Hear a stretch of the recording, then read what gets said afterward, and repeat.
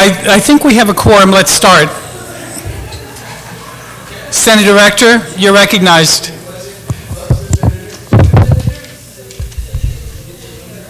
Thank you, Mr. Chair. After much discussion with my colleagues in legal counsel, I've withdrawn the previous motion, the previous amendment, and resubmitted a new amendment, which everybody has copies of in front of them, after working with the AG's office, so that we can meet everybody's needs and make sure we produce a better law. So the new amendment will add into Section C on page 12 the following language: if applicable, any remaining asset seized shall be duly liquidated in a similar manner prescribed by public law for other crimes allowing for seizure of assets, and shall be placed in the Human Trafficking Enforcement and Prevention Fund.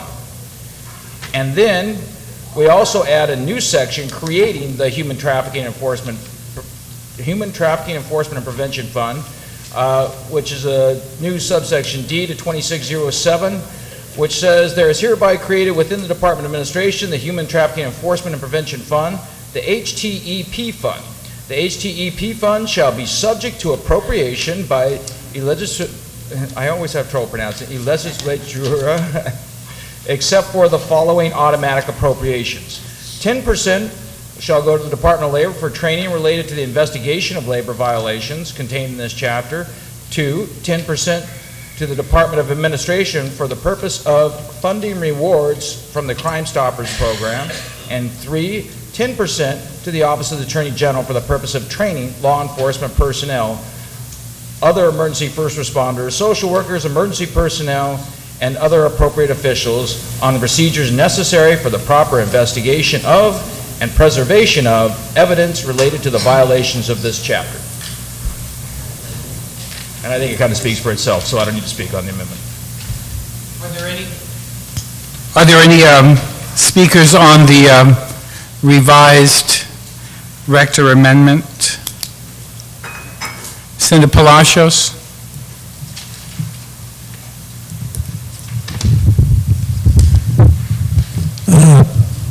Thank you, Mr. Speaker. Mr. Speaker, well, of course, I support the amendment, but with respect to this number 2 under the B for the, I guess for the automatic appropriation of 10% to the Department of Administration for the purpose of funding rewards, is this from or to the Crime Stoppers program? The Crime Stoppers program is a non-profit organization. They raise their own funds, and then they pay out, and they can sustain such a program without this 10%, and perhaps this 10% can be quote-unquote safe and be given over to maybe for training or for the victim and other things. But I think that the Crime Stoppers program does not need this 10%. They have been in existence for years and years, and I think this is money that I think can be used in a much better manner than giving it to the Crime Stoppers program. And that's my reservation with respect to giving the 10%, maybe to the Department of Administration, but not necessarily for the funding of rewards to the Crime Stoppers program, because then we are providing funds to a private nonprofit organization. And that's my. If anybody can make an adjustment to that, I'm not necessarily objecting to it, but I'm raising that issue because, again, how about other non-profit organizations and those things? Perhaps the intention is good, but like I said, maybe we can increase the percentage and take that 10% and add it on, split it and make 15 for the AG's office for the purpose of training, and maybe then the rest would go to the victim's compensation.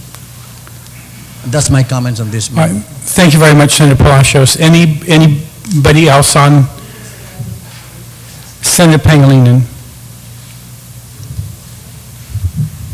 Thank you very much, Mr. Speaker. Mr. Speaker, I rise with the same concern. I think the Guam Crime Stoppers program is a program that places rewards for any crime whatsoever.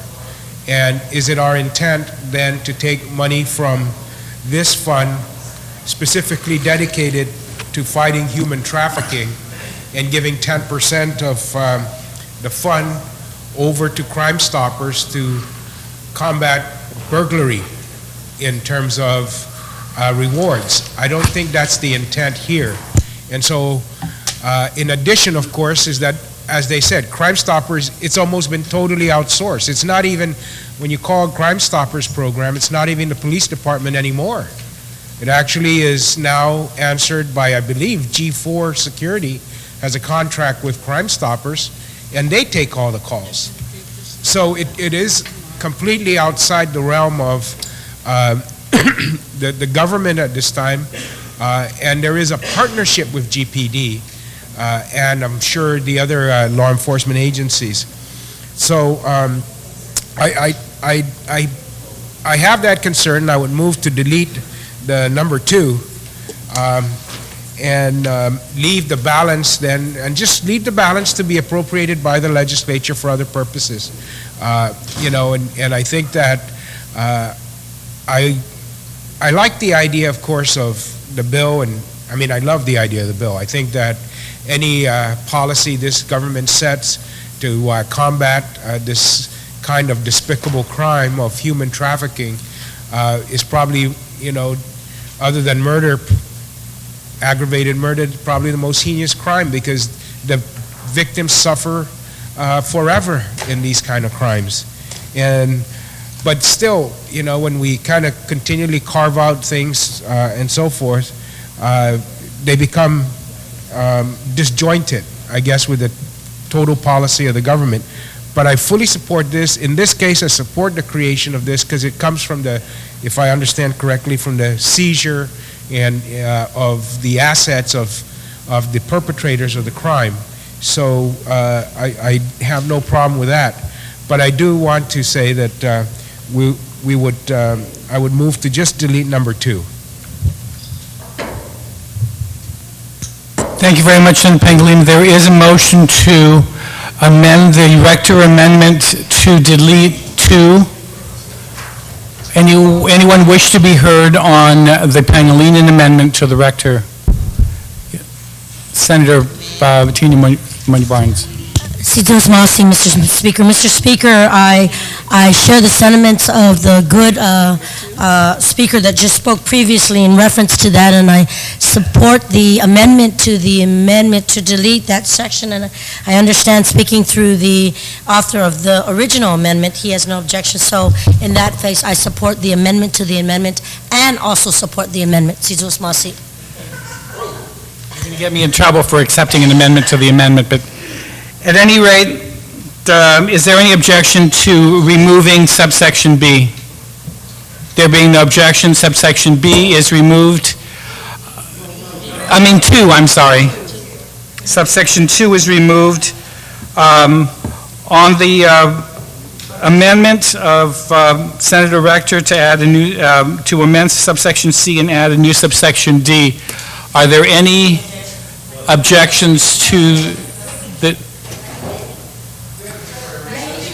We'll take a recess.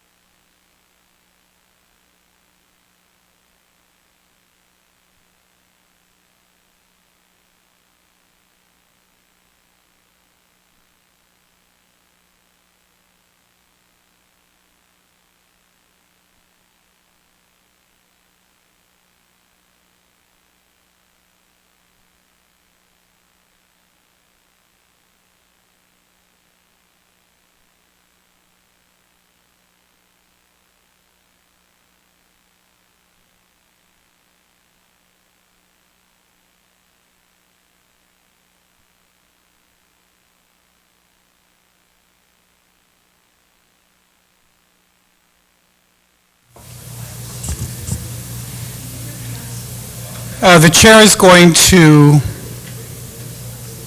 divide the question because I understand that there is a proposal to amend subsection C. So let's just vote on subsection D, creating the fund without subsection C, without 2. All right? So on the new subsection D, without sub D, sub 2, are there any objections? There being no objections, the new subsection D minus sub 2 is adopted. Let's go back to subsection C. That's been amended there's a proposed amendment by Senator Rector. Are there any further amendments to subsection C? Speaker Wampat. Thank you very much, Mr. Speaker. I do have an amendment, and actually it's the same amendment that I had proffered yesterday, but because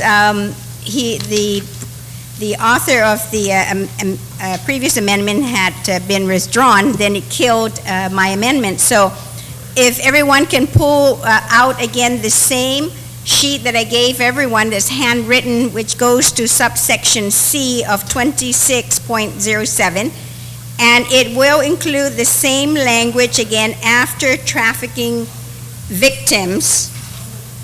And it says here to include but not limited to the following. But there is one more amendment to this that I'd like to change, the word appropriate to suitable housing. And that's my amendment, to insert right after trafficking victims on the first line, to include but not limited to the following: suitable housing, psychological housing, medical assistance, child care, training opportunities for employment, legal assistance, and other material assistance as appropriate. And where would that go? No, but it died when Senator Rector pulled out, withdrew his amendment. It would be on the first line of C on the Rector amendment, right after the first line where it says trafficking victims, insert these words, to include but not limited to the following. And when the entire amendment is included, then it continues on, and subsequently to pay. But then the sentence would read, any asset seized shall first be used by pay restitution to trafficking victims To include but not limited to the following: suitable housing instead of appropriate. And then do we go back to and? And then go back to and subsequently. No, I understand. It's going to be a major run-on sentence, and I'm just trying to get everybody to understand that It is. on the first line after victims, insert the 4 lines on the bottom of To insert, to include but not limited to the following: suitable housing, psychological counseling, and so on. And then the sentence will continue, and subsequently to pay any damages awarded to victims in a civil action. Is that clear to everybody? Senator Pangilinan, you recognized on a point of inquiry? Well, yes, well, no, I wanted to speak on the amendment and its effect. Okay, then you're recognized. Did you wish to speak on your amendment to No. Senator Wampat? All right. Senator Pangilinan, then you're recognized to speak on the Wampat amendment on subsection C. Thank you very much, Mr. Speaker. Mr. Speaker, I certainly agree with the amendment. The only question I have is, when we now say we're going to pay the victim restitution, when we add this, are the cost of these services now going to include or be part of the restitution, so that if, for example, the restitution we're going to pay the victim is $100,000, and then these services cost 40, are we now going to deduct the 40,000 for the cost of these services from the $100 restitution, and that the victim ends up with a restitution of 60? So in effect, they kind of pay for these services out of the restitution they are awarded. I don't think that's the intent, and I don't support that. And if that is the intent, I don't support that. You know, we have a need to take care of these victims, and if we're going to take care of them out of the restitution, then I'm not sure that that's the intent that we want to do. And are we shortchanging the victims with what's due to them by having them, you know, pay for these services, basically? So that's the question I have with the way that it's constructed and presented. It may have the effect, and is that the intended effect? Because if it is, and that is the effect, you know, then I'm going to have to think carefully about the amendment. Speaker Wampat, do you wish to yield? Yes, Mr. Speaker, and thank you very much for the opportunity. The intent is not to just take whatever the balance is and give the individual. The intent, and that's where I probably need to figure out, is that the departments and agencies anyway who address and take care of these issues like mental health and public health, is that those are the agencies to provide the services. It's not monetary services, but monetary restitution, but more importantly is that the monies that come in to be used to assist this individual to provide medical care, to provide some kind of training to get them out of what they were used for, slave, but now so they'll be able to have some kind of a lifelong career, to find housing for them so they can get them stabilized, in the community. Those are the kind of services that is not monetary. So, and I appreciate, of course, what I appreciate the question, and as he was asking the question, I was wondering whether maybe where else would I be able to put that maybe shall first be used to pay restitution, by these agencies to assist trafficking individuals. Can I ask for a recess and speak to the senator? Why don't we take a short recess? I think it might help everybody if you typed a whole that whole paragraph and looked at it, because I have a feeling you're going to end up.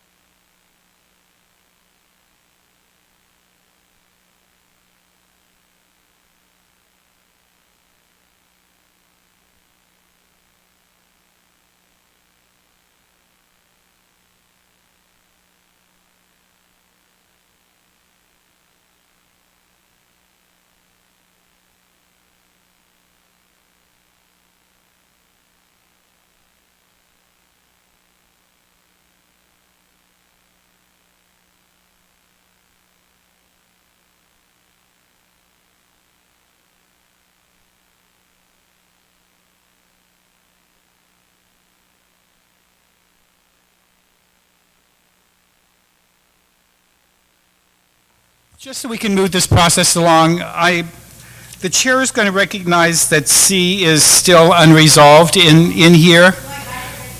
It's not resolved. You guys figure this out. I'm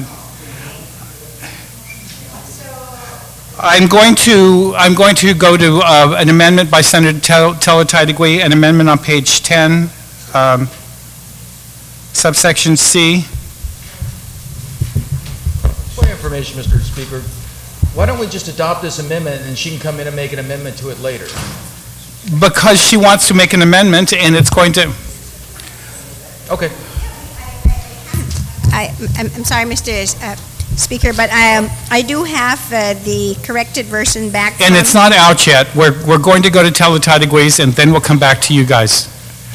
Get yourselves resolved on that C on page 12 and then we'll get back to you. I'm sorry, let's move. Thank you, Mr. Speaker. Thank you so much.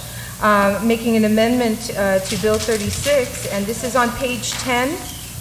And if you notice on the bill, on page 10, it goes from A, B, and then goes straight to D. There is actually no C. And I would like to add C to that area. If you notice, under restitution 26-06, it goes from A, B, and then goes straight to D. So I'm including a section C in that area, whereas C states any business or criminally coupled employee, officer, director, owner, co-owner, or shareholder of such business convicted of a violation of this chapter, or I'd like to make a correction there, put A, conviction of human trafficking, it's just a grammatical error, crime in another jurisdiction or county is enabled for any type of alcoholic beverage license. Any businesses composed of or employing in any capacity, an employee, officer, director, owner, co-owner, or shareholder who has been convicted of a violation of this chapter, or, and there's a correction in grammatical error there, Mr. Speaker, conviction of human trafficking crime in another jurisdiction or county is ineligible for any type of alcoholic beverage license. Thank you, Mr. Speaker. Does anybody wish an explanation on the amendment? Are there any comments on the proposed amendment? Any objections to the amendment? Anybody wish to be recognized to speak on Senator Teletidigui's amendment? Its placement in 2605, no objection. Wait, what? Or,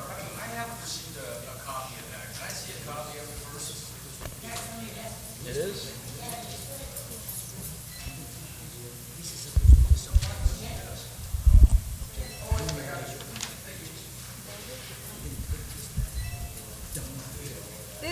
This amendment basically, Mr. Speaker, stops any individual who is convicted of this crime to enable them to open any type of business with an ABC license.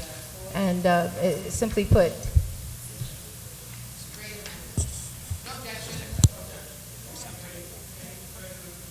Anybody wish to be heard on it? There being no objection on the Tidigui amendment to, thank you, Mr. Speaker. Madam Speaker, you will go back to C on page 12. Thank you, Mr. Speaker, and I think everyone should have a copy.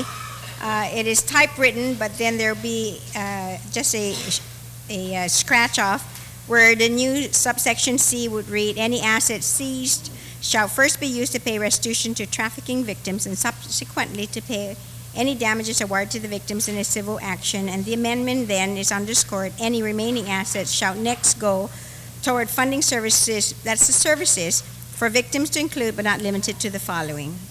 And that's all underscored, and then the last will be to delete the last sentence. Do you wish to speak on your amendment? Are there any senators who wish to be recognized on the WANPAT amendment? Senator Pangilinan, is this satisfactory?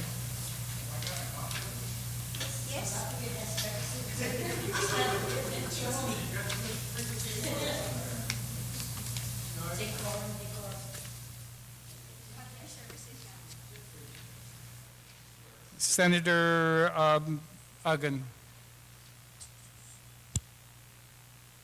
Thank you very much, Mr. Speaker.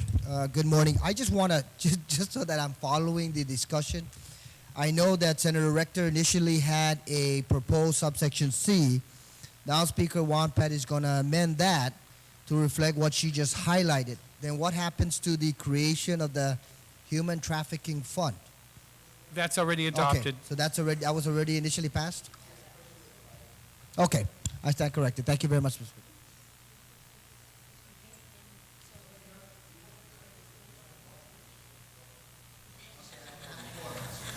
Senator Pangilinan.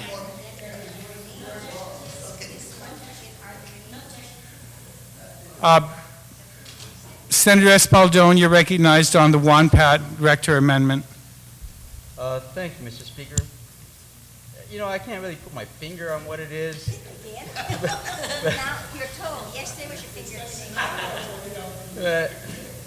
But I guess it's just, if you take a look hypothetically, you're saying, what we're saying is that any asset seized are first going to go pay for the restitution of trafficking victims. If there's anything left over, then it goes towards housing, psychological counseling, medical assistance, so forth, legal assistance and other material. And then it said, if applicable, any remaining assets, so on, so on, so on. You know, I think we're almost creating an illusion that there might be something there for a human trafficking enforcement prevention fund. Because once you pay the restitution out, once you house them, once you give them medical treatment, once you give them this and do that, training opportunities, legal assistance, material assistance as appropriate, we really got to ask ourselves, is there really anything going to be left over for this fund that we're creating, which is the Human Trafficking Enforcement and Prevention Fund? And again, I'm not sure I have an objection. An objection to it, but it just doesn't bode well that we're creating the illusion that there's possibly this human trafficking fund, which we can then give to the Attorney General's office to do this program and that program and whatnot, as well as to give monies to whatever other areas that need monies are going to go to under subsection D, right? When in fact, at the end of the day, there probably will be nothing. And again, I just want to raise that point because again, I know that we're all very supportive of the intent of this bill and everything that could be done to try to make it as adamant as possible that our island and our policy here is that we absolutely do not want to see any form whatsoever of human traffic on this island. But then to add all these little things and to pretend that there might be something at the end, I think is just deluding ourselves. And I just want to make that comment. Thank you, Mr. Speaker. Thank you very much, Senator Espaldon. Any other speakers on the WANPAT Rector amendment to subsection C? Does the Speaker wish to close, or does Senator Rector wish to close on this amendment? I'd just like to say briefly, and I really appreciate, of course, the discussion by the previous speaker. And either way, I realize that whether there may or may not be, monies available, but once that these individuals have been freed from those who have, are these perpetrators and or owners of, quote unquote, I guess, these sex slaves or labor slaves, that these individuals automatically, when taken over by the government, they would continue to provide these type of services, which will mean then going into the budget of those respective departments and agencies, such as mental health and public health. And what this would do is that at least it would help if there's any available. Either way, I know the important thing is to make sure that we take care of these women and children who have been used for sex or for labor slavery. So I just hope my colleagues would understand the perspective of where these women and children then are coming from and how we need to help them. Thank you, Mr. Speaker. Thank you very much, Speaker Wampat. On the Rector Wampat amendment, any objections? No objections. Subsection C is adopted. Senator Rector, do you still have an amendment on page 19? Thank you, Mr. Speaker. Yes, I've got 3 more amendments. We're going to get through this real quick, hopefully. The first one, everybody has a copy of it. It's page 17, line 2, to amend subsection A to include the Guam Department of Labor personnel in the people that are going to get mandatory training. If we look, I know we've had so many amendments through this, folks, but we passed out a packet at the end of the day yesterday. They had 3 amendments in it. This is the first one of them. Page 17, line 2.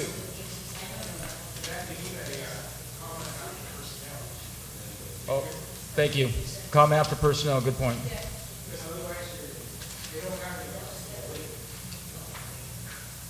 I'll call that a friendly amendment.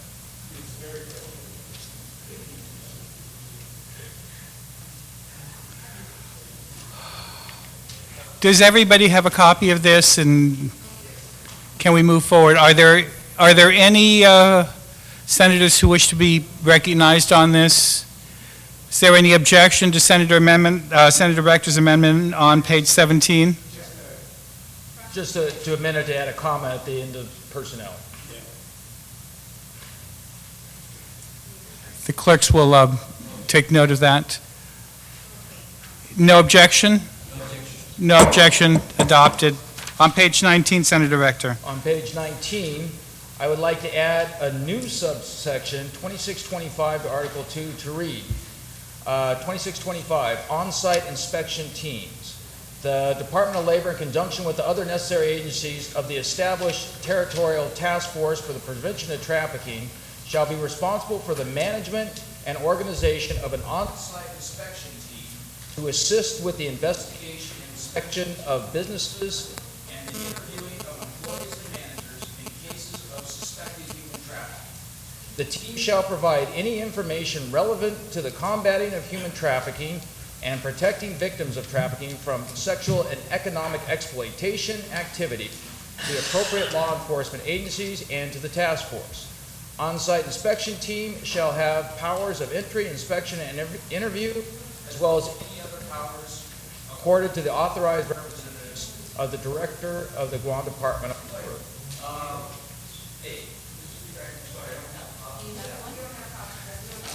Everybody should have gotten it. It's 2 pages stapled together. One is on page 19, 2625, and then there's another one, 2625, 2626. All right, does everybody have a copy now? Okay, thank you. Proceed, Senator Rector. All right. Subsection A, the on-site inspection team shall be responsible for announced or unannounced inspections of businesses and employment sites during operating hours of any individual business to be inspected. B, the on-site inspection team will be responsible for discreet interviewing of employees of said businesses regarding working conditions and possible human trafficking activities. On-site inspection personnel must also work closely with necessary law enforcement or professional agencies to make any necessary accommodations to ensure the safety and anonymity of employees and to protect employees interviewed from repercussions during the course of performing their duties. C, on-site inspection teams shall be legally obligated to report any other criminal behavior or regulation violation witnessed during the course of the fulfillment of their duties to the appropriate agencies, as well as contacting emergency services or the appropriate law enforcement agency when necessary. D, on-site inspection team shall work with representatives of the task force and other public agencies necessary to adequately meet the need for qualified speakers and translators of any foreign languages necessary to the fulfillment of their duties. The Guam Department of Labor shall fairly and adequately financially compensate all persons employed in such capacity. The task force shall maintain a contact list of all speakers and translators of any foreign dialect necessary to the fulfillment of their duties, for contact in case of any situation arising necessitating the service of said speakers or translators. And what this does, if I can speak on the amendment? Please. Thank you. Yeah, what this does is sets up a mechanism to constantly be out checking and investigating these things. I mean, imagine, if you will, that you have been brought to Guam from a foreign country. You are not an English speaker. You're in a barracks or in an apartment or wherever you say, and you're kept away from the public as much as possible. You don't speak the native language. You don't have any contact to the outside. How do you get out and get help? Well, other jurisdictions and other states have found that having random investigation forces going out, talking to people, interviewing employees randomly, and finding out what's going on is a great law enforcement mechanism. One, we catch the people that are doing bad things, and two, we discourage people from doing bad things because they know at any day and time there might be someone out investigating and questioning their employees. This is a very important component of this bill so that we can ensure that no one that comes to our beautiful island is subject to exploitation of human trafficking. Thank you. Are there any other speakers who wish to speak on Senator Rector's amendment? Senator Bloss.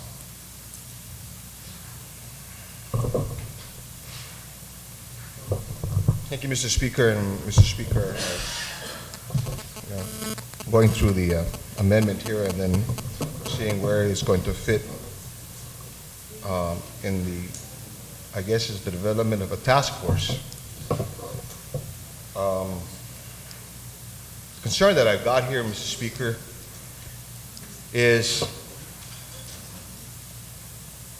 the task force now appears to have law enforcement powers. And then we're going to get into this whole realm now of, do we give this task force law enforcement authority? Furthermore, and I can appreciate, and maybe this is the intent of the author with regards to some of the responsibilities of the on-site inspection team, that may in itself, it will probably be a regurgitation of what their responsibilities should be to begin with. And that what we're doing here is we're just repeating and making it a little bit more specific as to what they should do. That said, though, again, I'm looking at some of the responsibilities here, and my concern here is whether or not this is going to establish a whole new arm of law enforcement, a whole new sect of brand of law enforcement. And do we give these individuals that law enforcement that law enforcement power? And so I need a little bit more time to digest this, but just looking at it right here, it appears as we're establishing another law enforcement entity. Senator Pangilinan, then Senator Argan. Thank you very much, Mr. Speaker. Mr. Speaker, I just want to speak in favor of the amendment, but before anybody panics, this really just places focus on this specific issue. It's not like this government has never enforced labor laws. It's not like nobody's ever thought of human exploitation before this amendment. All of it is there, as the good retiring speaker has said. We have laws in the books that every public employee who sees a violation has a duty to report it. It's there now. But what we haven't had in a long time is a commitment by management towards these issues, that we are going to focus on these issues. We have seen, for those of us that have been here on Guam longer than 20, 30 years, have seen the boom of the H2 workers, and we've seen GovGuam at that time with a commitment from management go into the construction camps and provide inspections. We've seen them shut down. We've seen them ordered to pay back wages. We have seen them order to upgrade the health and sanitary conditions of the construction camp, and we've seen these people fined. And what we've had over the years is somehow, some way, it's not the fault of the employees that management has not supported the continual focus on this. And so putting this in bill and focusing it and narrowing it and placing it in the Department of Labor, which it's where it's at now anyway. All of the labor certification individuals that are, and we see, this is not limited to H2s, and it shouldn't be. The exploitation of workers are not limited to H2 workers. There are violations of labor practices occurring against U.S. citizens, against legal aliens. And what this does is, it just says, wherever you see it happening, you have a duty, and a legal duty at that, to report it, bring in the proper authorities. You have a duty to accept those complaints, entertain those complaints, investigate those complaints, and so forth. So it gives a new management regime that will come in at some point in this future, not too long from now, when we change administrations. It will give them then the authority and the focus, much more importantly, of having the resources of this government continue to enforce what is already law. And so it's not as if nobody ever thought of protecting the working man prior to now, prior to today. It's always been there. It's like we haven't had the commitment at the top to do it. And if this is what it takes to enhance and clarify the policy of this government, then let's do it, and I support it. Because it's what needs to be done, and it gives the employees who want to do their job, I think, more importantly, it gives the employees who want to do their job the ability to call management on it. And if management is not responding, then it gives the employee the ability to call in the proper authorities on it.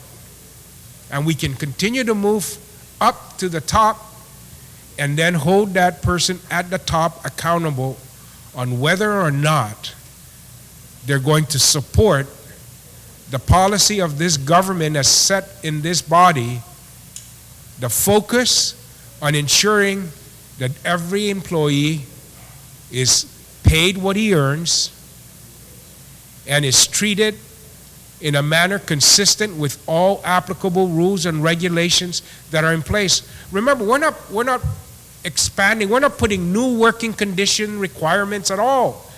We're not saying that now you have to do more for the employees. We're just saying that whatever is in existing law, that we have the ability to focus the attention on it and ensure that you comply with it. So don't anybody panic and say, this is going to cost us so much more money and this is going to cost us, hardship in the practice of our business. It doesn't. It does not do that. It does not add a single additional regulation over what is existing today. So when we get, the community out there, the economic forces that says, here goes government again, here goes, the legislature again, making it more expensive to run a business on Guam. Absolutely false, because there is no additional regulation that is being passed by passing this amendment. It only means that we will have the authority, the opportunity, and the commitment and fortitude to say that we are going to ensure that those regulations that exist are followed, and when they are not, we are going to commit ourselves to making sure that they are brought to the attention of the proper authorities and appropriate action would be taken in order to ensure that you comply with every single provision that you knew you were getting into when you took out that business license and said, I'm going to run a business on Guam. I do want to, once again before I end, reiterate that there is no argument that can be made that this is going to make running a business more cumbersome, more costly, or anything of that nature at all, because it doesn't add any new regulation or requirement for running a business on Guam. It just requires that as a good corporate citizen, as a good business person, that you are going to follow the laws and treat your employees fairly and pay them what you promise. And when you don't do that, then the government has a right to come in and make sure that you do. Because that is the promise that you made when you took out that business license. So, once again, Mr. Speaker, I want to say that this doesn't do anything new. This only reiterates our commitment to following the laws that exist today. You know, and that commitment has always been there by this government to do so. So I support it. I think it's a good amendment, and it really will enhance and ensure that the businesses out there that follow the law are not at a disadvantage competitively to those that try to get away with not following the law. Because it creates uneven competition when you have a competitor who is able to now underpay his workers and undercut your price, while you, the good business and corporate citizen, are following the laws and ensuring that you treat your employees fairly and you provide safe working conditions, that you are going to be on the same playing field, because this government is going to commit itself to making sure that all the others do the same. And that the real competition then is going to become on who's the better businessman, who can control inventory costs much better, who can provide a better working environment that will make your employee more productive. So it is those kind of market forces that we want to be in the competitive field out in the economic activity on Guam, and not who can get away with exploiting workers, underpaying them, undercutting their competitors' prices, and profiting from that kind of competition. That's not the type of competition we need here on Guam. And so this will ensure that it benefits the business person who is committed to this community and committed to the workers that he hires and committed to providing good, safe working environment. And that's what we need here on Guam. So please, don't anybody panic, because all it does is it's going to try to make sure that the good businessman is not going to be competing against a bad businessman. That bad businessman is going to have to, once he is found out, and we have a mechanism now to focus on finding out these bad business people, that they're going to make to comply with the law. And if they can't, then they're not going to be able to compete and continue to operate in our community, taking money and customers from somebody who's complying with all the laws of Guam. That's the kind of market competition we need. That's the kind of government intervention we need in the marketplace. So I support this legislation once again and commit to it. Thank you. Thank you very much, Senator Pangilinan. Senator Uggan, unless Senator Calvo, is it a point of information or a point? Okay, no, if it's on the amendment, then it's Senator Uggan, Senator Calvo, and then Senator Gutherts. Thank you very much, Mr. Speaker. You know, Mr. Speaker, looking at the amendment, the proposed amendment would add a new section 26.25. And if you look at the legislation before us on page 19, it's missing that particular subsection. The next subsection is 26.30. You know, it highlights that perhaps this is a amendment that should follow suit in terms of establishing this mechanism. I was listening intently to a couple of speakers, the previous two speakers, and when you look at the intent of the task force, which is basically composed of law enforcement entities, inclusive of the AG's office, GPD, representatives from the Department of Labor, and a few others, that is the law enforcement arm of the island community. It mandates that the task force would have to establish a Guam plan, would have to establish procedures for the implementation of that plan and the proper compliance, and would have to meet on an annual basis at a minimum to address this issue. Then you look at, okay, what about the enforcement and the inspection team? Here is a proposal. You look at the establishment of the task force, the formulation of that plan. You look at another amendment that was passed previously that would provide for the proper training on human trafficking as it applies to this proposal, and ensure that every member of the task force and every individual that is representative of the government of Guam would have sufficient training so that in fact they would go out there and properly comply and enforce this law. Then you have an on-site inspection team being established by this proposed amendment.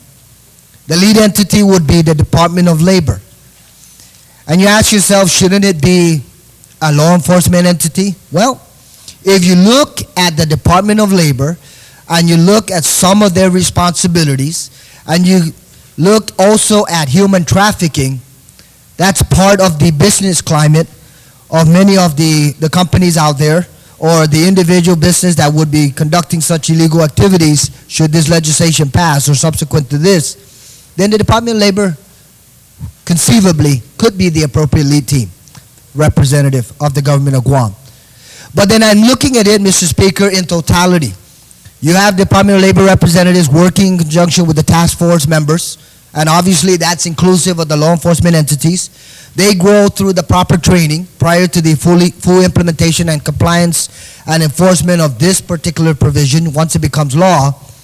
And then you have representatives from labor as well as the task force team working collectively to address these issues.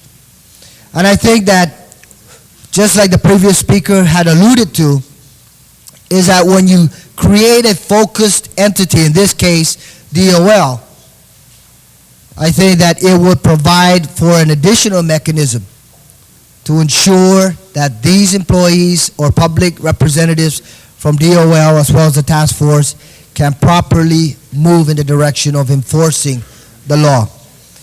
Then we ask ourselves, what about investigative powers? Well, it's provided in the amendment, Mr. Speaker.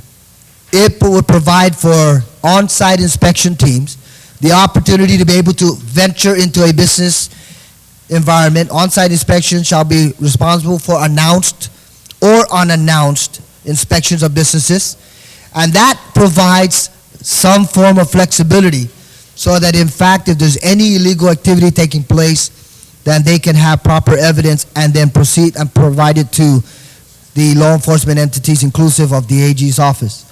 So I look at this and I look at the entire legislation, the creation of the on-site inspection team, the training, the task force, the proper coordination amongst all of these entities to enforce a proposal that hopefully will soon become law and minimize, if not completely wipe out, any possibility of human trafficking as it applies to this particular provision. So I stand in support of the amendment, Mr. Speaker, recognizing that looking at the onset of creating the on-site inspection team and allowing the Department of Labor to take the lead perhaps may bring some initial concerns, but if you look at the entire legislation, it requires the overall coordination of our law enforcement entities, inclusive of the Office of the Attorney General, and most importantly, it empowers the public employees within the Department of Labor to be able to carry out these functions. So I certainly stand in full support of this amendment, and I commend my colleague for initiating it. Thank you very much, Mr. Speaker. Thank you very much, Senator Uggan. Senator Calvo, you're recognized.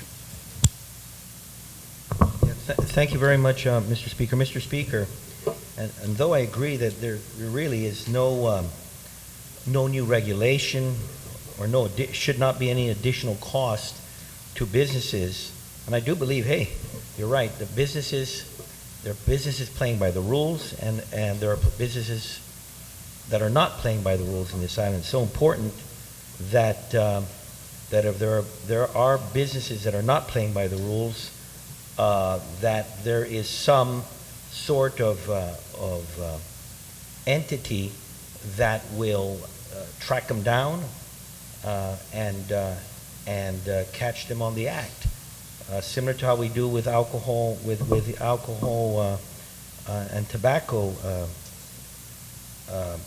health agencies.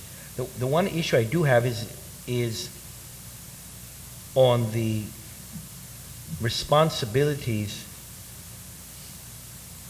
to Department of Labor here and what those costs will be.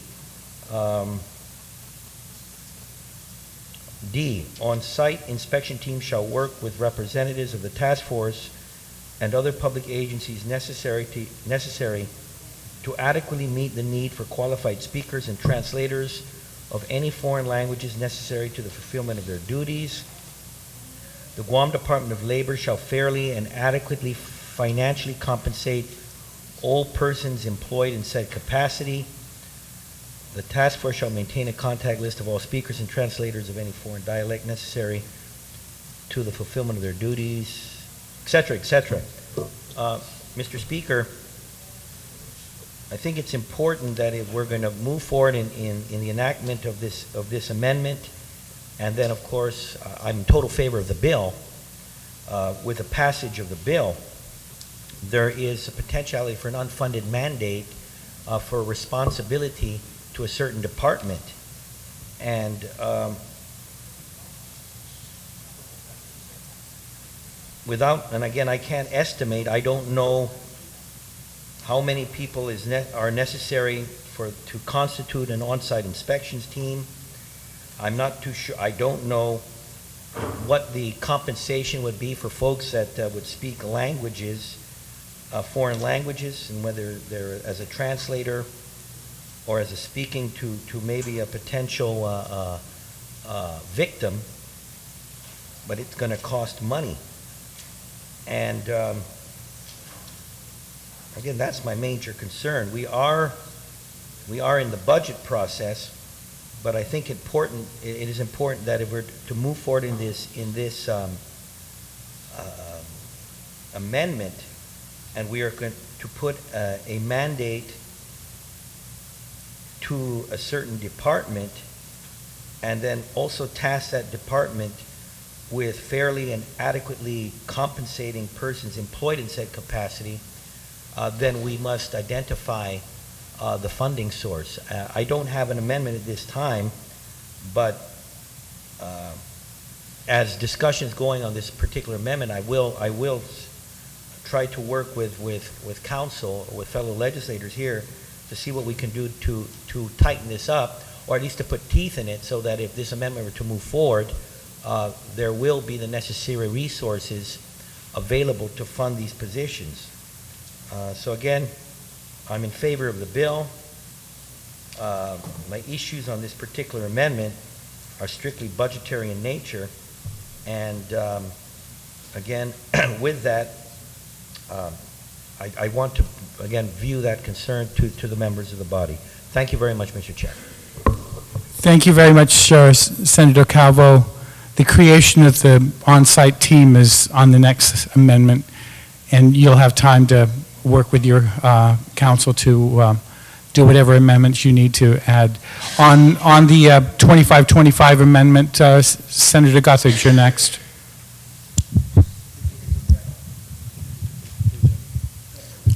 Thank you, Mr. Speaker and colleagues. I like the concept of the amendment. However, I do want to raise some points for consideration that might help us meet the intent of this proposed amendment but in a little different way. Some of us in this room have been involved in law enforcement, and we know what it's like to go out to enforce laws. And in the case of human trafficking, I want to bring you folks back to the 1970s, during the height of the Vietnam War, when Guam was a staging area for the Vietnam War, and when our population increased dramatically because of the military presence and because Guam was a rest and recreation location for the war for our troops in Vietnam. And also, as a result of that, became a very, very popular point for individuals from certain places in Asia to try to get to for purposes of making money from the large military presence here. As a matter of fact, ladies and gentlemen, just to remind you that it was during this period that Guam saw the beginnings of what we call today massage parlors. The massage parlors on Guam came as a result of the Vietnam War and the movement of people into Guam for the purpose of setting up these kinds of businesses, as well as we also encountered, of course, the beginning of terrible drug trade here, heroin, if you recall. Now, the reason I give you this background is and I'm very concerned about our military buildup, only from the point of, again, seeing a resurrection of perhaps some nefarious interests from other places who want to make their way to Guam to set up businesses that might be of a questionable nature, which require the labor of folks in less than desirable activities. And I think we will be targeted for that, of course. And there is a great need, therefore, to have a human trafficking law in place, a local law, to complement the federal law. But at the same time, we need to be real about how we're going to enforce this law. In my personal opinion, the Department of Labor should be a party to this because its focus is on labor. But the real leadership for any enforcement should come from the law enforcement community, which includes the Guam Police Department, the Attorney General's office. I don't think it should be led by the Department of Labor because the employees in the Department of Labor basically are not trained to enter establishments, to search for and apprehend individuals that may be involved in these questionable activities, these undesirable activities. Police officers are trained for this. So I tend to agree with Senator Bloss that we're approaching this perhaps with great intent, but in this particular amendment, giving the leadership to the wrong agency. So I would like to make an amendment to this section, simple amendment that would simply state that it would be the law enforcement, existing law enforcement community led by the Guam Police Department and the Attorney General's office that would take the lead in enforcing these provisions of law, should they pass. The Department of Labor should be a member of the task force. That way we don't have to go out and hire a whole new cadre of individuals at the Department of Labor and train them to be labor enforcement investigators. We can't afford that, Mr. Chairman, Mr. Speaker. We need to use our existing resources.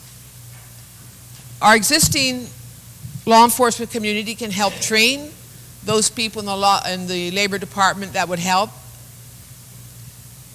But we shouldn't have to go out and hire people and create a whole new division within the Department of Labor and recruit when we have that talent available within our law enforcement community. So that is my major concern. I support the intent of the amendment. I just want to rework the leadership part and ensure that we're not going to go out and hire a lot of folks to do this, because we have existing professionals in our government that are trained to do this. I also want to point out one other thing. Senator Gothard, I'm going to make the amendment, but I'm going to... I know you're going to try to make the amendment, Yes. and two hands sprung up when you said that. Yes, I'm going to take a short recess okay. and have you and the author of the amendment and whoever else is going to be concerned in this, let's work this out, because Okay. it also affects the next section Sure. that he's going to amend, if it's going to be done, and rather than do this piecemeal, let's try to do Thank it you, once, Mr. please. Thank you.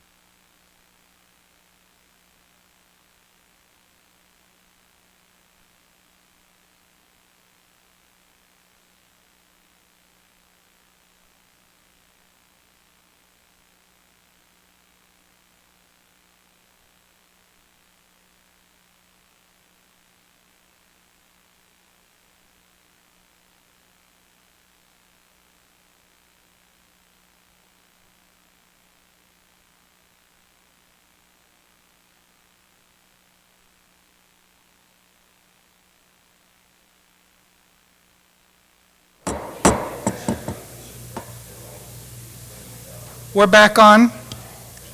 Senator Guthertz has completed. Do you have anything further to say, Senator Guthertz?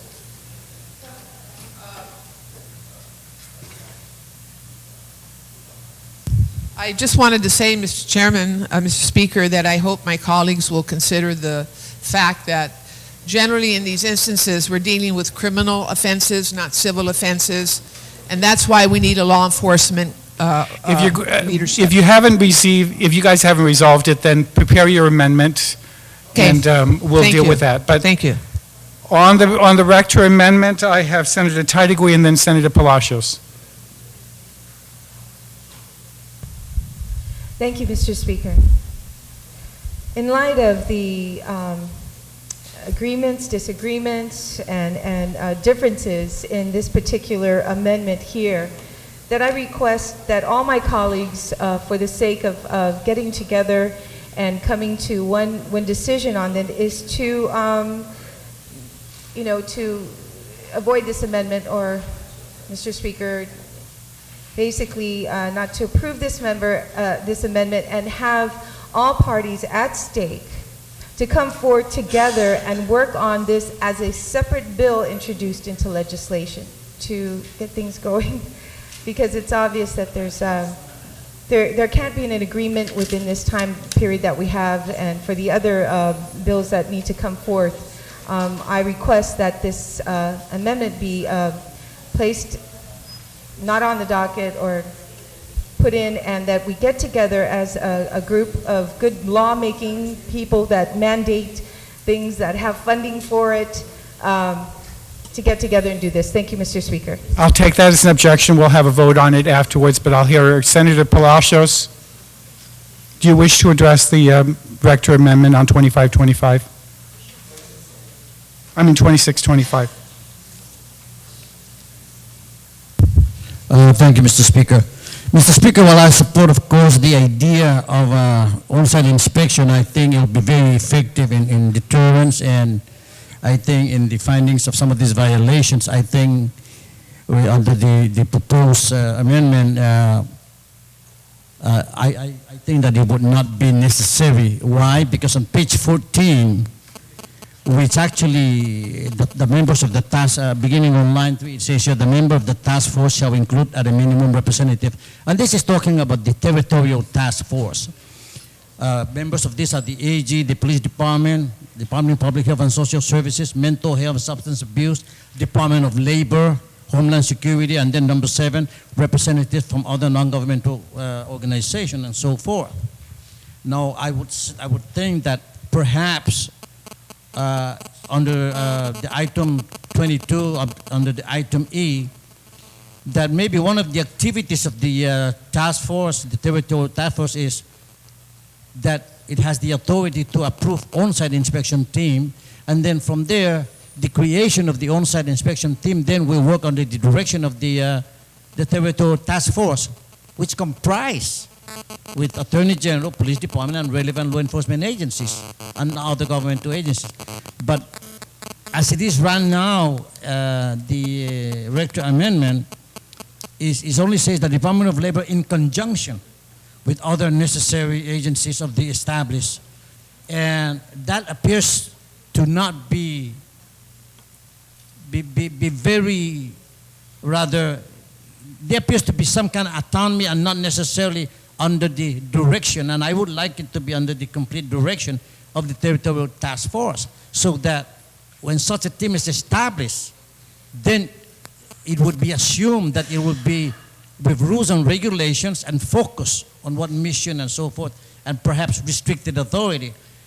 While my take on this is that most businesses out there, Mr. Speaker, are legitimate businesses.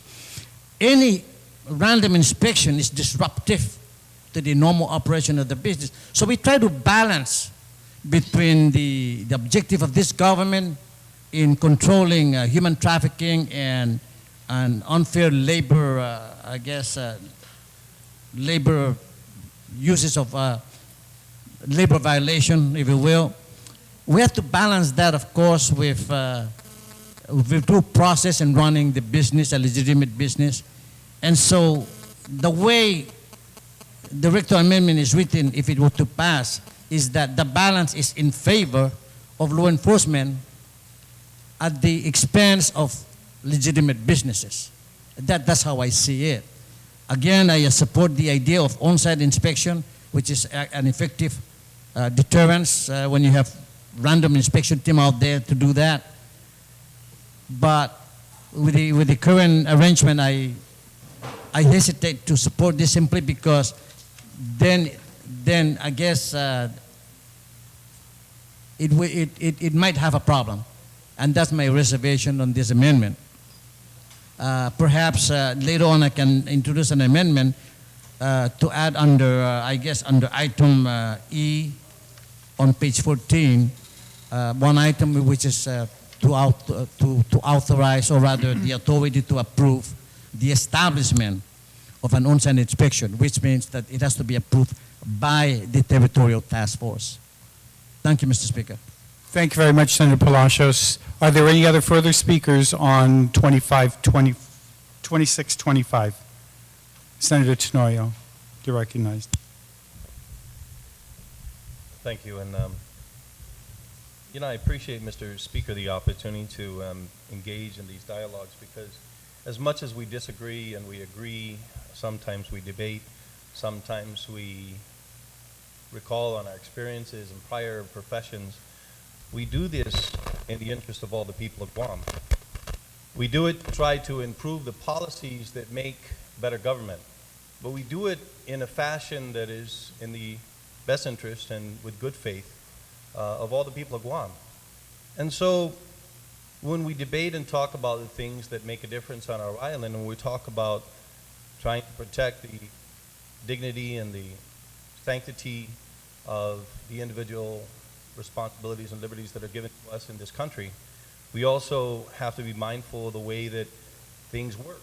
The people who bring those in this island and throughout the world in through human trafficking do it with a criminality. They do it not within the guise of our system or our laws or our rules. They do it purely out of criminality. Do they want to force a person to undergo labor?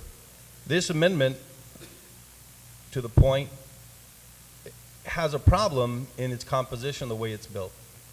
My gentle lady, Senator Tello, makes a good point that maybe this should be a standalone, but of course it works with this bill. There's nothing to prevent it from coming to this body at a future time. But one of the things we have to be careful about is how we are creating policy, what redundancies or contradictions we create in the process, and making sure that what we do implement is going to be beneficial not only to the business community, but more importantly to this point, to make sure that we're able to enforce the laws that we implement. If this is going to be the policy of the government, we need to make sure that those people who are empowered to carry out those policies not only have the authority by this body and by law, but also the authority and the talents and skill sets that he needs to do the work. One of my colleagues from the 23rd Herd, as it was called back in 1980-something, Senator Blas, talks about his experience as a vice cop and what he had done and his understanding of what happens in these kind of criminal elements. There's a highly volatile, very dangerous situation that exists.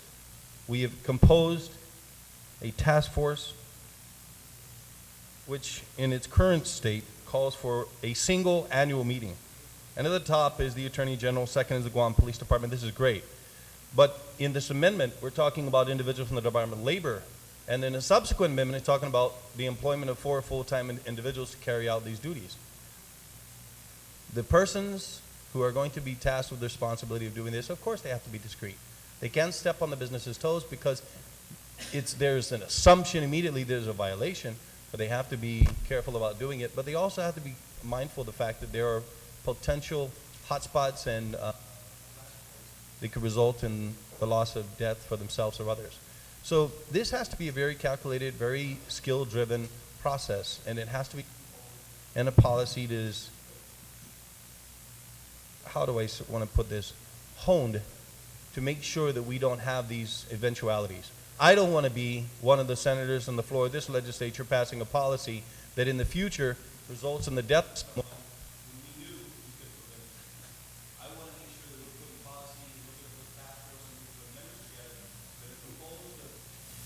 this government that in fact have those abilities, that have those powers, that are not in and of themselves going to be detrimental to the health of those employees or to the people that they're supposed to be working for. So this is a laudable approach insofar as the intent, as all of my colleagues and many of my colleagues have mentioned prior. But I think this in itself, in its current form, is problematic. And it's for that reason I can't support it, and I ask my other colleagues to do the same. Thank you very much, Senator Tenorio. Are there any other senators who wish to speak on Amendment 2625? Senator Rector, you may close. Thank you, Mr. Speaker. Yeah, interesting. We've had a lot of discussion on that, and that's very good. And I thought Speaker Pangilinan brought up a very good point, that every legitimate law-abiding business on Guam should encourage this and support this amendment because it levels the playing field for every business. So the legitimate businesses, the law-abiding business owners, the ones that don't profit from criminal activity aren't unfairly undercut. Can we shut that door, please, and keep...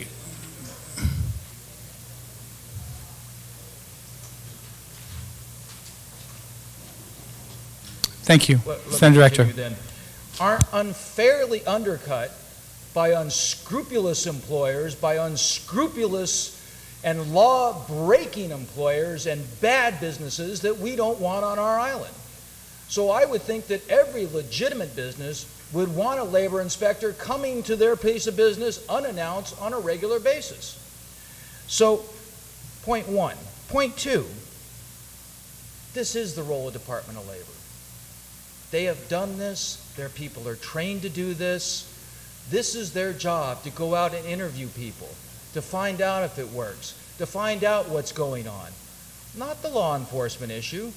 As we know, like even currently, there's many cases in court and grievances going through about our own law enforcement community breaking labor laws for their own officers. As a matter of fact, I think there was just a judgment the other day in court for customs and quarantine. Slightly different than police, but they are a law enforcement agency.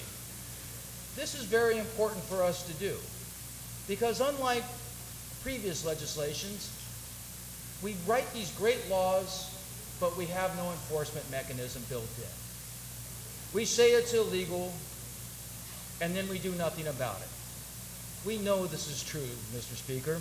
We see it all the time on the roads of Guam when we see kids that aren't in their child safety seats, when we see people that aren't buckled up. Oh, wait, but then we did something about people aren't buckled up. We had inspection teams to make sure that we caught people doing that. You see, this adds a law enforcement capability. And Department of Labor inspectors are part of the law enforcement community. I appreciate my colleagues' support for having a safety component. And if it is unsafe, and there are dangerous, unscrupulous criminal businesses out there that we're worried about our labor inspectors going into, then in that case, when we get to the next amendment, 2626, maybe they would like to put a vice officer on the inspection team. And I would have absolutely no objection to that. I think every employee should be safe. But once again, if there are these dangerous, unscrupulous, criminal employers, all the more reason for us to put a mechanism in this law to catch them. That is super critical. As far as an unfunded mandate goes, I am all about finding more funds for it. But fortunately, there already are people that fall under this job description in the Department of Labor. As far as the translators go, the court already keeps a pool of translators available and already has a pay schedule in. But this is a very important component to have in this amendment, for the fact that many of our foreigners that are brought to Guam to work in human trafficking do not speak English. Now, we know that this is important. We know that we need to do this. We know that this is something that is vital to our community because it was only a couple of weeks ago when some H-2 workers of Chinese descent that did not speak English marched out of their prison. Oh, I'm sorry, that's not a prison, that's a work camp, they call it. They marched out of their work camp, marched down through the hot sun in the middle of the day on Marine Drive, walked for miles to get to the Department of Labor because they hadn't been paid. They had been treated like slaves. They had been forced to work without compensation. They had been trafficked humans. That is a crime of unconscionable offense. Imagine the bravery of these folks. To take off in a foreign land where you don't speak the language. To walk on the streets when you don't have transportation. To march to a foreign government's office and plead for help in a language that you can't speak or understand. Now, as much as I commend the bravery of these people, how many of us actually have that kind of bravery? How many of us can stand up and do that kind of thing? Not very many, sir. Which is why it is important to have these on-site inspections.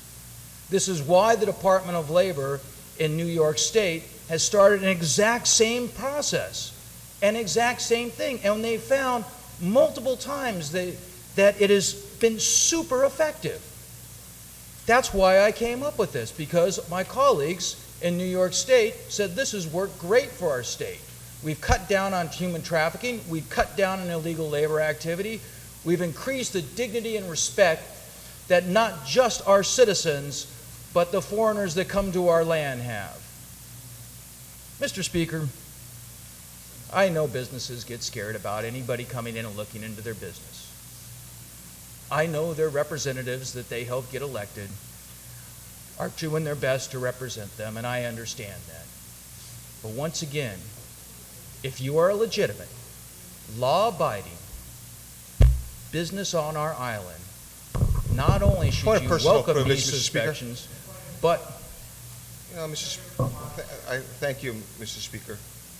My presentation and my concern with regards to the amendment was based on law enforcement experience and protecting the people. And I didn't appreciate the assertion and the assumption made by the current speaker on why we have voiced our opposition to the makeup of the amendment. We are not against the intent of it. It was just the makeup on who was going to be responsible for it. Thank you, Mr. Speaker. Thank you very much, Senator Blas. Senator Rector, I really do think your presentation could have done without that, but... I stand corrected. And Thank you very much. I apologize to my colleagues if they took offense to it. Thank you. So, to finish off, like I said, every legitimate employer on this island should welcome, should enhance, and should be on their phone to all of their representatives right now saying, hey, we want fair competition on our island. We don't want to be unfairly undercut by unscrupulous employers that are saving money and competing unfairly with us by exploiting a workforce. We want there to be justice and fairness for each and every soul that is on our island. This is a mechanism to do it. If they think there should be a law enforcement contingent on board to protect them, in the next amendment, they can add that in. And I would support that amendment even as we speak. Thank you very much, and I ask my colleagues to support this amendment. Thank you very much. On the Rector Amendment to 2625, there's been an objection. All those in favor, please raise your right hand. The amendment fails. Senator Rector, you have another amendment, 2626. Mr. Speaker, I will withdraw my amendment, my 2626, because it was contingent on the passage of 2625. So I'll finish up my testimony on this bill, if that is okay. Let's go back and see if we have any further amendments, and then I'll recognize people on the main bill. I believe I'm still talking on the main bill. There's no more other amendments. Oh, you were? Okay. Yeah. Thank you. Yes, human trafficking is a long and dark process. It has a history that goes back since there has been history, where conquering armies would go in, and part of the profits of war was to capture workers and take them home, to capture women slaves and take them home and force them to work. Whether it was the Romans and gladiators, whether it was the slave owners in the south of the United States. Even in our own country, we have a shameful history of human trafficking. Many people don't know that the founding fathers of the United States were in fact slave owners. In fact, the White House itself was built with slave labor. It is a dark, dark part of our past, but it's a part that it's our job to constantly correct and reinforce. It doesn't matter the color of the skin, it doesn't matter the sex of the victim. To exploit human beings for their labor, whether it's sex work, whether it's field work, whether it's construction work, is a heinous, heinous crime. And if we, as lawmakers, don't stand up and do everything possible to protect everybody that comes to our island, then we are as complicit as we are complacent. I stand in support of this bill. I hope my colleagues stand in support of this bill. Thank you very much. Thank you very much, Senator Rector. I'll recognize Senator Espal. You have an amendment. I'll take Senator Espaldon. He hasn't made an amendment on this bill yet. Thank you, Mr. Speaker. Mr. Speaker, I'd like to proffer an amendment, and everybody should have a copy on their desk. And if we turn to page 7, and on the we're under section C, involuntary servitude. Now, we are talking on the bill on human trafficking, and one of the areas of human trafficking is sexual servitude of a minor, and the next one is the involuntary servitude. And the reason why I'm making this amendment is just a matter of statutory construction. Again, we want to make explicitly clear and make sure that there are no ambiguities in terms of what we mean. The way the bill is presently written, it basically says, quote, any person who knowingly subjects, comma, or attempts to subject, comma, another person, and there's a colon, and it has 1, commercial sex acts or sexually explicit performance, comma, or 2, labor or services through the use of any of the following means. Bottom line, that implies that that little phrase, through the use of any of the following means, applies only to labor and services, not specifically to sexually explicit performances or commercial sex acts. And I believe the intent of this bill is to include those areas, as commercial sex acts, sexually explicit performances, labor or services, and then to have it qualified through the use of any of the following means. So basically my amendment, and it's very simple, is to consolidate this whole paragraph to read any person who knowingly subjects or attempts to subject another person to commercial sex acts, comma, sexually explicit performance, comma, labor or services, comma, through the use of any of the following means, and then it just itemizes that. And that's all this is to make sure that we're clear and that there's no ambiguity in terms of how this law is read. Because again, we don't want somebody to go to court, or to have an attorney go to court to argue that those conditions do not apply to sexually explicit performances or commercial sex acts. Because if this is passed as is, it can be argued that what we have in existence today is in terms of some of the bars where there are strip performances and whatnot are now banned from this island or now under the category of felony. And again, I don't believe that's the intent here, since we are dealing specifically with human trafficking. So this is the amendment I proffer. Thank you, Mr. Chair. Thank you very much, Senator Pangilinan. Thank you very much, Mr. Speaker. Speaker, I understand what the attempt to do what the attempt is in this case. I'm concerned that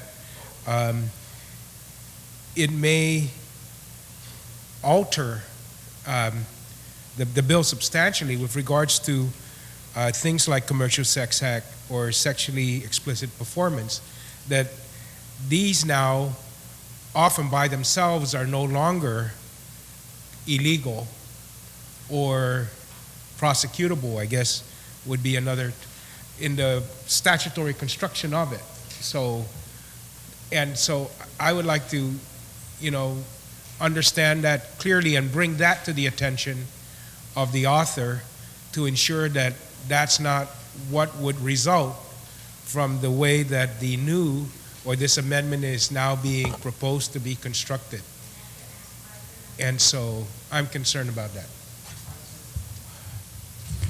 Thank you very much, Senator Pangilinan. Senator Tenorio. Mr. Speaker. I of course support this microphone. I appreciate the effort of the gentleman with respect to this, and I think I'd like to respond to the previous speaker. Any act which is already a crime in any other section of law is still a crime. Simply, the author is trying to do is to make sure that any criminal act under these conditions is human trafficking and therefore criminally prosecutable. And so my understanding of it is that any criminal sexual conduct, any not forced labor, but any sexual act which is already a criminal act still remains criminal. It just that if these conditions are used to force an individual to undergo those kind of acts, then that in itself is an additional criminal act. It's not that we remove the criminality of other offenses in the Guam Code annotated. It's that those acts continue to remain criminal violations in and of themselves. But this form is a separate offense insofar as the forced labor and the human trafficking element of it. So I think, to me, my understanding of this whole element, this whole bill, is to ensure that we are prosecuting and making prosecutable in tandem with other laws in our federal statutes, those acts which in fact are associated or affiliated with human trafficking, but that does not remove the criminality of offenses which already exist in other statutes, whether federal or local. And I also want to rise in support of the amendment from the good gentleman from Tamuning, because we do in fact have very capable and very informed people, and one of which is my good friend from Tamuning, Senator Espaldon, who has in many times in the past offered technical language to make sure that we in fact do meet what it is that this legislative body is trying to achieve. So this is possible.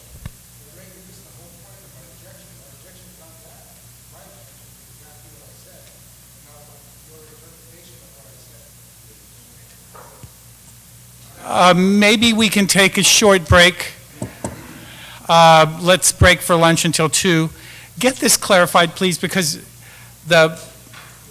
I think it may have come from the AG's office, and let's see if we can get this cleared.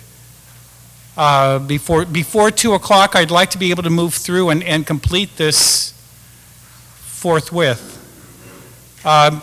2 o'clock.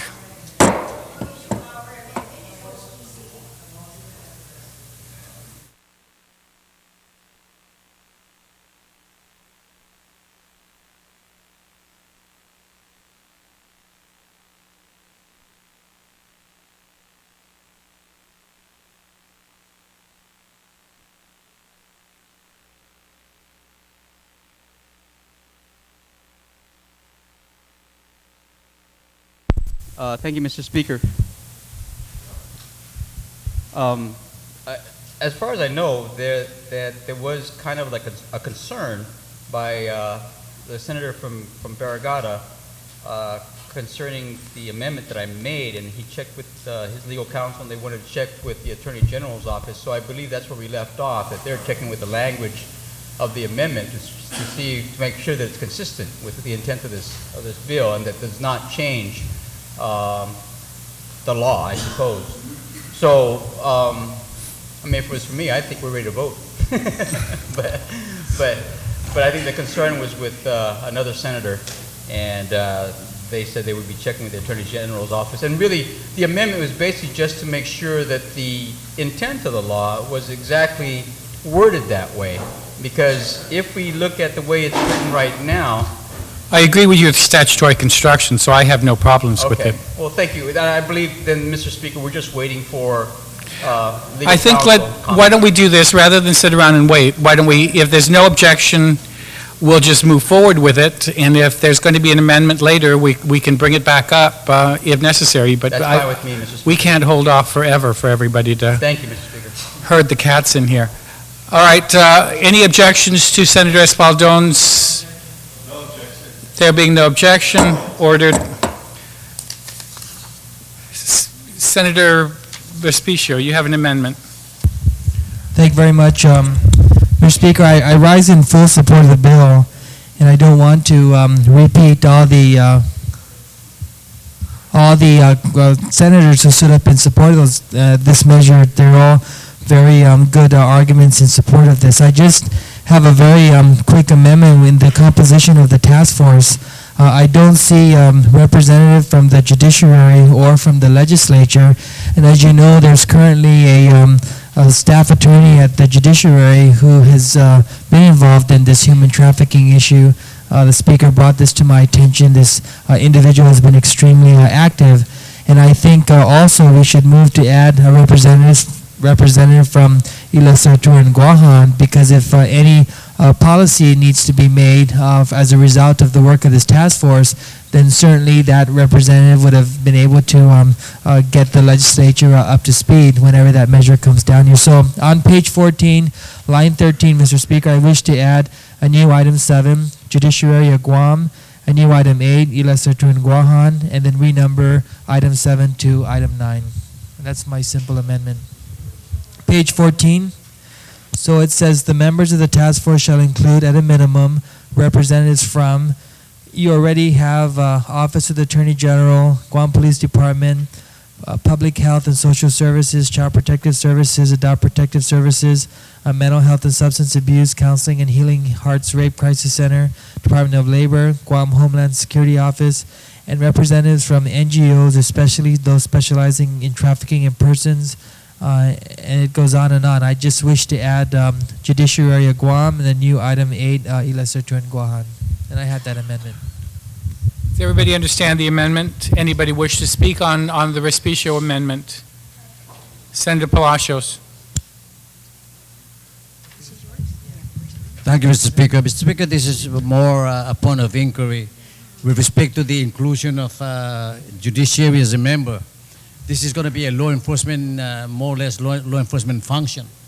And should there be a result in arrest or something like that, then judiciary as a member probably might present a conflict. And again, I'm not very keen on those issues, but I present that as an observation. Thank you, Mr. Speaker. It's a very astute observation, Senator Palacios. Senator Tenorio. Thank you, Mr. Chairman.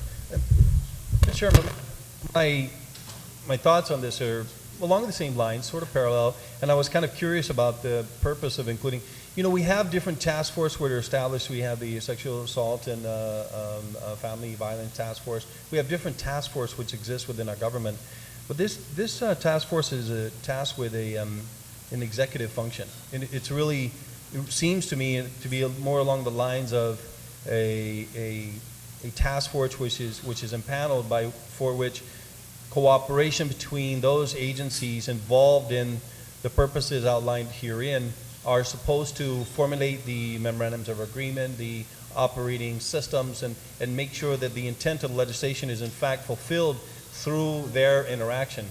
So I'm just going to ask the author or the mover of the amendment, that is, to just kind of assuage any concerns I might have with regards to the inclusion and maybe incorporate the concerns of Senator Palacios insofar as how would the judiciary perhaps be compromised, if not, then fine, if the work that is carried out by this task force is ultimately challenged and the body for which is challenged is in the judiciary, how would they be able to deal with the quandary that exists there? Senator Respicio. Thank you, Mr. Speaker, and thank you, Senator Nora, for that question. You know, if you take a look at what the judiciary does right now, they have their own in-house counseling and staff, and they're also working with the governor's task force with the Stop Violence Against Women grant. Every month when they recognize domestic violence, those efforts are held at the judiciary. I'm just thinking here that if we're going to really move all these people to put policies together, I think there should be some representation from the judiciary as well as from the legislature. The very fact that there's, I believe it's a staff attorney with the judiciary right now who's giving community-oriented presentations on human trafficking. I know this person gave a presentation before the Seraptimus International, and they've already outlined their ideas and programs in how to address this issue. I think the problem with this government, Mr. Speaker, as you know, is we tend to only view a function as either an executive function or a legislative function or a judiciary function. I think in this case with my amendment, I'm asking that we bring all three branches of government together, so whatever policy they come up with, they can have those representations made by either the judiciary or in this case the legislature. It's a very serious issue and is an issue which should have the attention of all branches of government. Senator Tenoyo. I don't dispute the attention that needs to be gained by the legislative and the judicial branch. That's not really my concern here.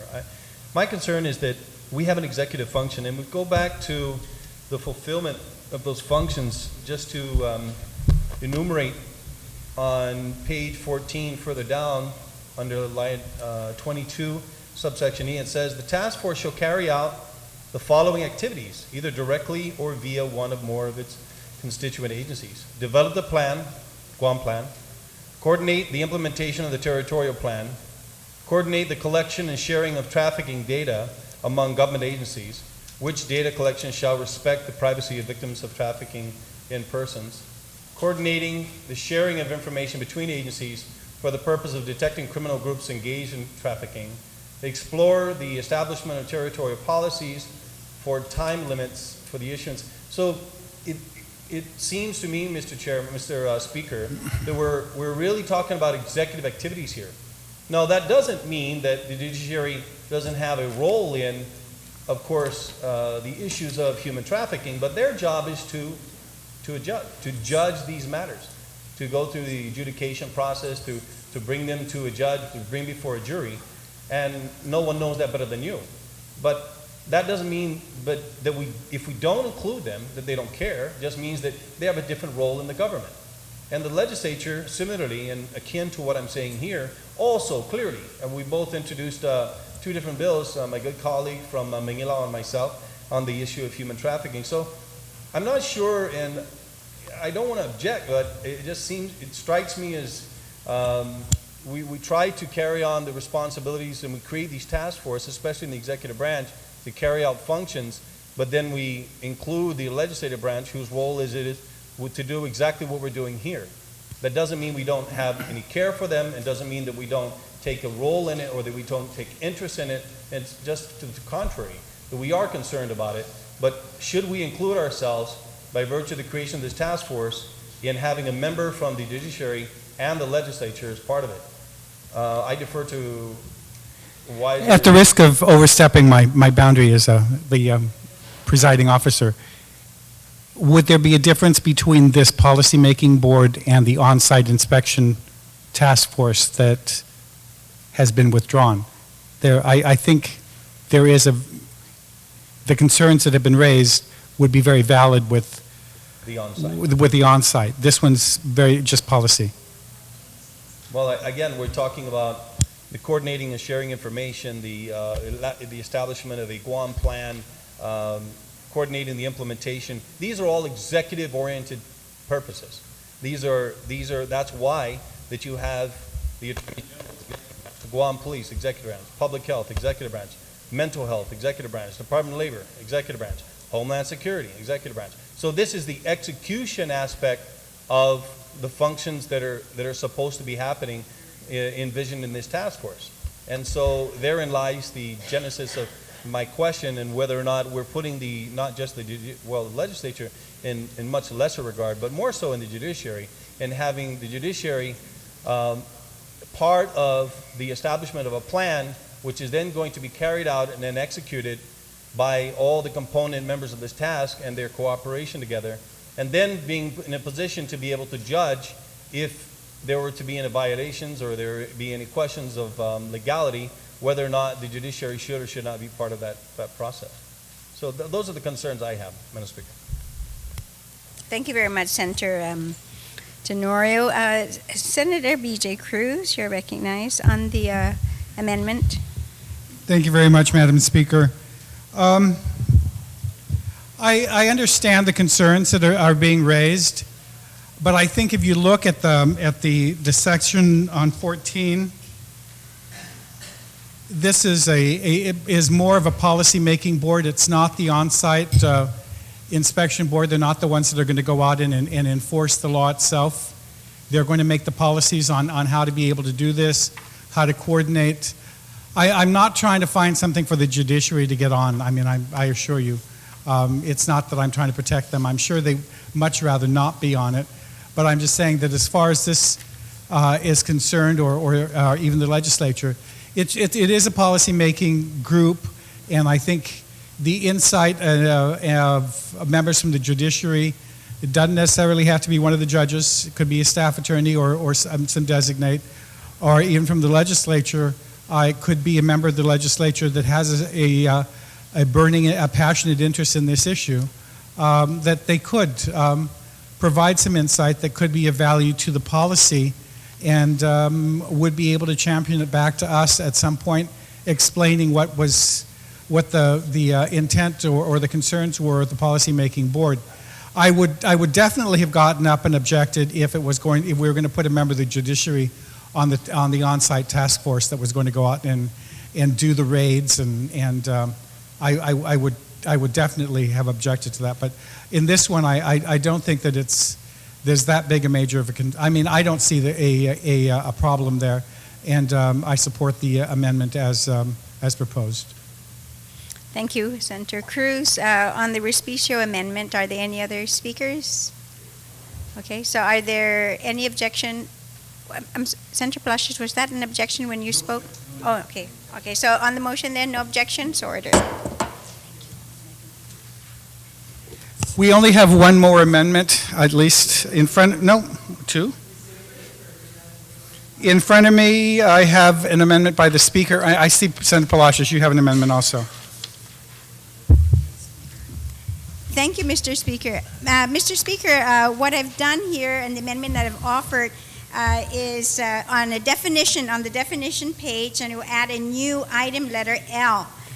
So what that would do then, further on the bill, would actually define then what assets are, and it shall mean real and personal property, including profits and proceeds acquired as a result of a crime charged under this act, and that the property was used to commit or facilitate the commission of an offense or was involved in the commission of the offenses described in this act, and there was a substantial connection between the property and the offense.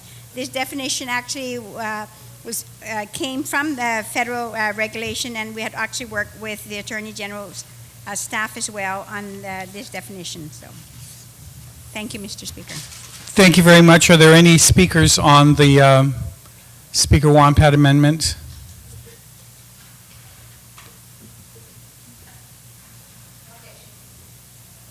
There being no speakers, is there any objections to the Wampat amendment?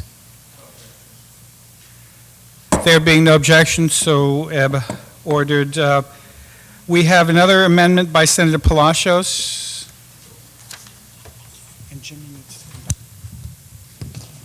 back. Thank you, Mr. Speaker. Mr. Speaker, I really support the idea of on-site inspection team, and I would like to offer an amendment which is already passed, and that is an inspection team actually that would be by approval and perhaps by direction of the territorial task force, now comprising of not just the AG, the police department, public health, but now we just passed an amendment to include the judiciary and the legislature. And I would say that any on-site inspection team that is approved and established under the direction of the Territorial Task Force, I guess would carry, of course, validity and that much integrity. After all, I guess it would be subordinate to the Territorial Task Force. So my amendment is actually on page 14 of the bill, after line 28, to add a new sub-item or a new item to 26.20E to read, approve and provide direction for the establishment and operation of an on-site inspection team consistent with the intent of this act. So whatever that team is, however it is composed of, it could be a special team for a special duration, but it would be subject to the approval and direction of the Territorial Task Force. Again, Territorial Task Force being comprised of the Attorney General, Police Department, the Judiciary, and those very, very respected organizations. And that's my amendment. I would like something like this to be included because the on-site inspection is really an effective enforcement tool to detect and perhaps maybe identify violation of human trafficking. And I hope my colleagues would add on to this as one of the activities that may be performed by the Territorial Task Force. Thank you, Madam Speaker.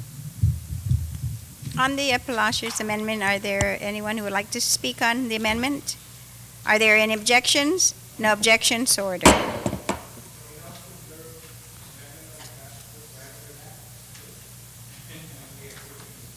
We have another amendment which was from Senator Espaldon.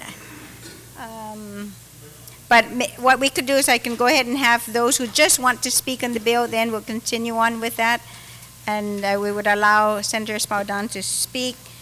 So I have here Senator B.J. Cruz, you're recognized.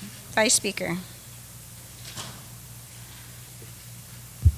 Madam Speaker, thank you very much for recognizing me to speak on this bill. If I didn't get up and pronounce my support for this, I wouldn't be able to go back to California and see my family. As many of you know, my family's all consistent of women except for myself. And my nieces would have killed me if I didn't support this bill. When I was in California last December, my niece, who's studying for a doctorate in psychology, announced that she would be giving up her Christmas vacation to go to Nepal to work in the hinterlands there, to work with families that were actually selling off their daughters and trafficking them throughout the world. And I was very proud of the fact that she would give up her Christmas vacation to do that. She saved money to do it. Even the money that I gave her for her Christmas and for her trip, she utilized to buy school supplies for the young women in Nepal so that these girls would have school supplies. And she went out to families there to try to convince the families that they should educate their daughters rather than sell them off. And I also spent most of Thanksgiving holiday reading a book that had just come out on sex trafficking, and I was just, appalled would have been too light a word. When I saw Slumdog Millionaire, it was nothing compared to the description of the slave trafficking through Mumbai that was described in this very recent publication about sex trafficking. And as we are here in the crossroads in the Pacific, and everyone can get through here, and with the build-up coming and everything else that's happening, I really do think that it is imperative that we as a legislature speak out and join the chorus that's gone out throughout the world, that we as an island and as a people oppose and will protect everyone against any type of human trafficking, be it for sexual activities or for labor, whatever it is. Slavery in any form is abominable. And so I rise in full support, and I want to thank both Senator Tina Roseman Barnes and Senator Tenorio for introducing their companion bills on human trafficking. And I want to announce that I fully support this piece of legislation and commend the body for its deliberations in this respect. Thank you very much. Thank you very much, Vice Speaker Cruz. I recognize Senator Calvo in the main motion. Thank you very much, Madam Speaker. Madam Speaker, first of all, I'd like to congratulate the authors of Bill number 36, Senator Tina Rose Munoz Barnes, Senator Tenorio, Speaker Wampat, yourself, and Senator Gutherds.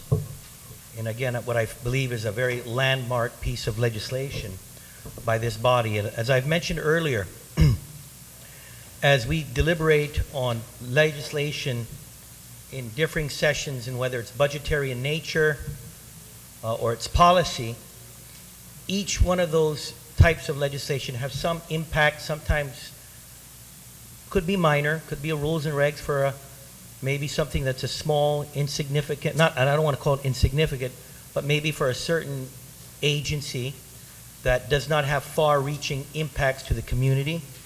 There are others that are far and great, and could be an appropriation for vital healthcare services that are significant and important for the betterment of our community.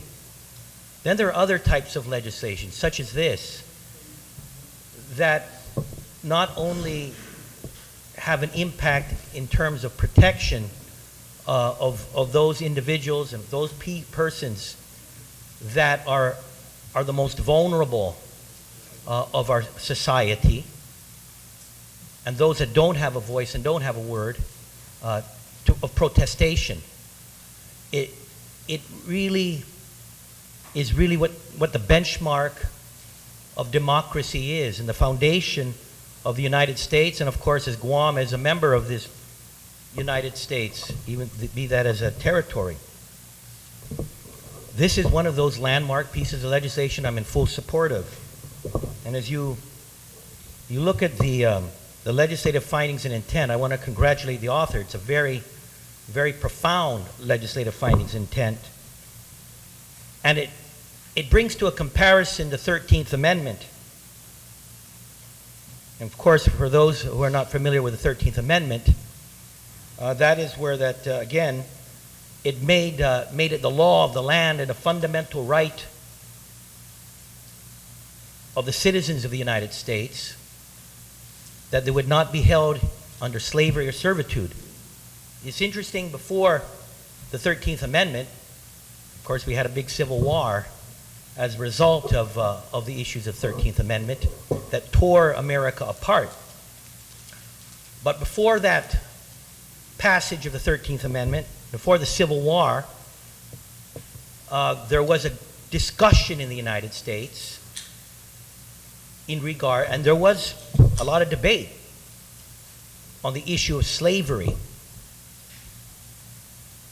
There were some, again, economic and racial reasons for those individuals or groups that were for and advocating slavery. It is something that had been part of the United States. Slavery was part of how things have been, whether it's North America, South America, Europe, and it had been accepted for thousands of years.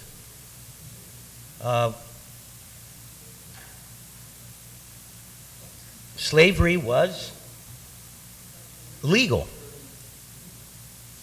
It was legal to own a person. Now, Madam Speaker, for many of us, this is not the 19th century. We all believe that with the passage of the 13th Amendment, and with most, if not all nations of the world outlawing slavery, there has been a belief that slavery is gone. But in fact, it is not. And that is, of course, the spirit of this legislation. Because in reality, the trafficking of vulnerable human beings for sexual or for economic reasons And for these human beings, the trafficking of them, the manipulation of their inalienable rights of life, liberty, and the pursuit of happiness for a strictly manipulative and selfish reason of personal benefit. And it is either the personal benefit of the trafficker who takes advantage of these vulnerable people that do not have a voice, and again, as an earlier speaker mentioned, are terrified and are afraid to bring out that voice because of a fear of intimidation or bodily harm, or even worse.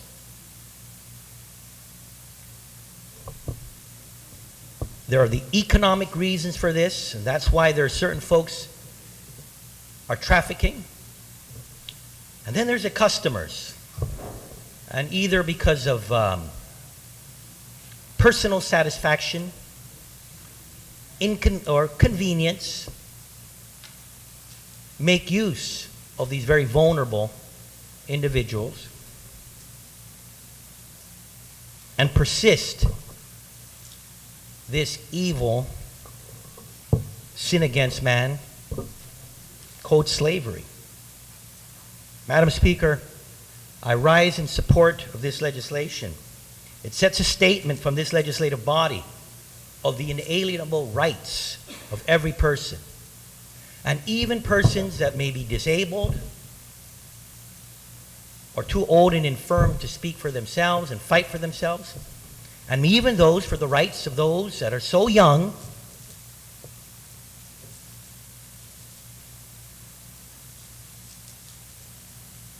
and have not the ability, because of their age, and whether it's a youth or a baby or an unborn child, that have not the ability to fight for their life, liberty, and the pursuit of happiness.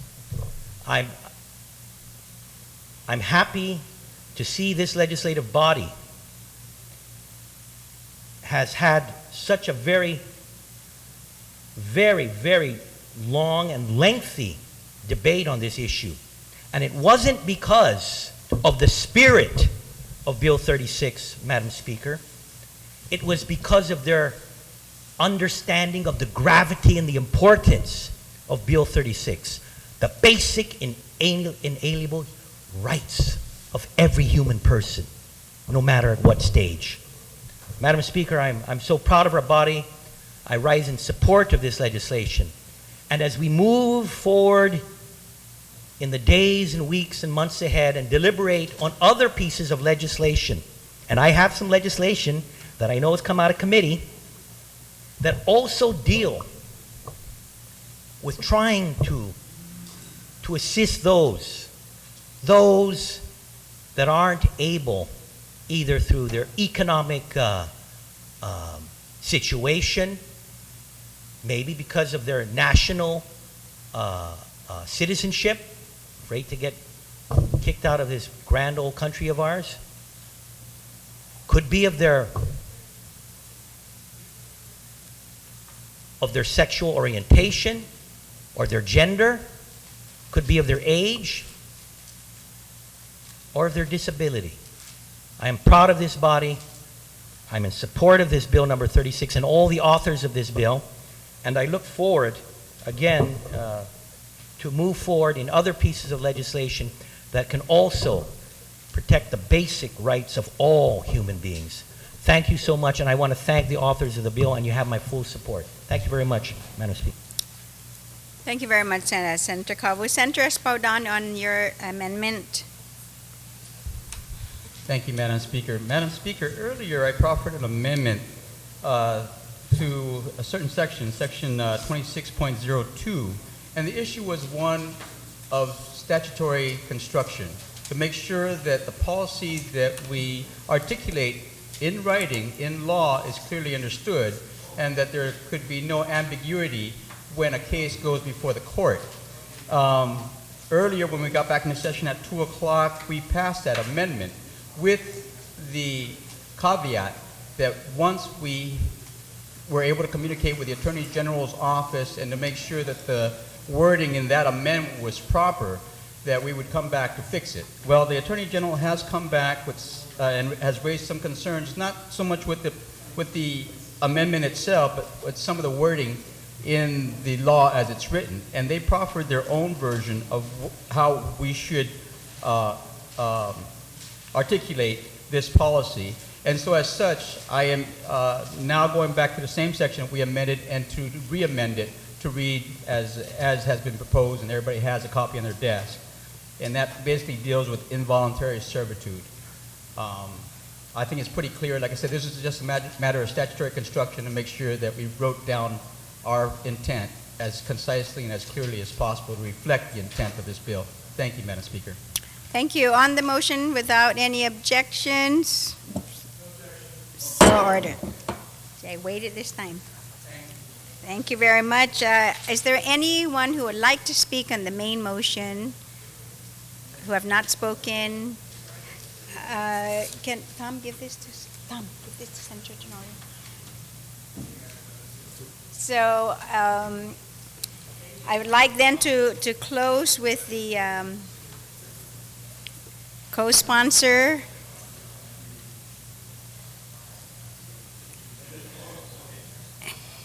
Yes, I wrote it down already for Senator Tello. Yes, I've asked.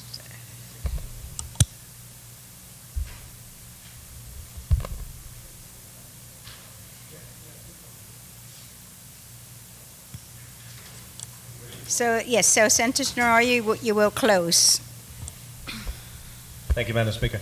Madam Speaker, I do have a correction, actually a minor amendment that the main sponsor and I, as well as a couple of my colleagues, Senator Blas included, are concerned about making. This is a technical one. It is on page 11, second to the last line, which is line 27. And it's after the words, which are the beginning of the sentence, which say, be subject to. The word should be inserted criminal, so it will be subject to criminal forfeiture. And the purpose behind this is to make sure that, in fact, this is only subject to criminal forfeiture. And it was requested by the author. On that motion then, without any objections, sorted. Thank you. You may Madam continue. Speaker, final, and this is a proper acknowledgement motion at this point, is to reorder the co-sponsors in the following fashion. The primary sponsor remains Tina Rose Mooney Barnes, myself as number 2, Senator and Speaker Judy Wanpath number 3, number 4th, Senator Judith Guthrie's, and then Senator Tello Tidegui. The roses among one thorn. Did I say something? A single thorn. On the motion, without any objections, so ordered.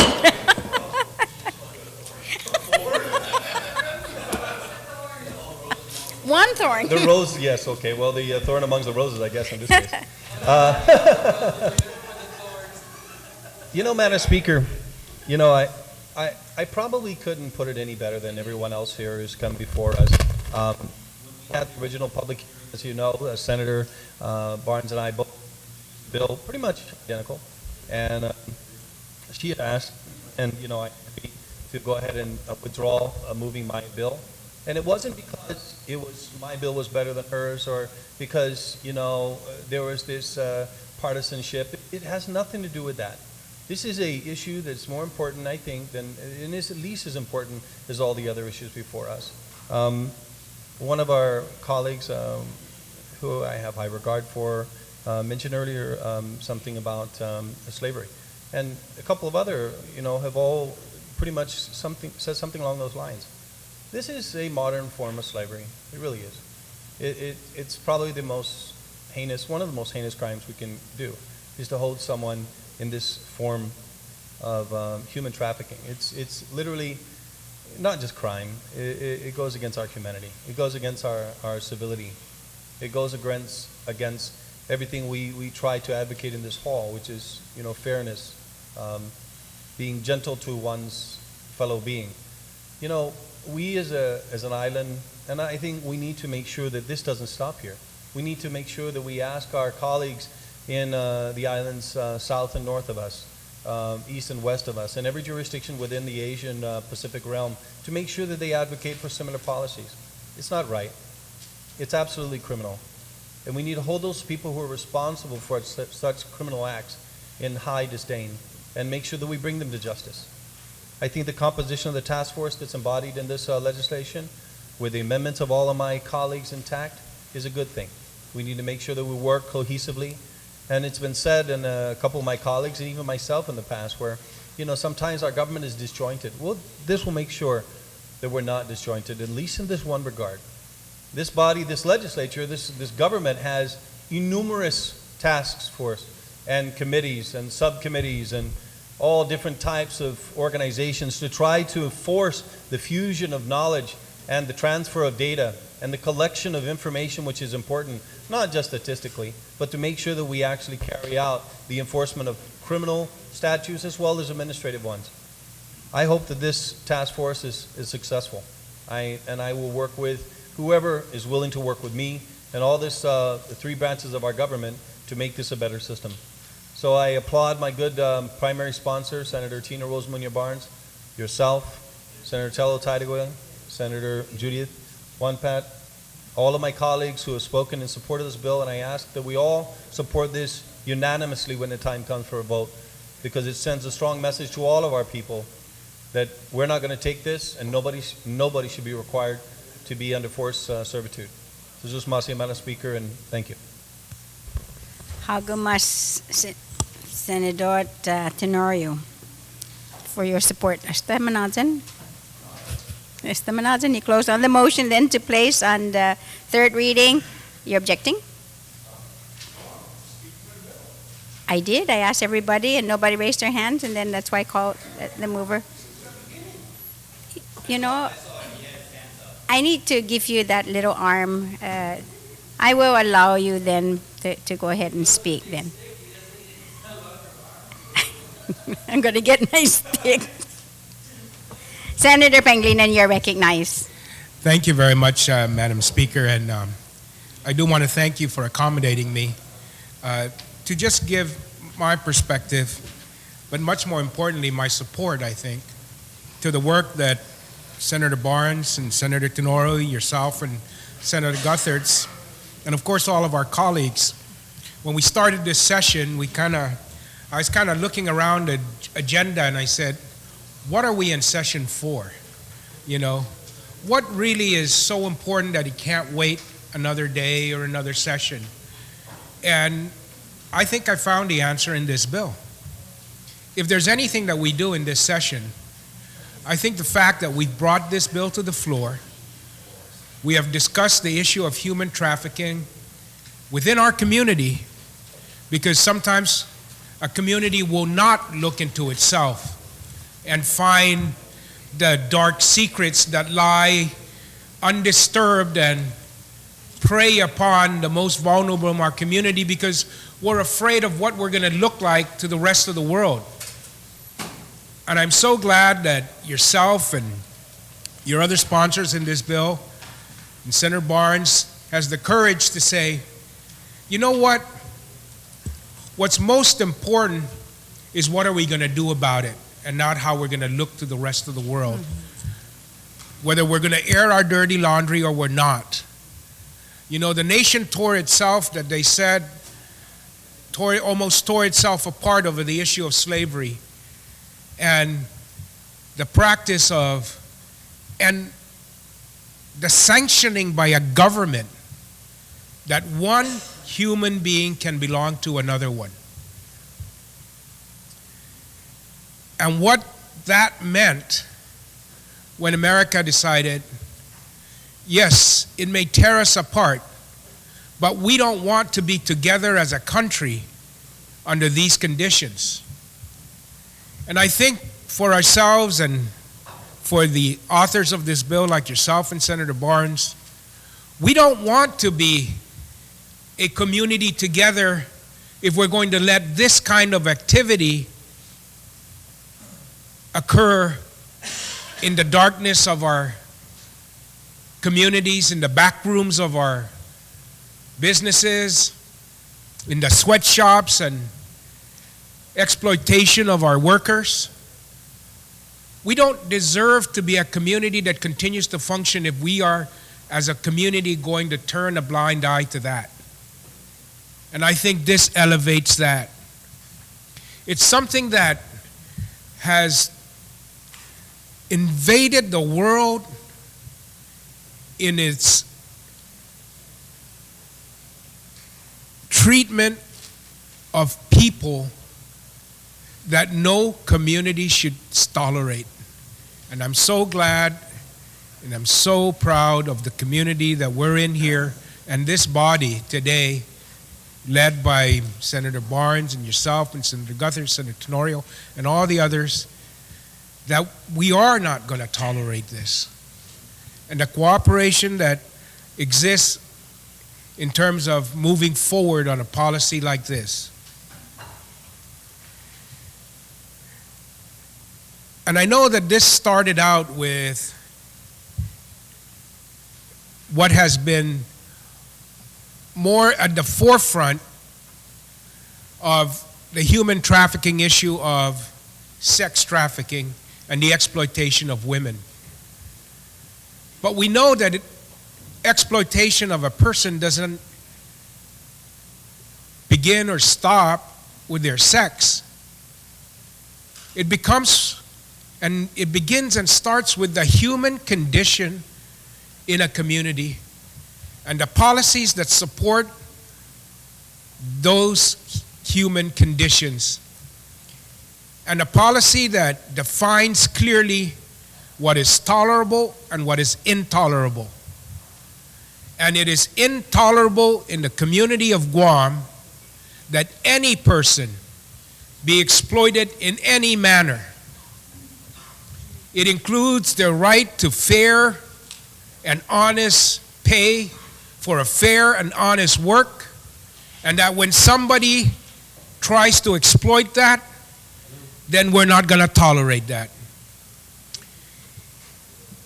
It comes when somebody tries to force someone to do something against their will that is contrary to decent human treatment of another individual, then this community will not tolerate that. And we will use the resources and the power of this community and this government to make sure it does not happen. We're showing this today the commitment of this body to those principles. And it is now going to be up to the administration to show its commitment by taking this policy and ensuring that it is implemented to the fullest extent possible to ensure that we not only have the laws to protect people on Guam, but we also have the commitment to providing those resources to make sure that it happens. And so, without much further discussion, Madam Speaker, I do want to say again that if there's anything that we've done this session, I do want to say that this is one bill that we're acting on that I think makes it all worthwhile. And thank you, and Sidus Masi, and congratulations. Hagamas. On the motion to place substitute bill number 36 in the third reading file, no more. Pesesta, Manajan. Bill number 39, I'd like to recognize Senator Calvo. Senator Calvo for Bill 39.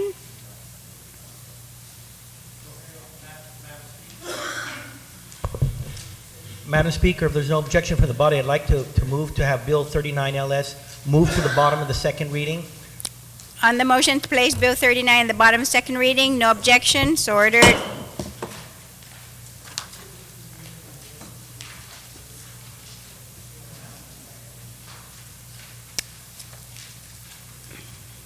Senator, 45 was sent back, right?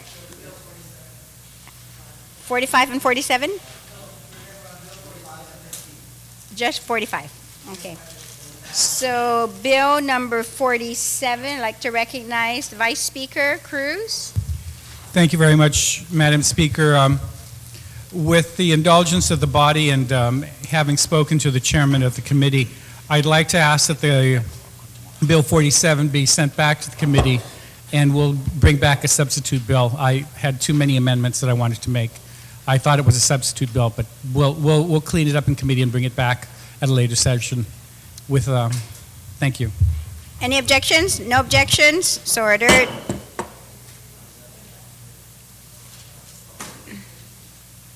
Bill number 48, I recognize, substitute bill number 48, I recognize the author, Senator Matt Rector. Thank you, Madam Speaker. Make sure I have my computer crib notes so I can actually read them. No, back to committee. Wow, I thought we got something going there. First off, let me thank my colleagues for allowing this to come to the floor and come to the vote. I know any piece of legislation like this is always challenging and trying for everyone involved. Maybe before you do that, can you make a motion to accept? I move to accept Bill 48. Okay, are there any objections? No objections, so ordered. Now, motion to place. Okay. Thank you. I was just so excited to start talking about this bill. Bill 48 says... No, you got to make motion to place. I move to place from third reading. And you would like to speak on it? I'd like to speak Okay, please proceed. Thank you. Yes. Bill 48 is a very simple bill. After having 3 public hearings and substituting it came up to be a fairly simple bill. And what it says is whenever we bring a temporary foreign worker to Guam, for the first year, they have to pay $5,000. For the second year, starting October 1st, $10,000. On the third year, $20,000. And I will get to why those numbers are important. But let's talk about why the bill is important. The bill is important because we have a broken economy on Guam. I know it, you know it, everybody knows it, right? Let me tell you the folks that really know it. The 32,390 working age adults on Guam that have given up looking for work, according to the Guam Department of Labor Statistics. 8.3% of those people that are looking for work can't find a job. The majority of those people that are employed on Guam don't earn enough money to take care of a family without government assistance, which is why 30,000 families on Guam are currently on food stamps. And, you know, that's something that a lot of people don't understand is that permanent resident aliens, which are brothers and sisters from the Federated States of Micronesia and green card holders, don't qualify for food stamps. The reason we have this bill is because our folks need jobs. Currently, we have about 5,000 temporary foreign workers being employed on Guam. Now, it just never made any sense to me that we have so many people out of work, so many people looking for work, so many people underemployed, and yet we import foreign workers. That's just insane. Now, it's not just my opinion whether it's insane. Fortunately, there's been studies done all across the country because this is a U.S. law, and we know that this is bad economics. In fact, Lou Dobbs said on his show that a new study show American colleges are producing more than enough graduates for the science and math positions to fill U.S. business. But corporate America continues to claim there aren't enough Americans. The reason they hire foreign workers is, of course, because they can pay them less and work them more. And from Harvard University, Vivek Wadha also agrees with Lou Dobbs and says the bottom line is that all our research at Duke and now Harvard shows the same thing. There is no shortage of skilled workers. Companies are going abroad because it's cheaper. Well, the key to foreign workers is that we can bring them in cheaper, which was the whole theory behind NAFTA. And even Pat Buchanan, famous GOP pundit, also stated, it is going to take more than 20 years for Republicans to awaken to the economic disaster they have created and the political ruin they have invited with a fanatic faith in free trade. So it has bipartisan support. And we know it doesn't work, even in the United States where we have fully funded labor departments constantly inspecting. After Katrina, The Bush administration brought in all sorts of H-2B workers, and they found out that Congress found out that during the course of their investigations, they held 2 hearings on labor law and found out that there were abuses including wage theft, poor living conditions, threatening actions, which has amounted to human trafficking. Human trafficking, after this body just passed such a great human trafficking bill, or anti-human trafficking bill. Well, after we passed it to the 3rd reading file. And then let's go on, specifically on the H-2B visa program. Steve Camarota from CIS said there is no evidence of a labor shortage, especially at the bottom end of the labor market. If there was, now here's the key phrasing here, if there was, wages, benefits, and employment should be increasing fast, and exactly the opposite is happening. Now, we know that that's true on Guam. In fact, Guam's wages are incredibly low. As a matter of fact, they are so low that we are robbing our people. You know, if you work for a federal contractor on the base in Hawaii, for one of these big multinational contracting firms that are coming to Guam to do business, you would get paid $34.70 an hour as a bricklayer.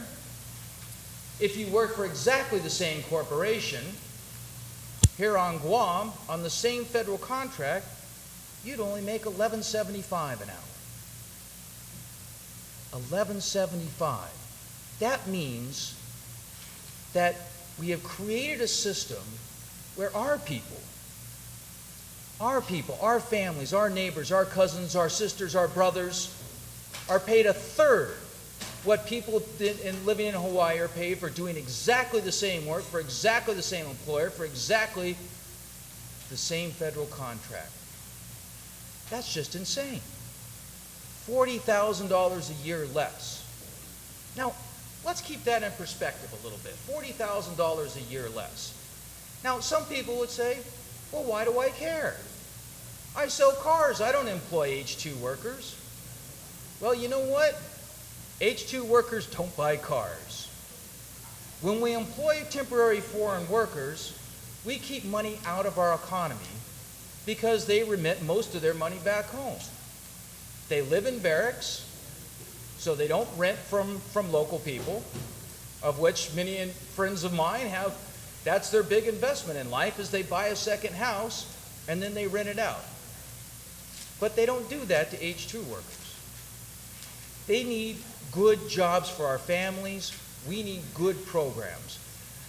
This H-2 bill that I put forth, the Middle Class Job Creation Act, was well researched and well vetted by many economists. We did this on purpose. The trick is to drive the wages up. If people tell me that they can't find skilled workers, I tell them skilled workers won't take the jobs for the low wages they're paying. If we put the fees on H-2 visas, then it will prove whether they're true or not. Now, realistically, the reason we put the dates on these H-2 visas to going up October 1st of each year, which the bill does, is for the simple reason that in every federal contract, there's a labor pass-through provision. So in case something like this happens, the money's passed straight through to the federal government. So it will be of no loss to the contractor. As a matter of fact, it'll be a benefit to the contractor. So we wonder then, if it's not going to hurt the contractor, because I specifically picked October 1st for each date, then why would somebody not want this bill to pass?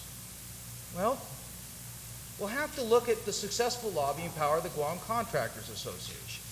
When I went to their website, and they are the big opposition for this bill, they're quite proud of the fact that they have assisted the government of Guam in establishing the official prevailing wage rates applicable to the territory since 1972. So then they're taking credit for our people earning a third of what the brothers and sisters in Hawaii are. That might be a popular brag among their constituents, I have no idea.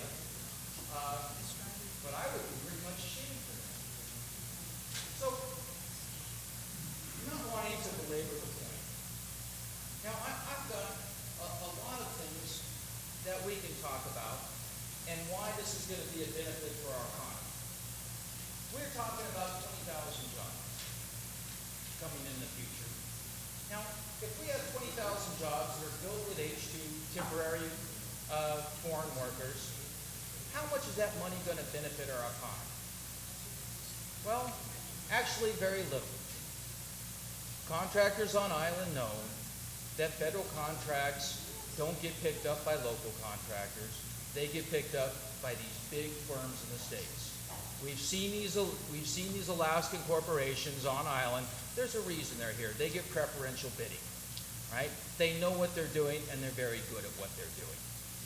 So if we have a foreign corporation, foreign being they're not based on Guam, and we have foreign workers, how much of this money is really going to stay on our island?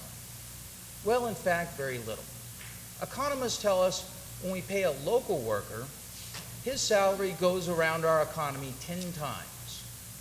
Now, 10 times. Now that makes sense to all of us, right?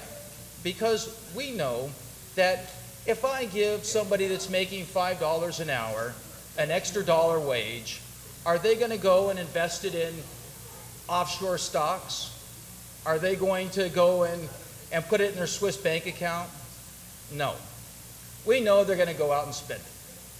If they get a $40,000 a year job, what are they going to do? Well, you talk to your friends and family, I talk to my friends and family, they're going to go and buy a new car. Maybe they'll even build a house on their property. Maybe they'll get a new cell phone or hook up cable TV. Maybe they'll take their family out to eat.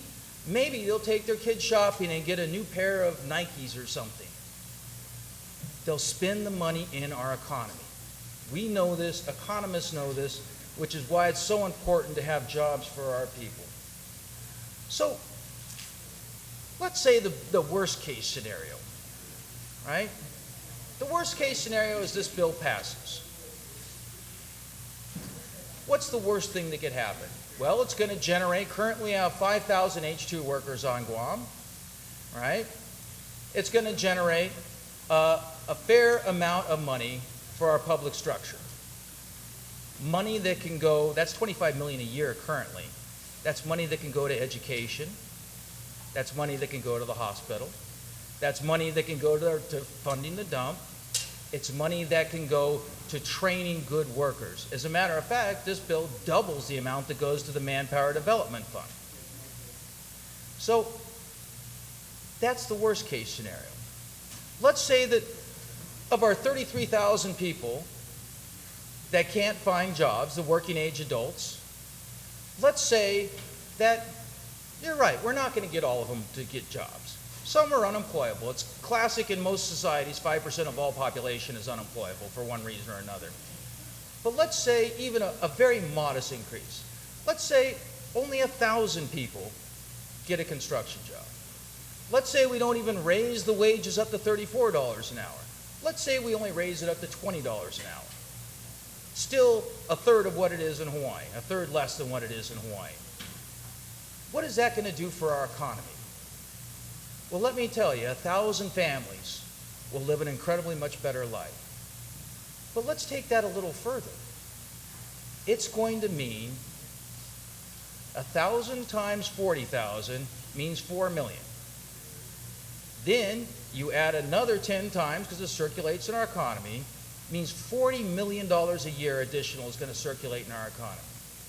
That's if we only get 1,000 new jobs for our people. Whereas if we have 1,000 H-2 workers, the money won't circulate in our economy. So, in conclusion, it's a dynamic act. It's a challenging bill, and I know it's hard for people to vote for it. I know the Contractors Association's been lobbying incredibly hard, but I also know that working families have been lobbying incredibly hard. I know that people have been sending emails by the hundreds, making phone calls to Senator's office, because they believe in this.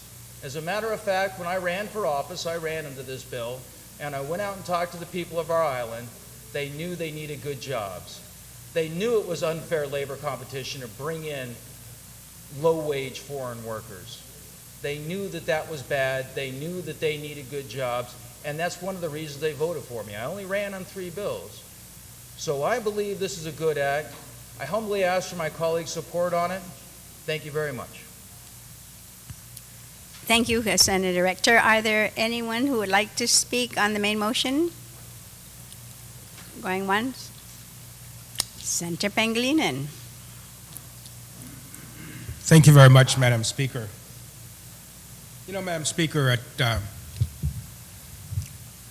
I said earlier that there were a lot of things that are happening in our government that have been there for many, many years. And, you know, sometimes enthusiasm kind of overtakes some of us, and we think we're the only ones that are able to advance any kind of economic justice in our community, and nobody else have ever even thought of it. But you know what, Madam Speaker? I'm going to deal with the facts. And I trust my colleague in his intention of this bill. I trust in what he wants. But, you know, since all good Democrats are quoting Republicans now, then I'm going to quote Ronald Reagan. And he said, trust but verify. And so, especially when we're talking about economic policy and social policy, we really have to trust the source of our information. Now, we've heard a presentation that wages paid to a local worker circulate 10 times in an economy. I don't know where that number comes from, but it's just plain not accurate. The economic analysis that the government of Guam uses to officially project the economic growth in our community and the economic derivative of expenditures in the economy is that a dollar spent in the local economy, which is wages that you spend, circulates and has a multiplier effect of about anywhere between 1.5 to 2%. And those are the trained economists that we depend on. If you take a look at the economists from the financial institutions doing business on Guam, where it is in their best interest to ensure accurate forecasting of data, that it's the same kind of multiplier effect in terms of what a dollar and how many times a dollar turns in a community. So this 10 number, I can't trust. And when I try to verify, I can't verify it. The only verification I'm able to get is this 1.2, 1.5, 2. Sometimes the Navy, getting caught up in its hype for the buildup and the benefit of military activity on Guam, will use 2.5 to 3 just so that they can pump up and show how valuable they are and how we can't do without them. And they exaggerate the impact of the military expenditure on Guam by adopting a multiplier effect that is out of line with what all the other economic units on Guam use. The other thing is that the bill says that it's to create middle-class jobs. And if that's the case, then I don't know where we're creating those jobs, because the economic benefit that is going to be derived from imposing this fee does not transfer to the worker at all. As a matter of fact, the only one that's going to get rich on this is the government, if it is in fact true. If it is in fact true that these companies are not going to make any kind of change at all in their importation of labor because of the fees, that they're going to import the same amount of labor, and we are going to generate that same kind of economic activity or economic gain to the government in terms of we're now going to generate, I don't know what, 20 million?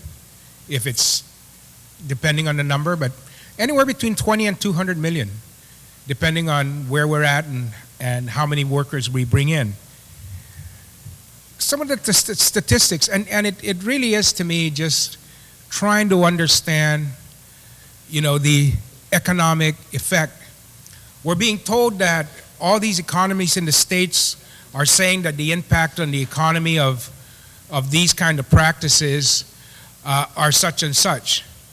Well, what's the percentage of the economy in the United States is based on manufacturing? What's the percentage of the economy that's based on construction? What's the percentage of the economy that's based on service? How many of these sectors of the economy employ H2 workers? How do they impact those economies? And are we going to find the same? Lou Dobbs has no idea where Guam's at. He doesn't know how our economy works. But he does know the U.S. economy. I would give him that he has studied enough to understand how the U.S. economy works. But the Guam economy and the U.S. economy are totally different. Different economic forces, bring about different economic results with the implementation of the same economic policy. As a matter of fact, one of the arguments we've always made is that the tax code as written by the United States government, applicable to the states and made applicable to Guam, is so detrimental to Guam because the tax code is based on a manufacturing economy and it benefits the businesses with the depreciation that they have for the investments in heavy equipment and such. But for a service economy, it really doesn't make sense, much like ours. And so, years and years ago, the economic analysis was done with regards to the tax code and its application to Guam. And we decided back then, based on what I thought was some sound economic advice, that it would be beneficial for Guam to delink because of the way that the taxes are imposed upon business activity and the type of business activity that we have on Guam versus the type of business activity that is existing in the United States, and the application of that tax code has a completely different effect on Guam. So all of these issues, to me, are very crucial. So where is the job going to be created? Is the benefit going to flow to the worker? And we know that the argument is going to be, well, it's going to be created when they're not going to want to bring in the H2 workers because it costs 40, and they're now going to take that 40,000 and pay it to a local worker. I don't know that that's what's going to happen. I don't think it's going to happen. History hasn't proven that that's what happens when you have the job shortage on Guam or a labor shortage. And even in the labor shortage area, without the intervention of government, we haven't seen that. Take a look at what's happened when we had nurses. And we had a huge nursing shortage. Without government intervention, we did not see the private sector just raise the wages to keep the nurses on Guam. We didn't see the market forces react in that manner. It had to come in to government intervention to say that we're going to set the market and we're going to say this is what we're going to pay for nurses and everybody else has to compete. But the free market enterprise of which imposing this kind of fee is now going to let the free market then drive up those wages, I don't know. It hasn't happened. What may occur, and what we have seen occur, is that when inflation occurs, which is a result of the increase in prices and cost of labor, when inflation occurs, economic activity slows down. And that's an economic principle that we see happening, and we're seeing the evidence of the veracity of that economic postulation with regards to what's happening in the economy today. And that's why you see, for example, Ben Bernanke be watching inflation very, very, very closely Because with the flood of money going into the economy now, and with prices increasing, they want to choke off the money supply as they have in the past so that you can bring the inflation down. So all of these kind of economic adjustments that are made by these federal officials that have the power to do that is what influences that. And we don't have any control over those kind of issues here. And so are we going to create middle-class jobs in this? I'm not convinced that that's the result that's going to happen. What could happen, as again I said, is what we're seeing happen, is that if you increase the cost of goods and services, and by the increasing the cost of labor, and inflation occurs, then you have economic activity slow down. And you have a retraction in your economy. And when you have a retraction in the economy, you have a loss of jobs. So are we going to create 10? And I'm just still not sure that we are going to create $20,000 and $30,000 jobs now. Or, I mean, $20 and $30 an hour jobs. I'm not giving up that fact and saying, yes, that's what will result here. But if we do that and we cause inflation to occur and we cause a contraction in economic activity, are we now going to lose other jobs? And when you do that, then you begin the spiral. And if you're not able to infuse any more activity in it, then of course you continue the spiral. And all of these are some guesses, some are what has occurred in the past, and we've got to be very careful. You know, the issue of, you know, who's being lobbied by what. The way the bill is also written is to me something, the issue of being who is being lobbied, everybody should have a right to lobby their government and petition their government. You know, everybody.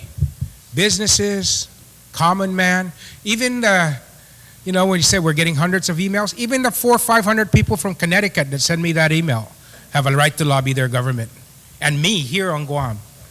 Because I receive hundreds of emails from some guy in Connecticut.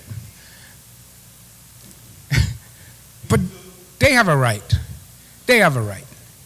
I just don't want to deceive anybody with anything in any discussion that occurs on this floor. You know? And I take offense at that when I think that's happening, even though I love the idea and I agree with my good colleague, it just doesn't sit right when those kind of things happen. And somehow, when those kind of things happen, then it kind of just breeds a little bit of distrust on my part about what has been presented to me as the facts as they are, and so forth. You know, we had a public hearing here not too long ago, and I asked, how many people are on food stamps? You know, and it's nowhere near the number being thrown out by my colleague. I'm sorry to say. And these are the people, now if he's saying, you know, what's the other number? I mean, I'm getting a little bit disturbed with the hyperbole and the exaggeration that's occurring, you know, to make our case. Because I just think, you know, that's not right no matter who does it. And I'm not going to sit back. I'm going to call everybody. It's my own colleague and I love what he's doing, but I'm going to call him on it. You know? And I should, as I have a duty to make sure that the discussion that occurs on this floor is fully vetted out. You know, I may be accused of whatever. I'm used to being accused of anything and anything under the sun. The other day I was in the post office and this gentleman comes up to me and he had a concern and totally out of the realm of my responsibilities. But he goes, Senator, I want to talk to you because you fight for anything. Well, he's right. I will take a look at the issue. I will see what I believe is the effect on the people of Guam. I will look at it, I will research it, I will think it through, I will lose sleep over it, and then I will make a decision. That's just the way I am, you know. And the effect on this hasn't been discussed fully. I got an email from one gentleman who talked about having a small business. I think he has 5 people. And he rewinds motors. He's not some big construction company that's coming from off island to exploit the people of Guam. He's somebody that's been living here for 25, 30 years. And he's built a small business rewinding motors. And it takes a special skill with some electrical knowledge to be able to do this. He has a couple of people, I think 2 or 3, he says, that are locally trained, that are local residents, that are people from Guam. And then he was able to, because of the expansion of his business, able to bring in a couple more H2 workers because he needed them and he couldn't find somebody with the skill to do it here and so forth. So he petitioned them, went through the process and brought them in. Well, his position is that I can't afford this hit to my business to bring in those 2 people. So what the result is going to be is that now where I can rewind a motor, now somebody who needs that motor, it's going to be cheaper for him to order it from off island, send it over, rather than to giving me that motor to rewind, because now I have to pay 5, 10, 15, 20,000 extra in terms of cost of running my business because of the fee. Now we think, no, well, you shouldn't be in business if you can't take a $20,000 hit. Well, ladies and gentlemen, when we talked about the policy here, when we were discussing the Dave Santos Small Business Act, and we talked about what the margins are for some of these people, and we may believe some of them, we may not believe some of them, but the margins are quite thin for some people, and that is a hit and a decision. But what it does in the bottom line is it makes him less competitive to off-island companies if he needs to increase his costs by the cost of these H2 certificates and so forth.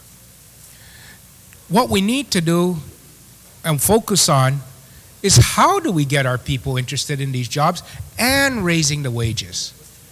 I fully agree that the key to getting people interested in these construction jobs, and that's what the H2 jobs are. All the other categories are a little different. We're talking basically about construction here because that's the one we have control over as the government of Guam. I think the portion of the bill that imposes these fees on visas that are processed outside of any GovGuam assistance is questionable with regards to assessing a fee for something that you don't even do and you don't even approve. So we're only talking about the construction trade industry because that's what's able to be brought in under the H-2B visa, I believe.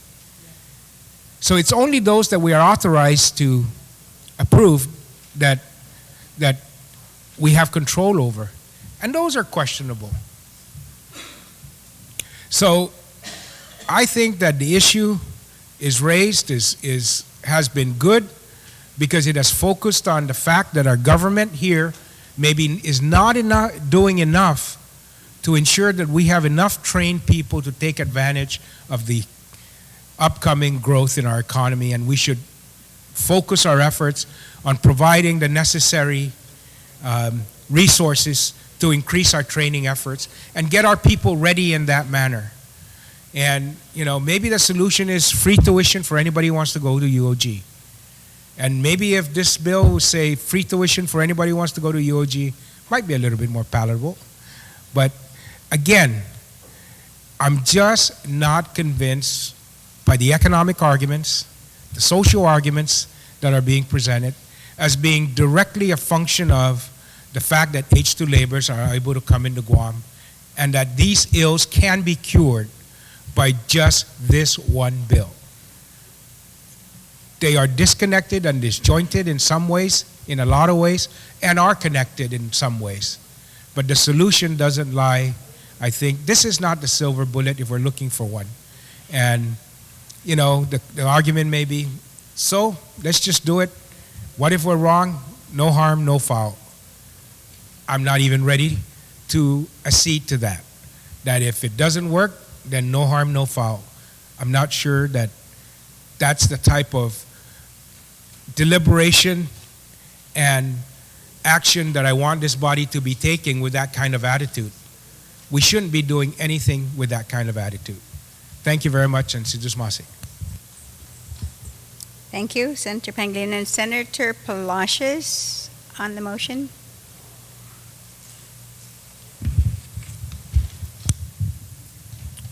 Thank you, Madam Speaker.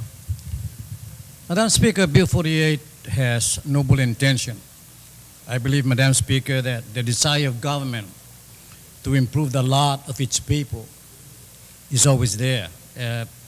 I support the idea of improving the living condition of our people, especially the working class. However, from my reading of the bill, Bill 48 actually, Madam Speaker, theorized that if we make it difficult and so expensive to bring in H2 workers, then that will dry up the so-called supply and increase the demand for labor, thus, of course, increasing the compensation for the services because the demand has increased. Now, that might happen, but what can very well happen on the opposite side of that, Madam Speaker, is that if there is not enough labor, and I don't believe that the government is ready at this point to take on the challenge of accommodating the manpower needed for the military build-up. But what can very well happen is that there will be delays in construction because of the shortage of labor. And of course, delays in construction and delays in development delays progress, of course. And again, while those costs will rise in the event that this bill passes, if we're talking about an increase of about 100% on wages, we can then assume and conclude that perhaps the services or the product created by those services would then increase by about 75%. For example, if a two-bedroom home costs right now $150,000, we can safely say that it might increase to $250,000. Not 100%, not twofold, not double. But definitely, products and services will increase because those costs will go nowhere else but to the end user, to the very people that Bill 48 seeks to help by increasing the wage level. So again, it defeats the purpose. Madam Speaker, this government has started doing something to win itself of foreign labor. More than almost 2 years ago, this government amended and adjusted the fee for import for so-called foreign labor from $250 to $1,000, with much of it dedicated to Guam Community College apprenticeship program. Again, in recognition of the fact that this government has to win itself of foreign labor dependency. I say that the time will come, Madam Speaker, when a living wage will be a reality. Sadly, Madam Speaker, today is not the time. Thank you, Madam Speaker. Thank you very much, Senator Palacios. Senator Agan on the main motion.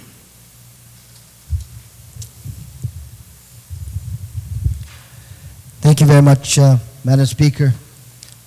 I'd like to stand here, first of all, and allude to one of our colleagues. You can go ahead and press record. It's an inside joke between the two of us. But, Madam Speaker, I stand here in understanding basically why the sponsor of this legislation has put this forward. There was a allusion to this being a Job Creation Act of 2009, and I'd like to perhaps twist that term creation, because I have to agree with one of the previous speakers that stated that, in fact, the question here is where would the jobs come from, or what jobs will be created as a result of this legislation. I don't see it creating jobs. I see it empowering our people so that ultimately they can benefit from the jobs that will be coming to Guam. So that's one of the perspectives that I share with you. But you know, Madam Speaker, you look at the numbers. Let's talk numbers here. We have presently, thanks to the chair of the contract arena, 1,784 H-2 workers in Guam today. The sponsor of this legislation alluded to 30,000 adults that have given up looking for work on Guam, which is part of this legislation, and then also estimates that, based on information provided to him, that 8.3% of those who are looking are unable to find jobs. Despite having an unemployment rate of 8.3%, we have an H-2 worker population out there in our community of 1,784. And I think that that's really the area that this legislation, at least my understanding, Madam Speaker, of where the sponsor is trying to address some of the real concerns out there. It's getting those 8.3% of individuals who are looking for jobs, who don't have jobs, into an employable situation, so that in fact we perhaps may not need 1,784 H-2 workers today. That's the situation where we're at today. But then let's turn the clock forward about 4 or 5 years. There's been a lot of general statements about the military buildup, that's going to create in excess of 17,000 construction jobs. That may translate into a requirement of an additional construction workforce, possibly H-2 workers. Depends on whether, in fact, any individual who's qualified, who has the credentials in the mainland U.S., decide to relocate to Guam. But it would essentially, it may translate to 17,000 H-2 construction workers coming to Guam if, in fact, we're not able to properly develop our workforce here and allow for Guam residents, our people, to transition into those jobs before they're given to H-2 workers who have to be brought in. Well, you know, Madam Speaker, that I think is really the way I look at this legislation in terms of the bottom line. There was an initiative sponsored by a member of this body, and it was mentioned by the previous speaker, that about a year ago, the H-2 worker registration fee was $250. Just last year, it was increased 300-fold to $1,000 per H-2 worker. Prior to that increase, it was generating approximately $500,000 that was divvied up into the Guam Contractors Association, the Trades Academy, and then a portion of that was given to GCC, the Guam Community College, for their apprenticeship and their trades program to develop their workforce, or our workforce here in Guam. With the increase of up to $1,000 for H-2 workers, it has translated to possibly 1.7 to about $2 million going into that particular fund, the Manpower Development Fund, and ultimately being given to GCC, the Trades Academy, for the development of our workforce.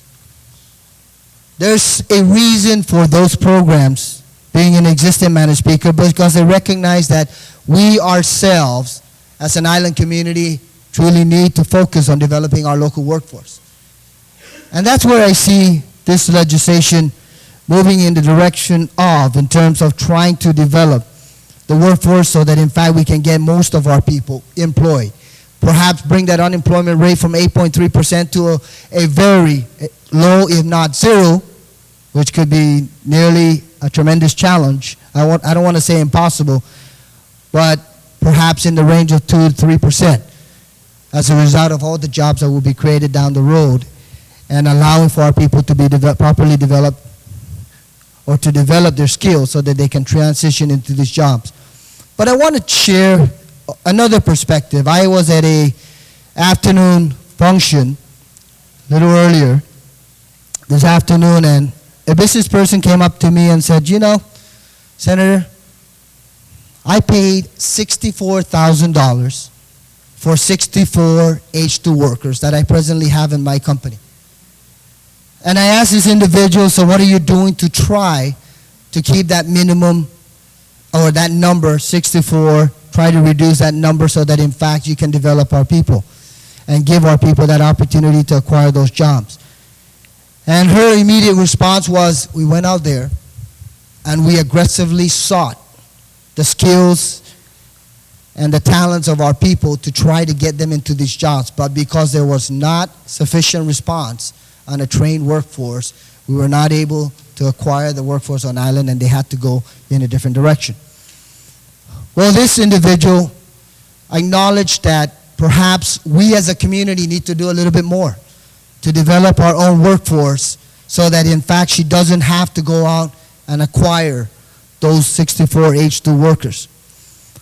She also said, you know, I paid $64,000 either today or yesterday, but she paid $64,000. And she said, can you imagine if I paid $5,000 per workforce, per individual H2 worker, or $20,000 based on the proposal that is before the legislative body? She said, my business would have to shut down. And I told her, I shared with her that really looking at the intent of the Manpower Development Fund and the ongoing efforts of the Trades Academy, in addition to the ongoing efforts of the Guam Community College, that we're seeing some visible signs of individuals being properly skilled and trained in certain fields within the construction and trades area so that ultimately they can transition and benefit as a result of the increased work opportunities relating either to the military buildup or to the increased construction activities on Guam. That's what those programs are for, Madam Speaker. And I think that the adjustment of the rates and the fees by one of our colleagues in this legislature allows the increase of 300% from $250 to $1,000, allows for more focus and more resources to be provided to the Trades Academy as well as the Guam Community College for the further development of our workforce. That, I think, has been an issue that has been addressed. But I have to say, Madam Speaker, that looking at the figures that are here, I share with you my perspective that I think that this is more or less a proposal to empower, should be called the Middle Class Job Empowerment Act, because should the proceeds be applied toward the development and the training of our workforce, then we would empower our people by allowing them to transition into a very gainful employment situation. But looking also, Madam Speaker, at the fees that are being proposed, $5,000 per H2 worker, and actually the legislation expands it even further to reflect other H workers as defined. It's H1A, H1B, and also includes other individuals that are brought in that have expertise and have skills to be able to work and service this community. But I was looking at some of the numbers, Madam Speaker, and if you're looking at $5,000 for at least a minimum of 2,000 H2 workers, that will translate into $10 million. But realistically, can the existing businesses on Guam absorb that additional fee and that additional cost? Looking at $20,000, that 2,000 H2 workers a year will translate into $40 million. It sounds great, but the reality is, could that conceivably shut down the, I guess, bringing in some additional skills that are not, perhaps not readily available on island to service the construction industry and some of the other sectors? But then let's look down the road. When you're looking at $5,000 per H2 worker at 17,000 construction workers, possibly in anticipation of the military buildup, that will translate into $85 million. But then you ask yourself again, Madam Speaker, could that conceivably be realized rather than shutting down or preventing some of these businesses from carrying out and benefiting from the economic opportunities that it will present or be presented or arrive here over the course of the next couple of years because of military buildup, or would it prevent serious challenges down the road? I present these numbers, Madam Speaker, just to highlight basically what the results could be in an ideal world where this legislation would not have a negative impact on the construction industry or on the Guam business environment if in fact the full intent was to be realized. But then I go back again, Madam Speaker, and looking at the figures of $5,000 and $20,000, and that is very difficult for me to accept. Extremely difficult for me to accept, especially in light of listening to perhaps representatives from the Contractors Association, other representatives from the business community. And you know, I don't think it's negative to listen to the concerns of some of these individuals who have been associated with either being a Democrat or Republican, regardless of as to their partisan affiliation. These individuals run businesses. These individuals who I have communicated with on the impact, the potential impact of Bill number 48, they own Guam businesses. They have been operating in Guam for many, many years. And to hear that, in fact, it may negatively impact their ability to further operate and benefit as a result of the military buildup or some of these ongoing economic activities makes it very difficult for me, Madam Speaker, to stand here and to support this particular legislation.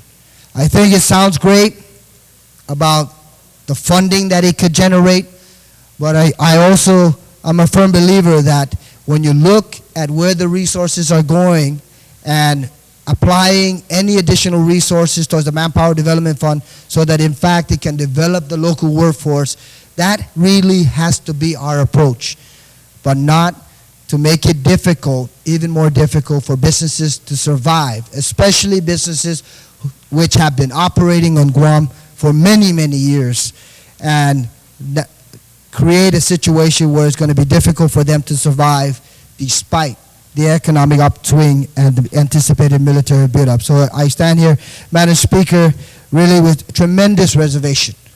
And even looking at this legislation with the figures that are being presented right now and to consider the possibility of supporting it, I think it's very, very difficult for me looking at the impact that this would have and also understanding that and listening to a number of our businessmen and women as recent as today who shared her concern in regards to the impact of their $1,000 increase, or from $250 to $1,000.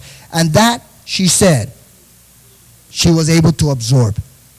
But she said also that if the fees increase to what the proposed measure contained in here provides, then it would make it incredibly difficult for her. And she is a business owner, Madam Speaker, of a business that has been operating on Guam for the last 15 years.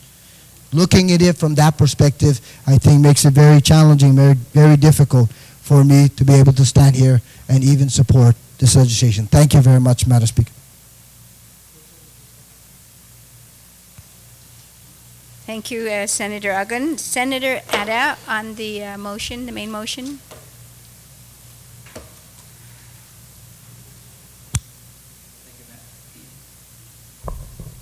Thank you, Madam Speaker. My position on the bill is that I find it difficult to support the bill as presented. First of all, there's been some very impressive numbers that the bill provides. For example, on page 2 in the findings, it points out that there are over 30,000 adults that have given up looking for work on Guam.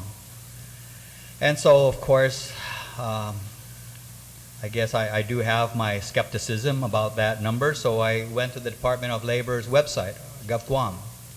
And what they had there was on their website the statistics for 2007. 2008 hasn't yet been provided at all.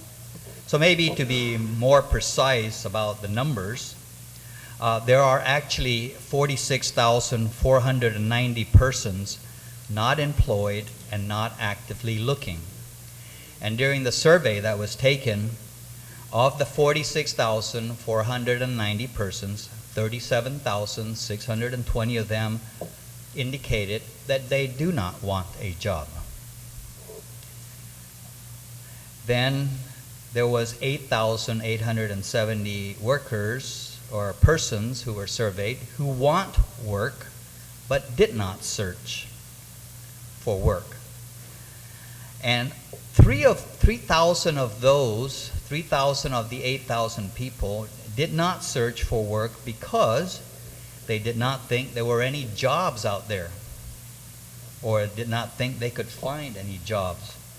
The other people that did not want a job, or reasons for not looking for work was either because they were attending school, they had family responsibilities, they cannot arrange for child care. So really, we take a look at people who are out there who were probably available. There's really not the thousands that the legislative findings of Bill 48 purports there are out there. So I certainly, at first glance, the numbers look very impressive. I'm not convinced that it's really that drastic of a picture that is being painted. Now, the author of the bill indicated that a lot of these contracts are going to be probably won by your large firms that's coming in from the States. But I think what these large firms are going to do is they're going to subcontract a lot of the work to the smaller companies that are owned by our local people. And then it's these small local companies that are going to have to bear the burden of this upfront cost to be able to bring in the H-2 labor that they will need in order to be able to perform the work that they hope to do. I was talking with a contractor who said, I'm just a small contractor trying to make a little bit of money, feed a family, and also get some jobs for some of our local people. He doesn't have $50,000 sitting in a bank just waiting to be tapped on so he can pay for, a large H-2 labor fee. And he indicated that when they raised it from $250 to $1,000, it really put a squeeze on him. So the irony of the bill is that the very people that we're trying to help is probably going to be the very people that will be hurt, because the small local companies will not be able to get the jobs because they can't afford that upfront fee for the H-2 labor workers that are going to come in. The bill proposes to use the money that is raised. It's going to go from $1,000 to $5,000 for the first year, and then up to, I guess, $10,000, up to as much as $20,000. From $5,000 in October 2009, $10,000 by October 2010, and $20,000 in 2011. And suggests that the funds be used to go towards the Manpower Development Fund so that we can train our own local people. And I think that's certainly a good idea. We need to provide the resources to train our local workers. But nobody seems to, I think the bill falls short that we're also going to need funds to be able to enforce the H-2 labor program out there. So certainly, I know that at the recent budget hearing, the Department of Labor folks basically said, we just don't have, this is what they told us we have to live with. And I think they had on their budget something like 2 inspectors 2 inspectors to go out there and inspect all these H2 labor activities that's out there to make sure that everybody's in compliance, that people are being housed, that people are being paid what they should be paid. There's just no way. So obviously the ground is fertile for exploiting these workers. And we really should be taking a look at, I would agree with increasing the fees, but just as much for the purpose of being able to enforce the labor laws out there so that we bring them in. These people can then build the infrastructure that will be necessary to house activities that will provide the long-term employment opportunities for our people, and then make sure that we get them out of here when they're finished. But the bill does not make any recommendations towards providing funds for that particular activity. So I think in that respect, that certainly is a major flaw.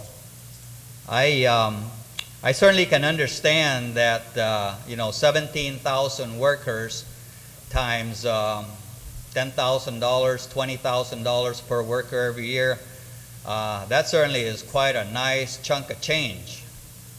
But I don't think we should necessarily use that as an opportunity to fatten the coffers of the government, more so than possibly an opportunity to be able to provide additional funds to the Department of Labor, to the Department of Homeland Security, so that they can actually go out there and do their enforcement work. And yes, also provide some funds for our manpower development. How much is a reasonable increase? I certainly can't give that off the cuff now, but certainly not 5,000 this year, 10,000, and then $20,000. So, Madam Speaker, I just at this time I just find it difficult to support the bill as it is written, and so I will not be able to vote for the bill. Thank you. Thank you very much, Senator Atta. Is there anyone else who would like to speak on the main motion? There being none, I'm going to ask then Senator Rector to close.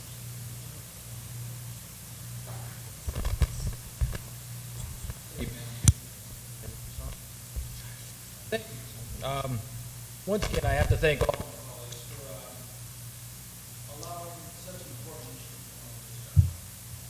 I mean, one way or another, no one can disagree that the wages for our people are desperately short of everyone across the nation. If you don't believe me, believe the federal government, BLS.gov, and you can look at the wages and compare it to anybody around the world. And so no one seems to disagree with that. There are a couple of things, though, that I would like to talk about, just to be on the safe side. When I talk about an extra dollar pays to a worker circulates in our economy 10 times, that's called the velocity of money, which says it circulates 10 times, not the multiplier effect that Senator Van Cleave was talking about, which economists say 1.5 times is what will actually generate in revenue to the government of Guam. At least that's my understanding. At least that's my understanding of it is, that, and how it was explained to me by economists right here on Guam, that theoretically understand our economy. And I would have to bow to their expertise, as I am not an economist. I just know how to talk to them, I guess. Or maybe I don't know how to ask the right questions. I certainly thought I did. As to some other numbers, the food stamp numbers we got directly from Department of Health, and it's also verified by the federal government on their website. And the fear, this is a standard fear that people put out all the time. And I find it rather interesting. It's something that I've always tried to find a way to deal with, because there's this thing that fiscal conservatives, trickle-down conservatives, trickle-down I'm having trouble speaking, economists tend to say is that if we give somebody a raise in wages, it's going to cost this massive inflation and everything will melt down and it'll actually be worse for the person they give wages to. You know, I just find that hard to believe. As a matter of fact, not only do I have to find it hard to believe, but I can look at actual figures on Guam. This legislature was brave enough at one point to raise the minimum wage for the lowest, most downtrodden people in our workforce. And they did it 2 weeks in advance. It took effect 2 weeks in advance before the federal government did. It's still well below the minimum wage of, I believe, 26 other states and multiple cities within those states to set their own minimum wages, but that's a whole nother story. But they did this. And we can actually see the effect. If you look at the Guam Department of Labor's employment statistics, which they actually keep up rather regularly, as opposed to their unemployment statistics, which they do not keep up, and haven't done a good, valid unemployment study in a long time. But the employment statistics, they do keep up fairly regularly, and we can steadily see how we've increased the wages of hotel employees. And you can go back for the last couple of years, and it's really done phenomenal things for thousands of families. We put money into families' pockets. It's a great thing. I haven't heard a single one of them come up to me and say, "Darn you for giving me a raise. You have created a horrible economic disaster." Maybe somebody else has, but as a matter of fact, I've never heard a worker in my entire life say, "Darn you for giving me a raise." And as a matter of fact, being a fan of these things, I've looked all over the place. And I've really never seen anywhere where giving workers raises has detrimental effects on economies. As a matter of fact, just the opposite happens. And we know that it happens because we aren't the only economy that's dealt with this. We give workers raises, the economy multiplies, they spend it in the economy. Which, as a matter of fact, is the exact reason that the federal government is currently has the ARA program, the American Recovery Act. Is it still? Yeah, let me talk on this. Okay, you start all over again. Can I start all over again? Can I reset my 15-minute clock? Here we go, one more time. Let me go back to just the ARA, right? Which is exactly the economic theory that the federal government is investing trillions of dollars. Well, it's billions right now, but we think it's going to go over $1 trillion. And they know that this is good, sound economic principle. And that principle is you put money in workers' pockets, they spend it in the economy, it grows the economy. As opposed to the abject failure of trickle-down economic theory. We know that's a failure. Not only did it create an abject disaster for the U.S. economy, but it created a larger disaster by destroying the entire globe's economy.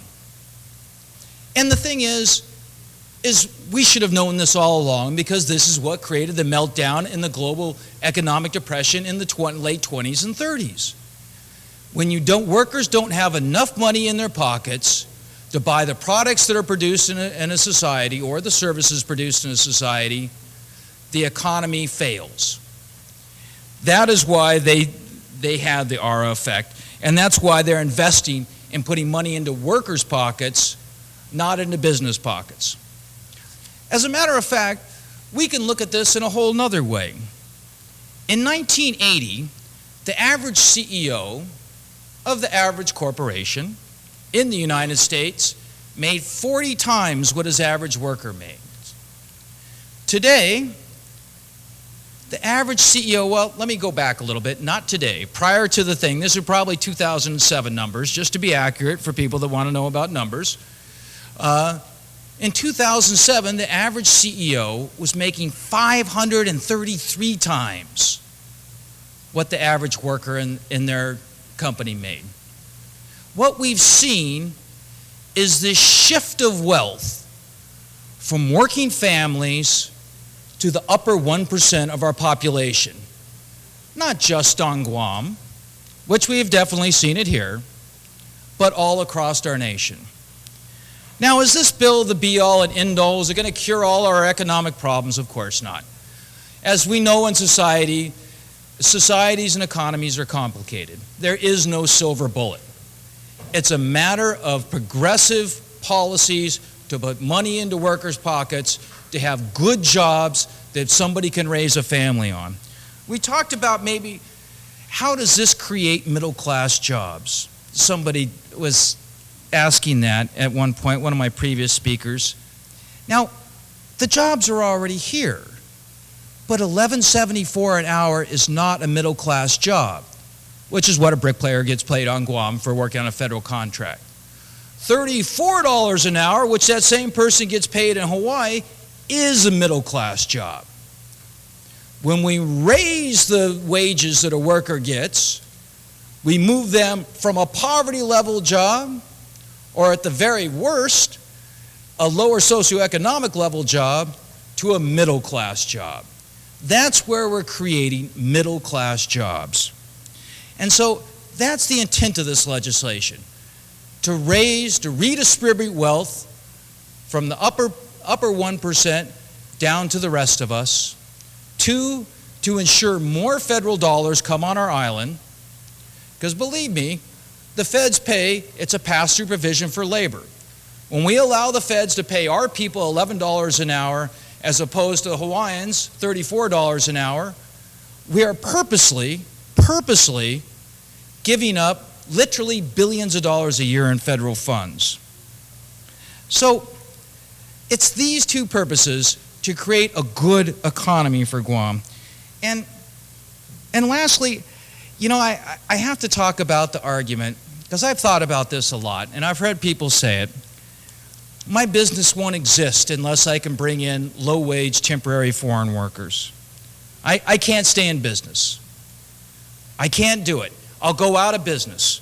I've heard that repeatedly, and it was repeated by some people that's talked to these folks. And it's funny, because when I first started hearing that, all I could think about was the Civil War. And there was a reason for this. Prior to the 13th Amendment that somebody brought up earlier today and talked about, we had slave labor in America. And every time it went before the U.S. Congress to abolish slavery,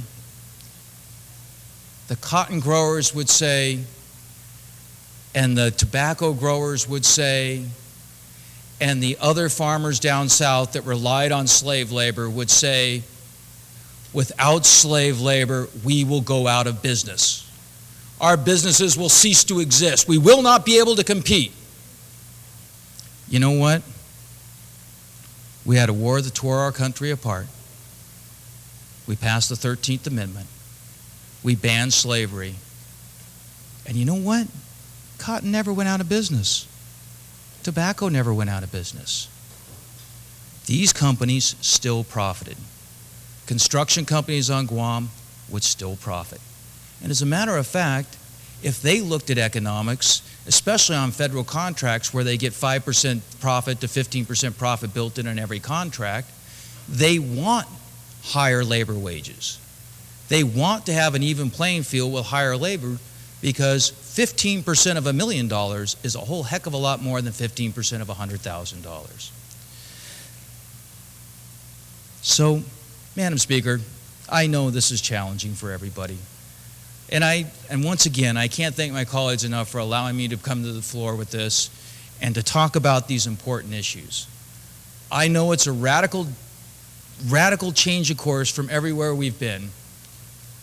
But in my study, in my research, in my talking to really smart economists, not only on Guam, but all across the nation, I think that this is a good way to start the process of fixing our economy so that it works for all of our families, not just the top 1%. I once again humbly ask for all my colleagues' support on this bill. Thank you very much. Thank you very much, Senator Rector. On the motion then to place Bill number 48, I'm sorry, on the third reading file, are there any objections? No objections, ordered. We're now on Bill number, 60. I'd like to recognize the author, Senator Palacios.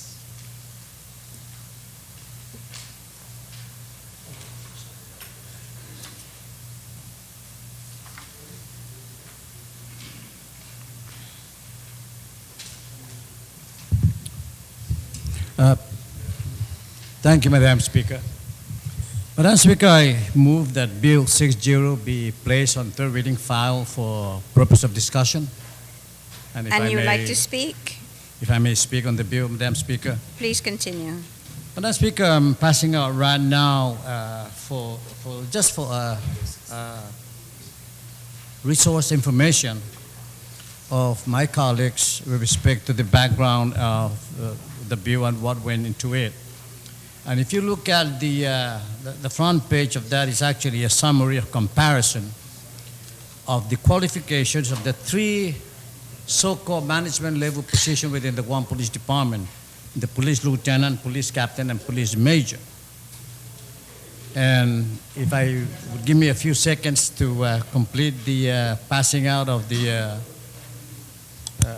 information, to make it easy to compare the what are the changes that occurred over the last maybe 12 months. And other than the table of comparison, the accompanying materials actually are a description of the positions themselves, so that it can be seen that nothing is changed there except the minimum requirements. And of course, beginning with I think the material will arrange from major, captain, and lieutenant. But we will go ahead, and I would like to present and explain briefly the table of comparison for the police lieutenant. For example, prior to the January 2009 revision, and I would like to refer this to the post-SUBA revision. Prior to that, which is August 2002, for the lieutenant, you will see there that the 2 years of experience in the rank of Police Sergeant 2, or 4 years of experience in the rank of Police Sergeant 1, and 75 semester hours or college credit required. And that's the basic requirements. And then in 2009, that was amended to add on, which is the underlying portion of that, or equivalent police work. And that is a problem that actually brought confusion and challenge by many of the members of the police department. And for that, Bill 60 actually qualify that, and it says that on the B, 2 years police experience in the rank of Police Sergeant 2 or equivalent supervisory experience. And indeed, a sergeant has to be a supervisor at that point. And so that qualified what kind of police experience. Or if you're a Sergeant 1, then you have to have 4 years of experience as a Sergeant 1 or equivalent supervisory experience at that level, meaning that Sergeant 1 and Sergeant 2 can both compete for the rank of lieutenant. But if you're Sergeant 1, you have to be 4 years of supervisory experience, and Sergeant 2, of course, would be 2 years of experience. Now, the 2009 revision, which is the current requirement, add on B, and this is the problem here. It's actually the B actually open widely the discretion of the Chief of Police to interpret what is equivalent combination of experience, education, police training, and so forth. And for that, Bill 60 proposes that if one has an associate degree in police science, criminal justice, or public administration, or closely related field, or if you don't have that, then you have to have 75 successfully completed 75 college credit, of which at least 75% is in law enforcement or public safety, closely related field. And if you compare that with the 2009, the current requirement, it does not qualify what is 75 semester credit hours? It could be anything. I mean, really, swimming, tennis, and those things. And while I may sound facetious, that is what the current chief of police actually look at. Do those things that he said are not against the law. At any rate, that qualify what it is. And then, of course, it strike out the B of the 2009 requirement and say, either you have it or you don't. And that's essentially what it is.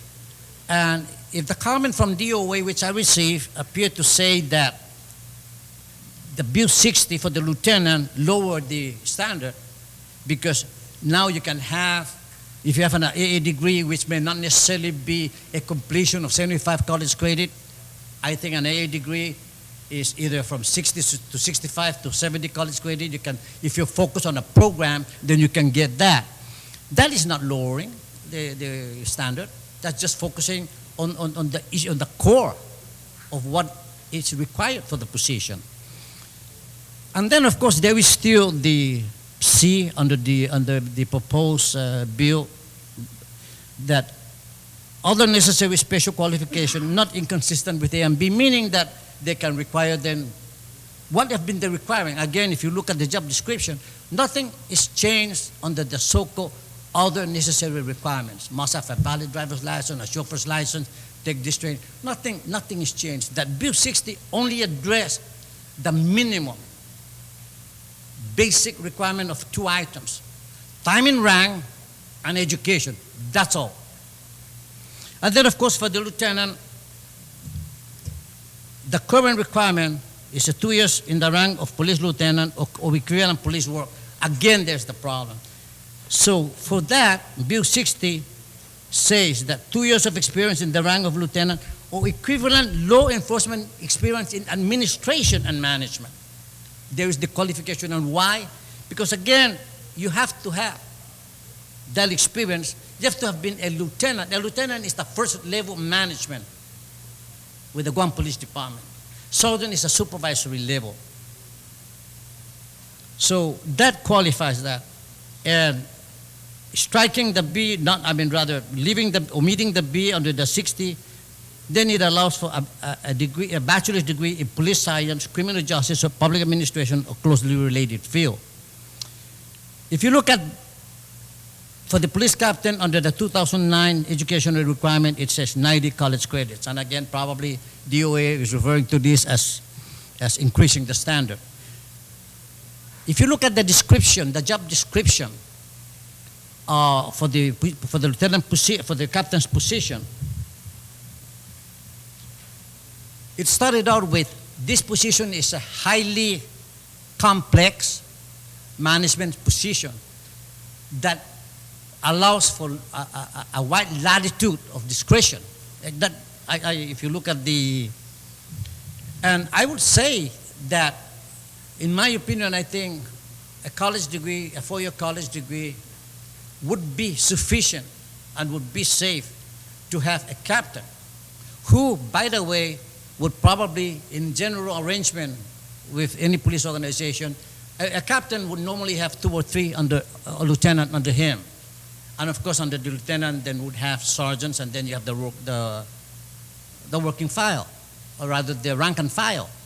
And so under the captain, we can probably imagine we'll have a subordinate comprising of lieutenants, sergeants, and patrol officers of about 15 to 20, maybe to 25, depending.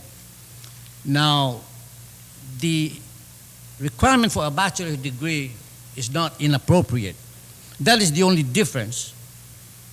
And again, it qualified for the 2 years experience in the rank of police lieutenant or equivalent in administration and management position.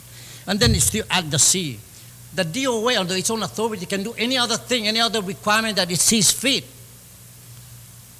But make sure that it's not inconsistent, that it does not reduce what is mandated under A and B. The current requirement is that under the B, on the so-called SUBA revision, It's really up to him how he interprets what is equivalent. We cannot challenge that, and that's what happened. And he was able to prevail because he had the approval and the endorsement of DOA, who is the authority at this point as we speak on these matters. And so these are the points that I like to raise. And then, of course, for the police major, it's the same approach and the same principles, the same argument, that either you have an experience at that level, the rank preceding the position you are aspiring for, or you don't. And either you have a degree or you don't, and not to be left up to the discretion. These positions are very sensitive, and it merits really the intervention of this, not necessarily intervention, but the effort of this legislature to revisit this issue. I like to say that putting in statute the minimum requirements for a classified position in the Guam Police Department is not unprecedented. For example, the position of Public Safety Commander was created and in statute established the minimum requirements for your college and so forth, and I don't have it with me, for the police commander, which is the highest uniform ranking position, which is equivalent to the rank of colonel, the functional title being police commander. Actually parallel in level to the deputy chief of police.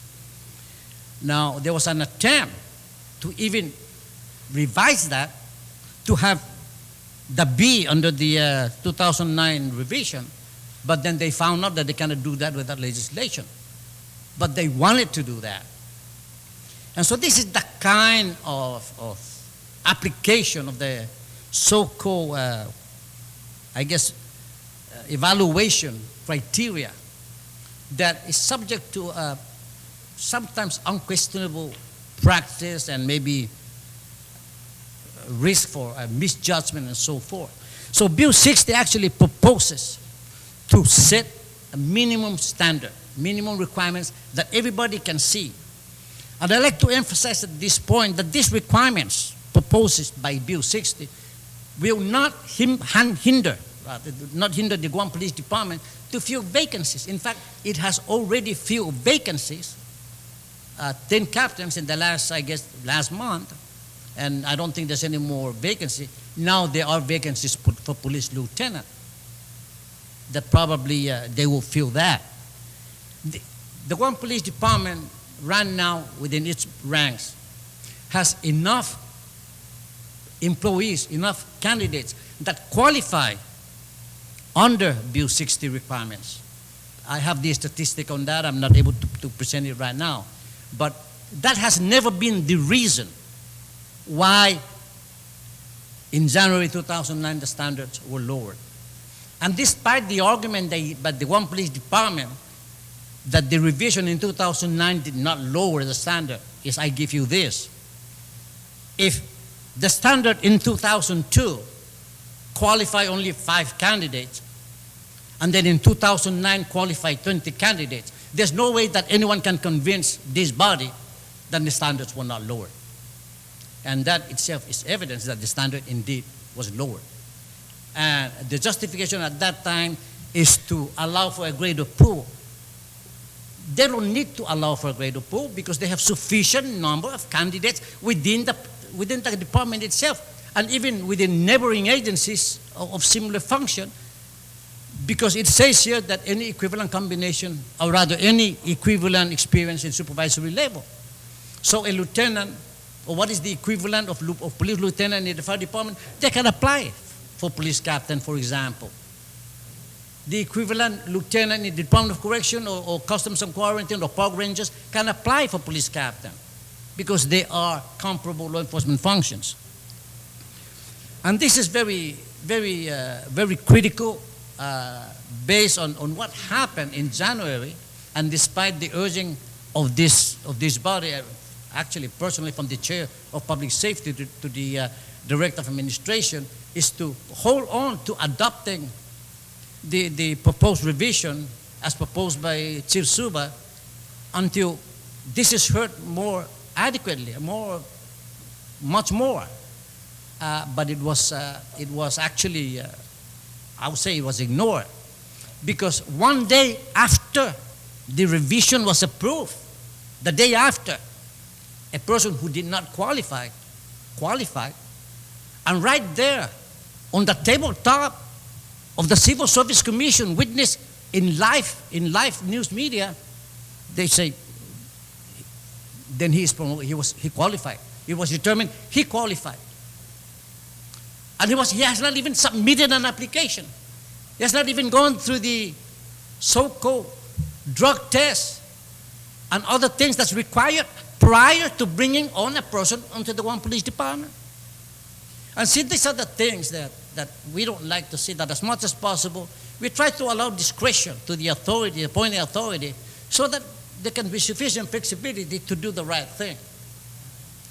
But the hazard of that is that it can end up doing not the right thing. And for that prompted me to propose Bill 60 to address that. And after further discussion, I would like to offer an amendment later on, which actually, if I can just briefly speak on it, is that whatever is the list established right now, and I have over here ready to pass out an amendment, is to add a new Section 3, no extension to current list, meaning that notwithstanding the Department of Administration rules and regulations and the authority of the Director of Administration to extend the life of the eligibility list, which is normally 12 months, the current eligibility list now in effect for the positions, only for the positions of police lieutenant, police captain, and police major shall not be extended and shall expire 1 year from the date it was established. And why? Again, no need, sorry.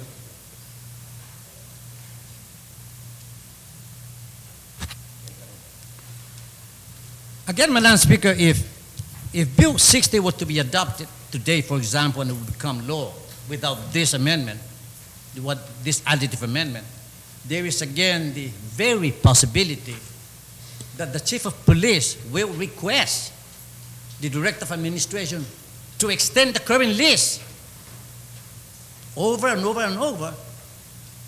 And so by doing that, then it defeats the purpose of Bill 60. However, Bill 60 will not invalidate what is already established. But Bill 60 will prevent the extension of such lists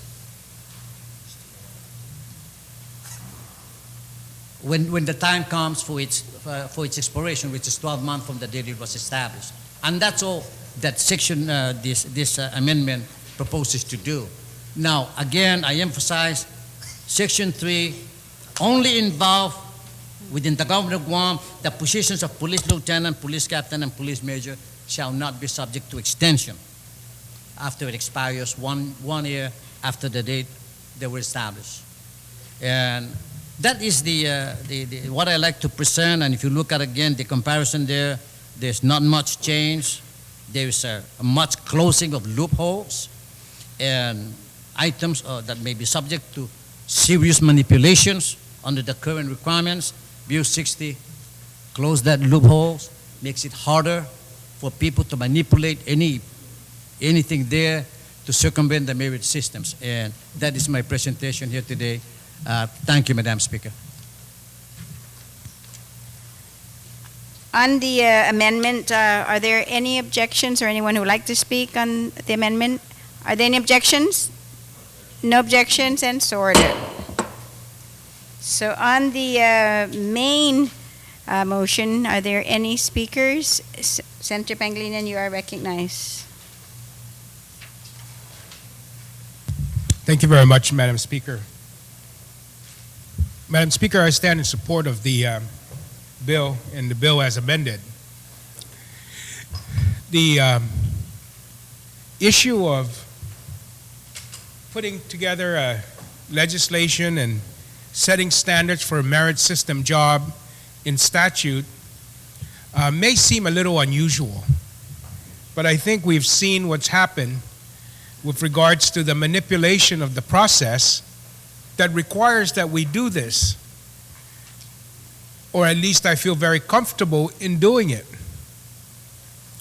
I had looked at the process of changing the requirements of the positions within the Guam Police Department, and the process moved forward.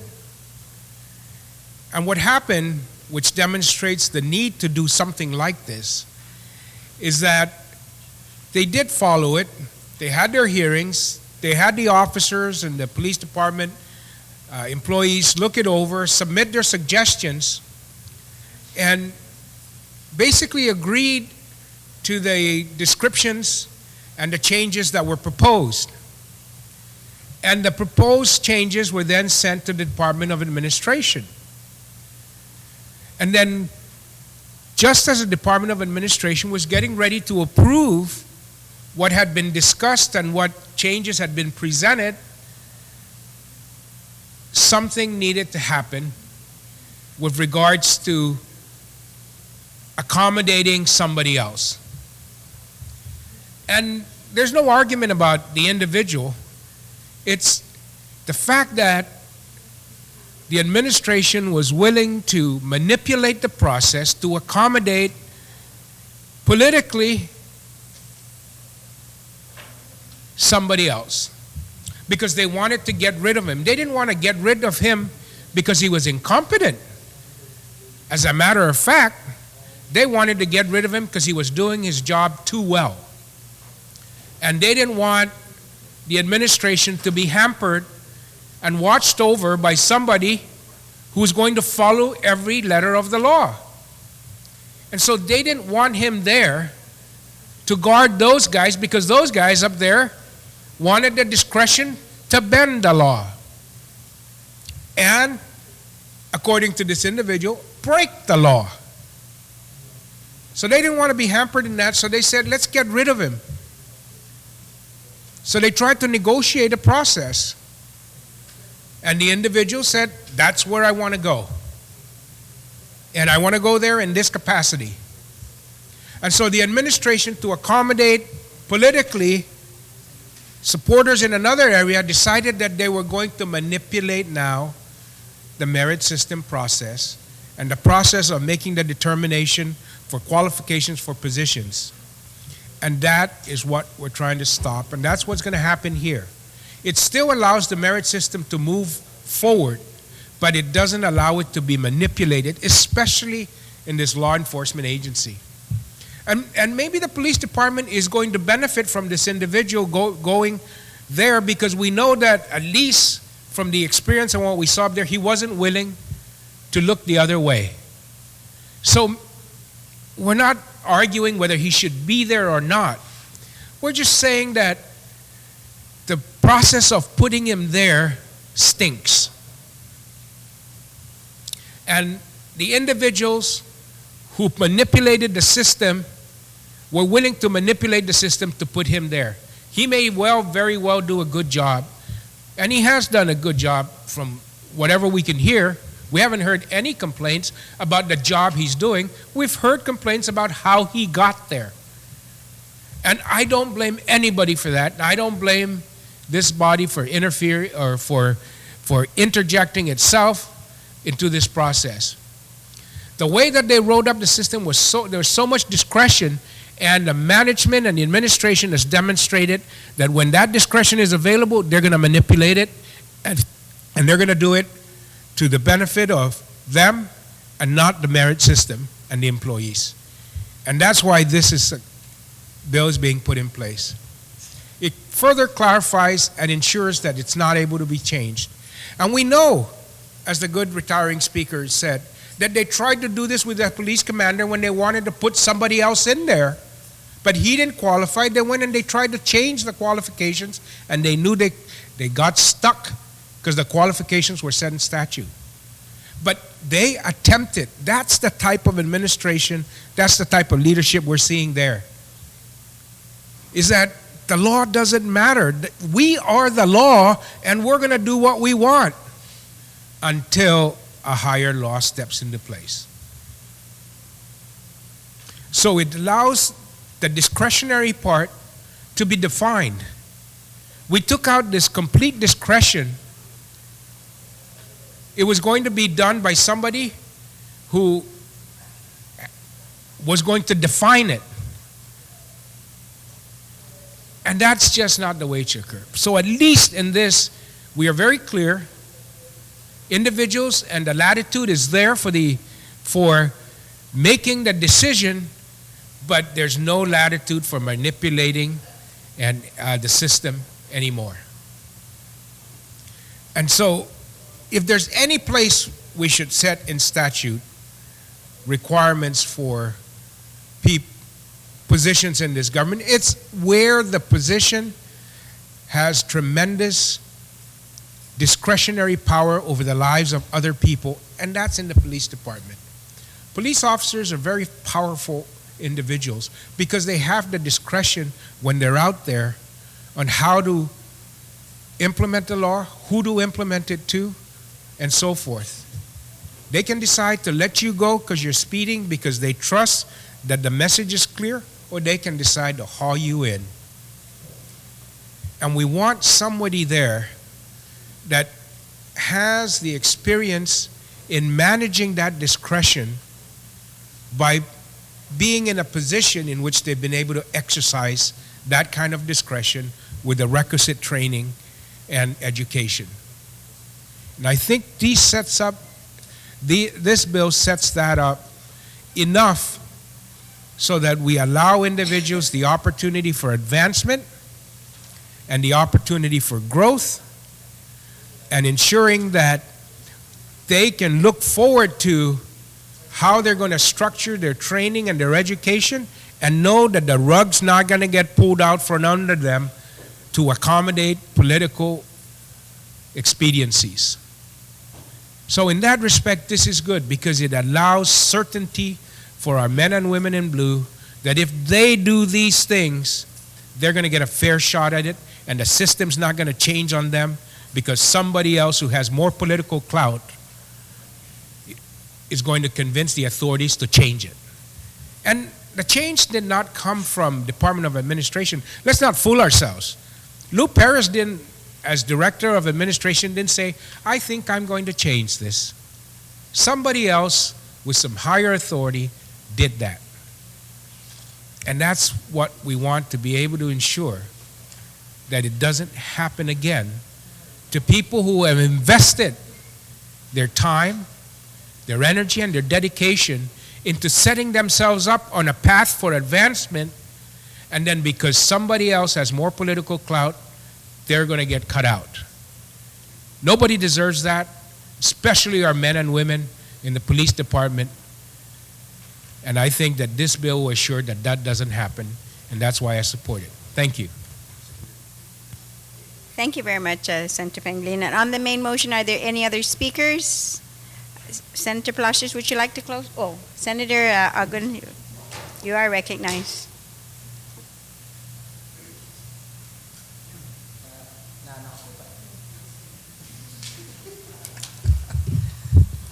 Thank you very much, Madam Speaker.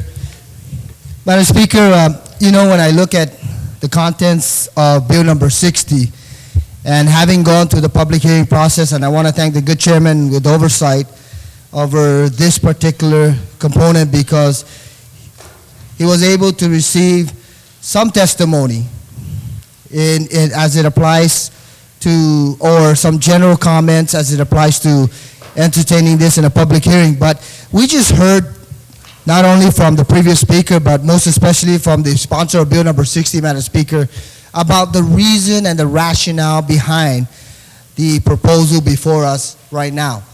And I don't need to go into any specific details, but anytime that you're trying to match up the qualifications of an individual through work experience, inclusive of educational attainment, and you're moving up the ranks, very similar in nature to a military organization, and I look at the Guam Police Department as a quasi-military component of the government of Guam. Certainly we need to provide that safeguard and establish standards whereby each individual would know exactly what they would have to achieve, whether it be through work experience, management experience, or educational attainment to be able to move up to the next level. And that's what the sponsor of this legislation provides, Madam Speaker. I find it somewhat unfortunate that contained in the committee report, I don't see any testimony that was provided by the agency in this case whereby this particular legislation would impact. But enough has been said. I certainly stand in support of Bill number 60. I think it's critical that any time that you have the opportunity to be able to allow employees, whether they be in the Guam Police Department, to be able to ascend to a promotional position, that certainly there has to be standards in place to be able to aspire towards. So I stand in full support of Bill number 60 as sponsored by the good Senator Palacios. And I made a commitment, I will make it brief. Thank you, Madam Speaker. Thank you very much, Senator Uggan. Senator Palacios then to close, if there's no one else. Oh, wait, I'm sorry again. Senator Guthers, you are recognized.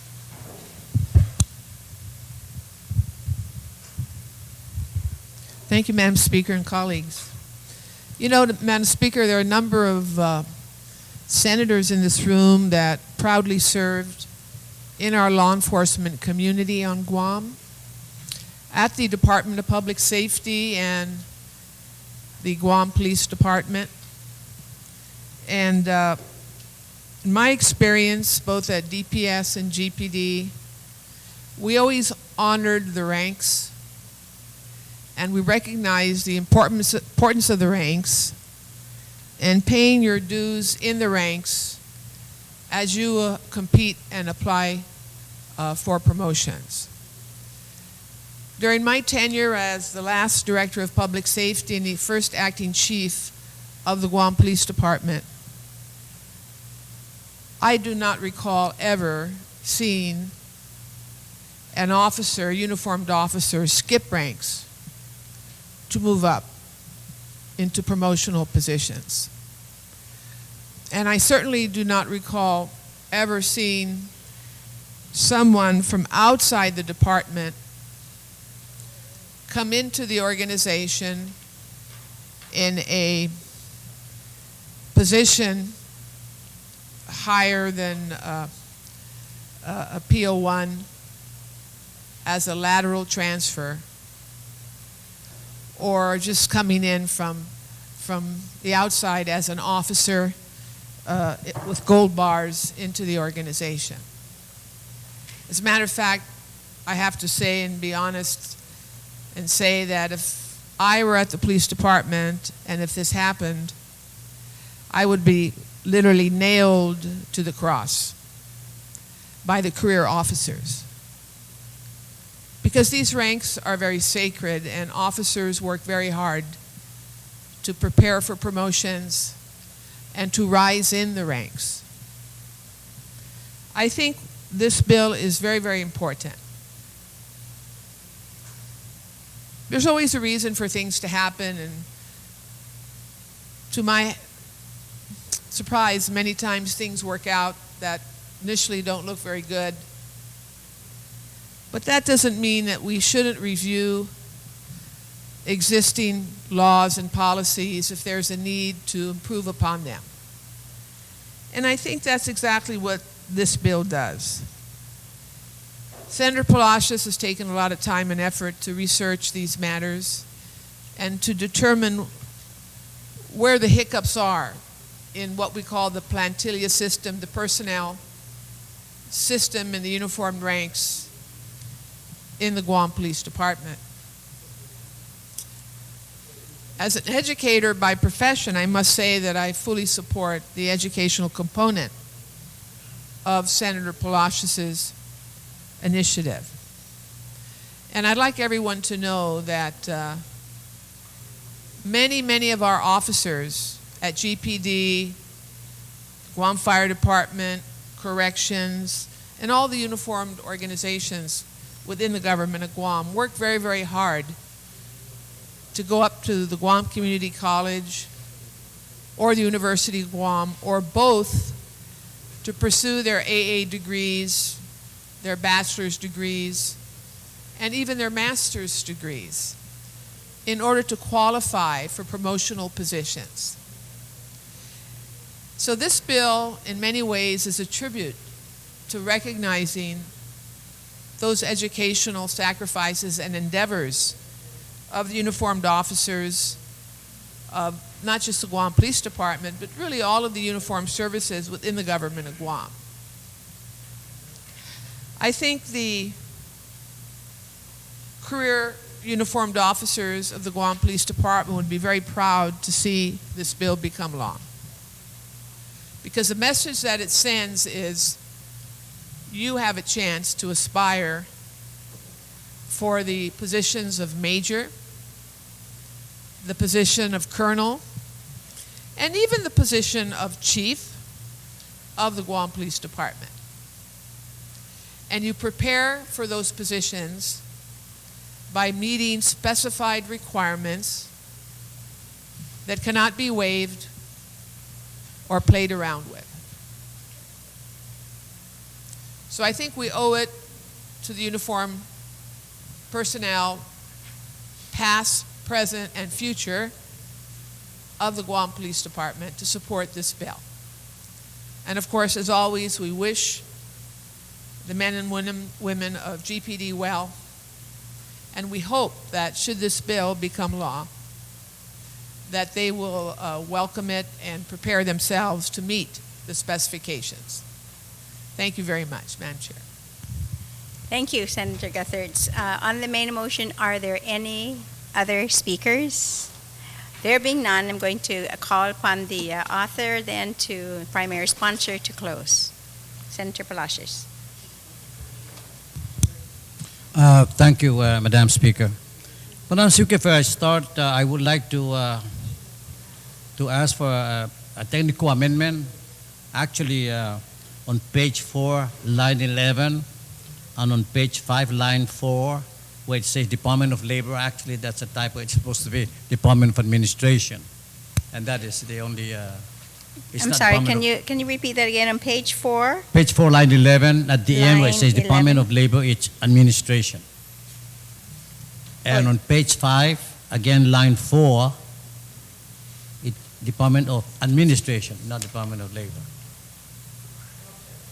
That was a correction that Okay. I actually had The corrected. clerks, are you but then able it to was- get that? Okay. On that amendment, then, are there any objections? No objections, so ordered. Madam Speaker, I share the sentiments and the comments offered by the Speaker from Barrigada and, of course, the last Speaker that while we do not cherish the idea of putting in statute some of these things, I think the events have taken place which I guess caused this body, at least for the moment, to again make sure that the merit system is preserved, at least for the time being. And Bill 60, Madam Speaker, is clear and direct. And so accordingly, everyone, of course, in Guam, in the Guam Police Department, in law enforcement community, is put on notice of the requirements. It promotes fair and honest competition. And of course, I ask my colleagues to please support Bill 60 and let us preserve the merit principle. Thank you, Madam Speaker. Thank you very much, Senator Palacios. On the main motion into place in third reading, are there any objections? No objections, so ordered. We are now on Bill 65. I would like to also recognize again Senator Palacios. Thank you, Madam Speaker. Madam Speaker, Bill 65 is a proposal, is a bill that actually brought to my attention by Would the you like to public- make a motion to I'm place? sorry. Madam Speaker, I move that Bill 65 be placed on third reading file for purpose of discussion. Please proceed. Bill 65 was brought to my attention by the public auditor herself, and it's only a request for a change of name from the Office of the Public Auditor to the Office of Accountability. And essentially it's saying that, as the term now seems to imply, Office of the Public Auditor, the auditor meaning the person. And a lot of times reports, especially reports that are negative with respect to findings of the audit, appear to be attributed to the so-called finder, which is the auditor. And that those kind of sentiments and feelings probably, may not be justified. And so by retitling it to Office of Public Accountability, actually the findings and the work and the product of the office of the auditor themselves in the office would appear to be the product of the office itself. So is there anyone to be blamed, sort of, or attribute the so-called negative finding? It would have to be attributed to the office, to the name of the office, and not to the person who conducted the so-called audit. And it's just a name change and nothing else. And this is what Bill 65 proposes to do, is just to change the name and, of course, provide the provisions for appropriate reference to where it says public auditor to now say Office of the Public Accountability. Thank you, Madam Speaker. Thank you very much, Senator Palacios. Are there any speakers? Senator Agon, you're recognized. Thank you very much, Madam Speaker. I certainly stand in support of this proposal, but I do have a question if the sponsor would mind yielding. Madam Senator, Speaker? do you yield? Okay, please. Thank you very much, Madam Speaker, and thank you, Senator Palacios. On Section 3, it says the compiler of laws shall have limited authority to make changes throughout the code to reflect this office name change where appropriate. Why would we apply limited? Because the compiler of laws already should have the authority to make the appropriate changes when, in fact, the opportunity arises. So I just have that one question, Madam Speaker, and sponsor of the legislation, why the term limited rather than just shall have authority? Actually, because the authority is only to make the name changes and nothing else, and there might be a danger, not necessarily danger, but a misunderstanding or the misapplication of what the statute, what the bill intends to do, and nothing more than to change the name. And so the authority is just limited to that. And if there's other things that need to be changed, then that's not the intent of Bill 65. And that's why that so-called limited authority is the authority to make any change is only to the name change and nothing else. But I think, thank you very much, Senator Palacios. But Madam Speaker, I guess my concern is that it's either you're going to change the name or not, and you have the authority to make the changes throughout the code to reflect this office name change. And I don't know if there's really a need for limitation, because the compiler of laws does not have authority other than what's granted through this proposal to make the appropriate changes. But I just wanted to get a clarification on that. And although I perhaps differ with that, I still stand in support of the proposed measure. Thank you very much, Madam Speaker. Thank you, Senator Agon. Senator Tina Rose Munya Barnes on the main motion of Bill 65. Madam Speaker. Madam Speaker, as I was looking over the bill, I support the bill, and I was going to inquire to the author if this was at the request of the auditor and how it came about. But as I was looking at the committee report and the submission that was there was a signed letter to the oversight chair stating the support of the enactment of this Bill 65 and delineating the support whereof and why the proposed amendment change would be applicable. So as I read this, I understand it more clearly, and I support the intent. So I just wanted to state that for the record. Do you want the author to yield to answer that question you had earlier? Yeah, no, I was, when I was inquiring, Okay. I was presented a copy of the committee report, and as I was reading it, there was a letter dated April 13 from the public auditor in reference to this bill, asking for the support and delineating the whole support. And it's a two-page letter, and it just shows the commitment of the support and all, and because of that, I support its measure. Okay. Thank you very Cesar much, Smasi. Senator Munya Barnes. Are there any other speakers on the main motion? There being none, Senator Palacios, do you want to close, or you want to send it down? Thank you, Madam Speaker. Well, I like to propose an amendment by striking out limited. And why? Because the compiler of law shall have authority to make changes throughout the code to reflect this office name change. So there is actually the reference to what the bill is trying to propose. Is that on page 2, line 8? Yes. So you shall want to have delete the limited, word, just strike out the limited. And strike out the word limited. Yes. On the motion, are there any objections? No objections, so ordered. To Thank you, Madam place. Speaker. I just ask my colleagues to please support this bill. Thank you, Madam Speaker. On the motion then to place in third reading without any move to objections, place. so ordered. Thank you very much. Thank you. We are on bill now number 70, and I'd like to call the Vice Speaker, B.J. Cruz. Thank you very much, Madam Speaker. I'd like to move to place Bill 70 on the the third reading file, and I'd like to just have a short comment. Please proceed. Madam Speaker, last year, when there was the leak or supposed leak of a nuclear submarine in Hawaii and that had previously been stationed on Guam, we in the legislature were concerned about whether or not our waters in Apple Harbor had been contaminated. Through the support of all of you, we were able to get a piece of legislation passed to have and appropriate some money for an independent study. Unfortunately, the executive branch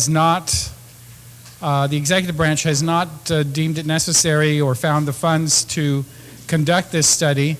And though the 180 days that we had required the report to be completed has passed, I'm still concerned about the toxicity level in the Upper Harbor, and I would still like to have the study done, even if it means giving them additional time. If there was contamination, the contamination will continue to persist, and we'll know about it. I mean, I wish we could have finished it in the 180 days, but they've not done it. I could just decide forget it, or we could decide as a body that we're going to move forward and give them additional time to complete the study. And I ask my colleagues to do the latter, to pass this and give them additional time to complete the study, and so that we can rest assured about whether or not we can and should be eating fish from our harbor. Thank you. Thank you very much, Vice Speaker. Is there anyone who would like to speak on the main motion? There being none, on the motion then to place it on third reading file without any objection, so ordered. Bill number 74, I'd like to call upon the primary sponsor, Senator Taitigui. You're recognized. Thank you, Madam Speaker. I move that Bill 74 be placed on the third reading.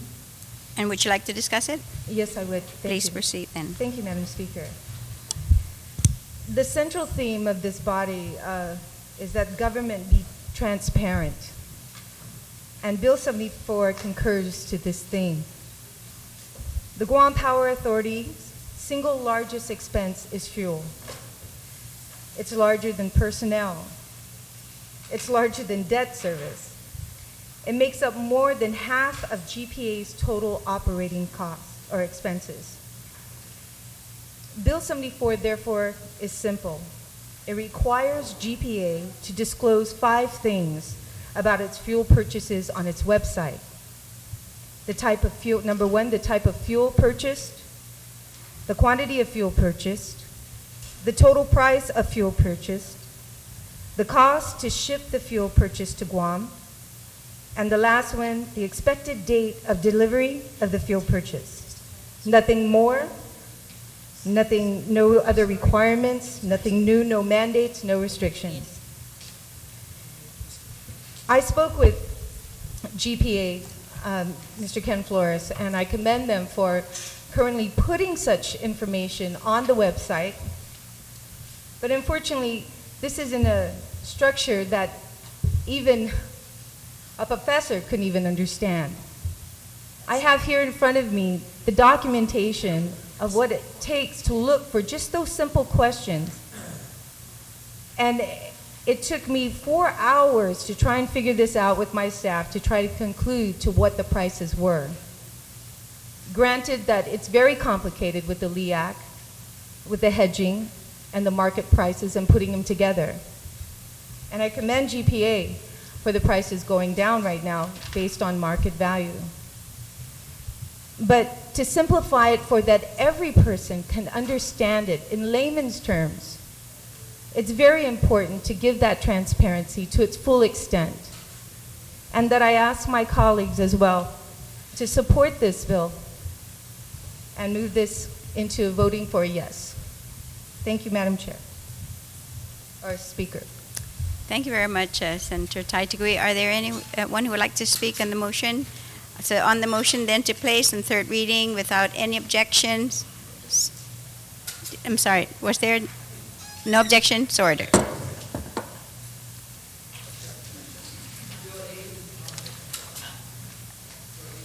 Bill number 80, and the author is Senator Ada. Madam Speaker, I move that bill number 80 be Accepted. For purposes of discussion. Be accepted. On the motion without, bill number 80 as substituted by the author, so be accepted without any objection, so ordered. Would you like to place and then speak, make a motion? I'd like to place bill 80 in second reading? Third. Third reading. And you'd like to speak? And I'd like to speak on it very Please then continue. very briefly. Thank you. Yes. Madam Speaker, Bill 80 will provide an update to an existing statute which governs the use of underground storage tanks. The current statute right now was actually enacted by Public Law 20-106. So it has been 20 years since the initial act was passed. Many changes have occurred with federal regulations, with the construction of underground storage tanks, and so Bill 80 captures a lot of those changes, and brings us up to date insofar as regulations are concerned.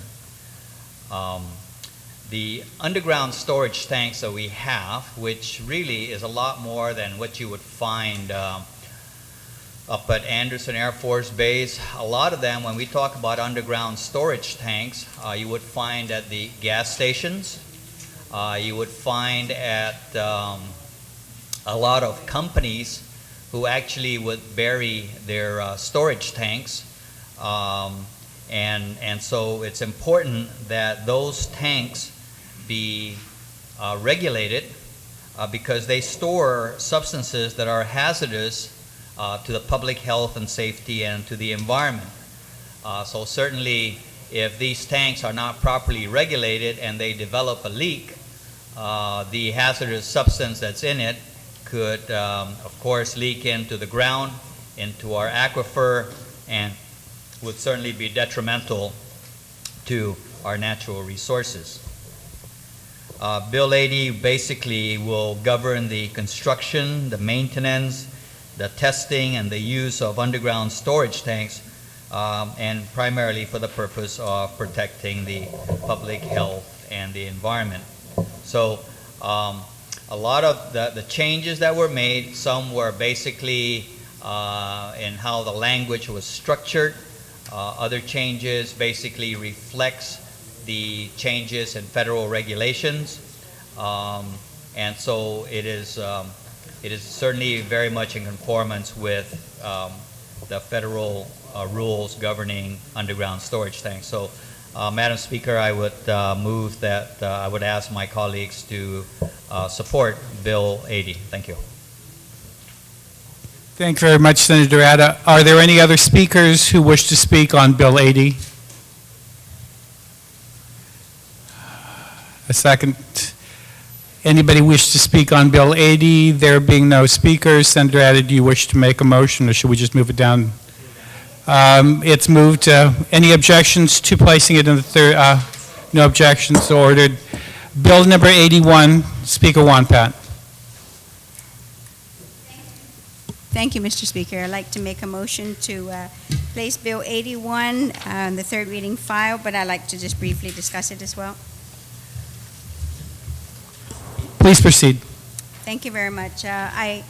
What I like to also do, and Ed, I think, should be going around with an amendment that I would like to amend on Bill 81, and that should be coming around. But if you really look at page 2, to make it easier at least to start it off while it's coming around, is that on line 21 is to delete the words direct or indirect in any proposed legislation or. That's the first amendment that's on the substituted version that I like to, the amendment that I like to give you. Is everybody aware of the First Amendment the Speaker wishes to make, and that is direct or indirect on line 21 on page 2? Yes. Page 2, line 20, direct or indirect in any proposed legislation or. You wish to delete that, Madam Speaker? Yes. On, Bill 81, page 2, line 20.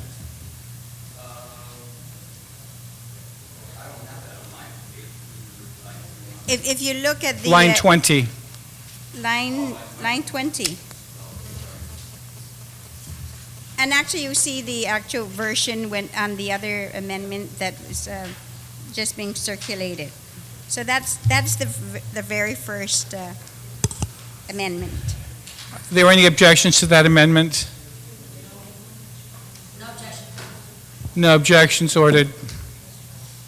Continue, Madam Speaker. Thank you very much, Mr. Speaker.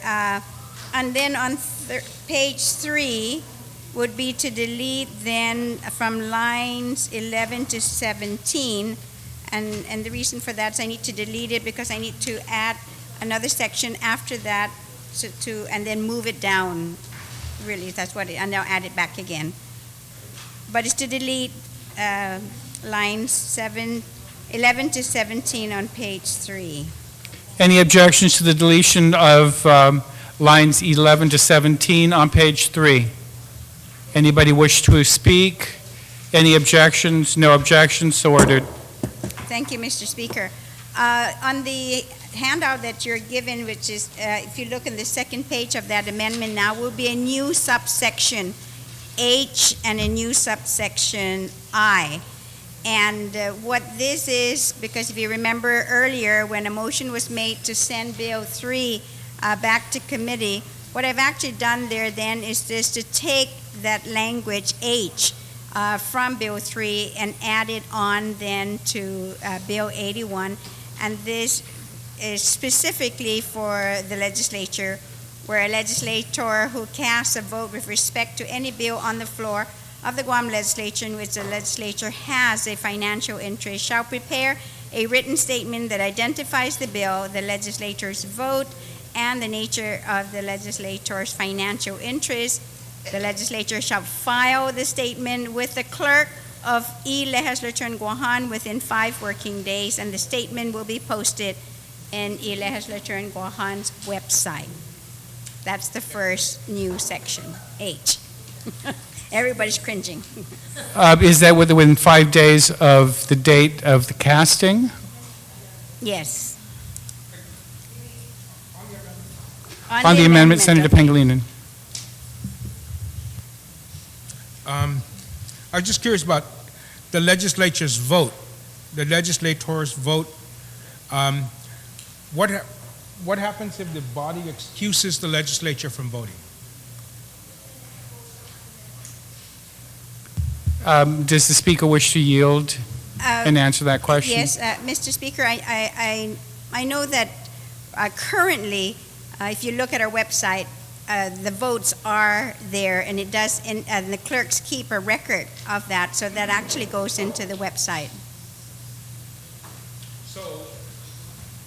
Senator Pangilinan. Thank you very much. I'm just trying to get, if the legislator requests to be excused from voting, would it then be marked excused on the vote on that bill? On the, there is, on the voting sheet, the clerks has a section where there is excused, and she does write that in, that is an excused vote. Right, that's what I meant. We want to show that. Yes. Okay, I just want to make sure. Thank you. You may proceed, Madam Speaker. Well, that's it, basically, unless anyone else have a question. Does anyone wish to speak on this First Amendment H? Going once. Any senator wishes to speak on H?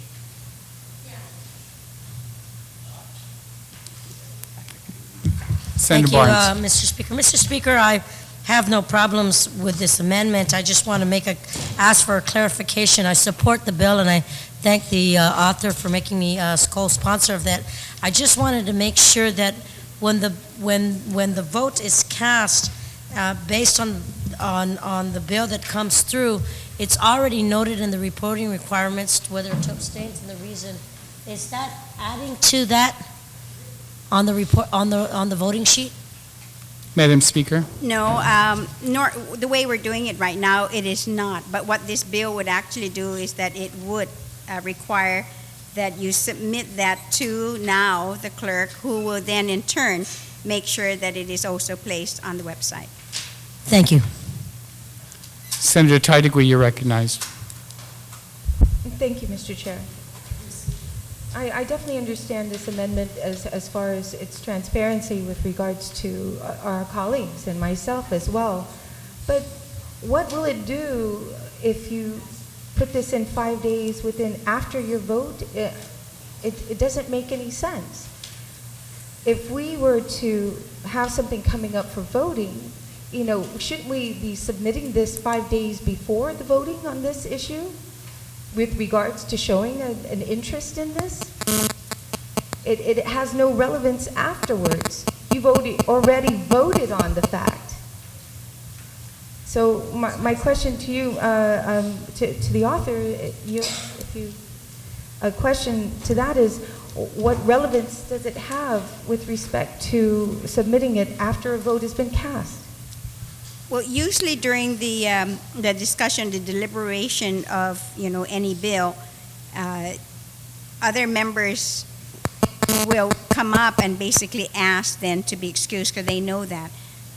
But what we're trying to do here is that we want to avoid any appearance of a conflict, and that's why we then submit it in writing so that then it will show, you have transparency because you'll be on the website. Whereas in the past, it doesn't even show that at all. It's just strictly here, within the body.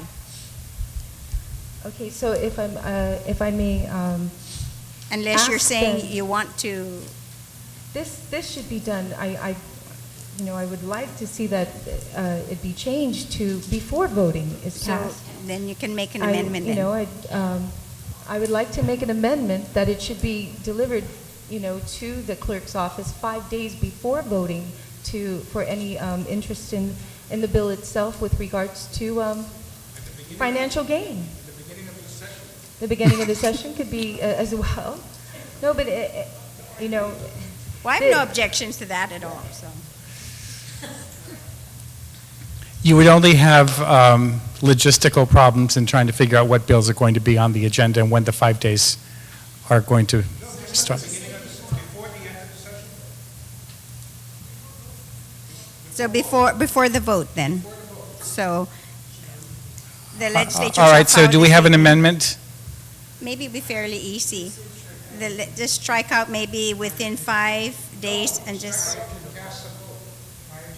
Prior to casting. Yeah, a vote. prior. That's what I'm saying. Prior to casting. Okay, the legislature shall file. Prior to a vote.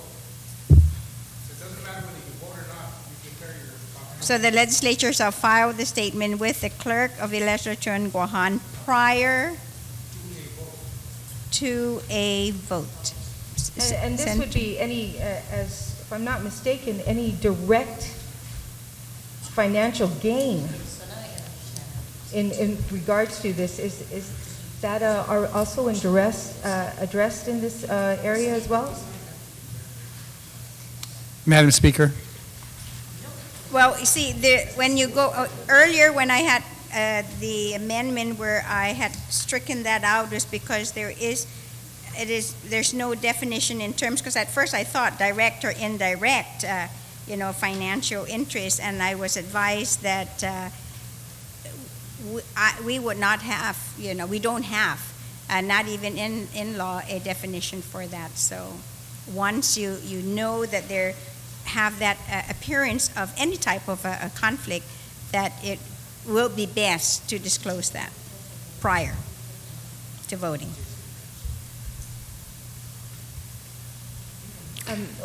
One other question I have with regards to this on its empowerment and the ability for that individual to go ahead and proceed and vote even without they feel that their merit or their reasoning is justified, when it's obviously by ethics. We have to look at ethics with regards to this, whether to vote on certain bills or anything that we vote on. So have we clarified that area? Have we addressed that particular area? Because without this, we need enforcement. And what is the enforcement with regards to this? Who is to determine what is ethically correct? My understanding, well, maybe you're right. Who would you like to answer the question? Okay, very good. Thank you. Senator Guthrie she was my teacher with regards to my ethics class, so I yield to Senator Guthrie, who I took my course from ethics courts, and please. Senator Guthridge.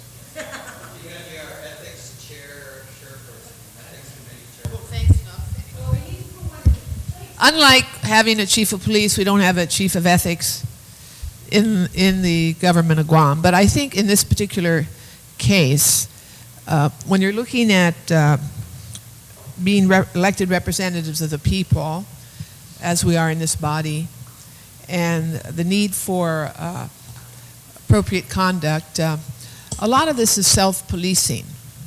In other words, in this particular instance, we would declare a potential conflict, make it known, and in accordance with that declaration, not participate in a vote on a particular matter that's before us that may pose the conflict. And I think that's basically what this bill tries to achieve, and to do it in a way that is documented and which can be viewed and understood by the public in the goal of transparency. Everyone in this room is going to have a conflict at some point with reference to legislation that comes before us because of our unique experiences in our professional lives or in other capacities. For example, a number of us in this room may be GovGuam retirees. So when a retirement issue comes before the legislature, whether to give a COLA or not, whether to do this or not, conceivably we as individuals might conceive that as a potential conflict of interest and not want to vote on a matter. And we would have an opportunity, we have that same opportunity now, but in this particular bill, we would disclose that in writing and it would be part of the official record. So if anyone wanted to question that, there would be documentation to show what we did. Others may have a potential conflict because of a unique business relationship they've had in the past, or a business relationship of their family members that may have a direct benefit to them that they would want to disclose and therefore not to vote on something. So a lot of this is self-policing. However, if there is an actual need for formal action because perhaps a senator may not have acted appropriately, there's also a mechanism for that in our standing rules. And there's also other laws in the government of Guam that may apply. So I think we're pretty safe here with respect to how we would handle these matters. This is self-disclosure. This is documentation that would be on record. And I think this is in keeping with the commitment of this legislature for as much transparency as possible in everything we do. Thank you, Madam, or Mr. Speaker. Thank you. Senator Taidagui, are you satisfied with that response? Or are you going to now make the amendment that we're going to deal with? Well, yes, I'll go ahead and make that amendment to state in there the prior. And where would we put that? If I could have the court, the legislative attorney.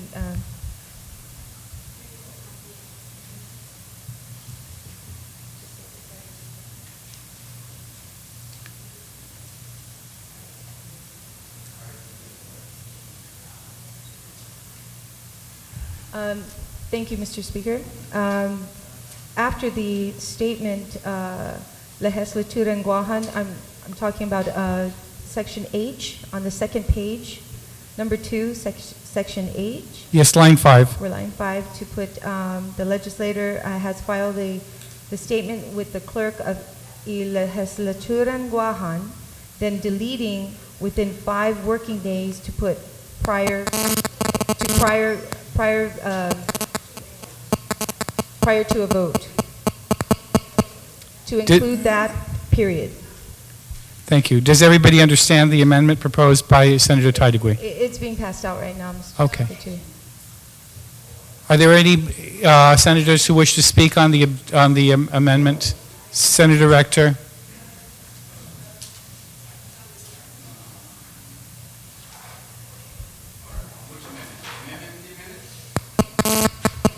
Senator Taitigui's amendment. There we go. I was told by people watching at home that I better raise the stand because I was always hunching over to speak on it. Thank you, Mr. Speaker. I truly appreciate the intent of this amendment. And in full disclosure for everybody, I believe in that, and especially a conflicts of interest with everybody, and I have supported this bill since day one. The problem is we live in a real world. And when we talk about votes on this, it's almost impossible to know what's going to come up on the floor, I found, and just because the bill has been introduced and we have read it in advance, do we really know every aspect of where we might have a conflict of interest? And what concerns me is if somebody makes an amendment to the bill, as we see right now, and somebody's cell phone's too close to a live speaker, I think, but as we've seen right now, we didn't see this amendment coming. So now, this one doesn't have anything to do with financial interest, but what if I didn't know that I had a financial interest in this amendment? You see, what I'm worried about is that in the goodness of our hearts, somebody might not realize. For instance, we just talked about an H-2 bill. Now, what if somebody voted on that, for instance, and they didn't realize that there were H-2 workers building their house, but when they went home the next day, somebody said, hey, man, there's H-2 workers building your house. You committed a conflict of interest and an ethical violation. You see, that's kind of what I'm concerned about. The 5-day timeline allows for there to be full disclosure and full reporting of any conflict of interest or perceived conflict of interest. And then again, it is a public document and it'll be up on the website, I assume, and we'll make it as possible. But to make it done before every vote, I think might make it really difficult and will cause us to radically slow down the legislative process, because I don't know about everyone else, but I would be incredibly paranoid about making a conflict of interest. And before I vote on something I might potentially have a financial interest in, which I'm not really worried about for me personally, because I don't have too many financial interests. But I could see it possibly slowing down the process a little bit, and it might just be difficult for anybody to realize and to explore everything when they haven't seen an amendment done in advance. So as much as I appreciate the intention of the amendment, I don't think it deals with the realm of reality too well, and I'll have to stand against it. Thank you. Thank you very much, Senator Rector. Senator Espaldon, did I see your hand up on the amendment, or did you have an amendment separate? Are we talking about the amendment to the amendment? Yes. Okay, no, I would like to speak on the amendment itself. Okay. Thank you. Thank you. Are there any objections to the... There is. All those in favor of the Taitigui amendment, please raise your right hand. The amendment passes. Senator Espaldon, on the main amendment. Thank you, Mr. Speaker. Mr. Speaker, this Section 8 kind of gives me a little bit of heartburn. And not so much that I'm unwilling to disclose whatever financial interests I may have, or my wife, my children may have on any issue that's before this body. But if you look at what financial interest means, as it's been changed or is being amended in this legislation, financial interest means an interest held by an individual, his or her spouse, natural, adopted, or dependent children, so that could include adult children, parents, parents-in-laws, siblings, or siblings-in-law, and those are the financial interests we have to disclose. Now, I myself am an attorney, and some family matters have been relegated to me to take care of. And of course, it involves my siblings, it involves my nephews and nieces and whatnot. Whether the disclosure, and again, there's a lot of issues just within the family itself that are really private issues that have no bearing on my decision as a legislator. But I don't believe that it would be within my purview to have to disclose the private interests of others aside from my immediate family, my wife, my children, and myself. The interests of my family, of my mother, of my sisters, my brother-in-law, and so forth, at least for me, when it comes to a vote, I don't consider, because my duty as a legislator is always to look out in what's in the best interest of the people of this island. And I will vote that way, regardless of what my sisters or my mom or anybody else may have in terms of their own financial personal interests. So to have to disclose that, I think, is really beyond me in terms of the trust that the family puts in me to handle some of their affairs. Like in this instance, my mother is away on a trip. She has entrusted in me to take care of certain obligations which are of her own personal financial interests. I'm not sure that she would want to have those interests disclosed because those are financial personal interests. I don't see any bearing on that in terms of how I vote, because if I live up to my oath to act in the best interest of the people of Guam, I should not have to disclose those interests. And again, so I would have to object also at this point to this amendment, and only because I object to the way the previous section, Section 2, Section 2, in terms of defining financial interest is written. So, I'm not sure we're putting the cart before the horse in terms of objecting to this amendment, because we haven't even had a chance to address the, this new legislation or this act, Bill number 81, especially when it comes to Section 2 and the definition of financial interests. So with that in mind, because I would hesitate to disclose personal and financial information that should not be made public, that is owned by other people other than those of my wife or my children, then I would have to object. Thank you, Mr. Speaker. Thank you very much, Senator Espaldon. Anybody else wish to speak on H as amended? Senator Uggan. I was going to explain, but you got to explain.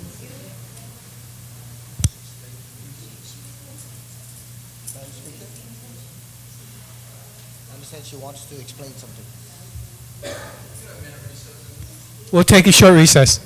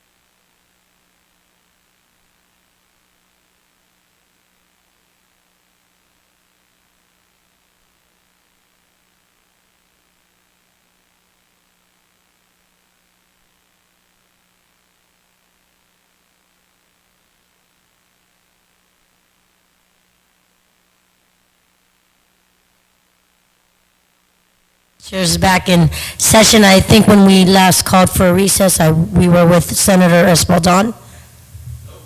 Senator Frank Ogden, you're recognized.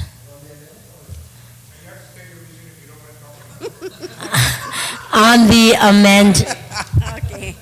Thank you very much, Madam Speaker. Madam Speaker, on the amendment on subsection H, you know, when we file a report or a statement, I would think that it should go to an appropriate entity, and the clerk of the legislature perhaps should be a recipient of a copy of this particular statement.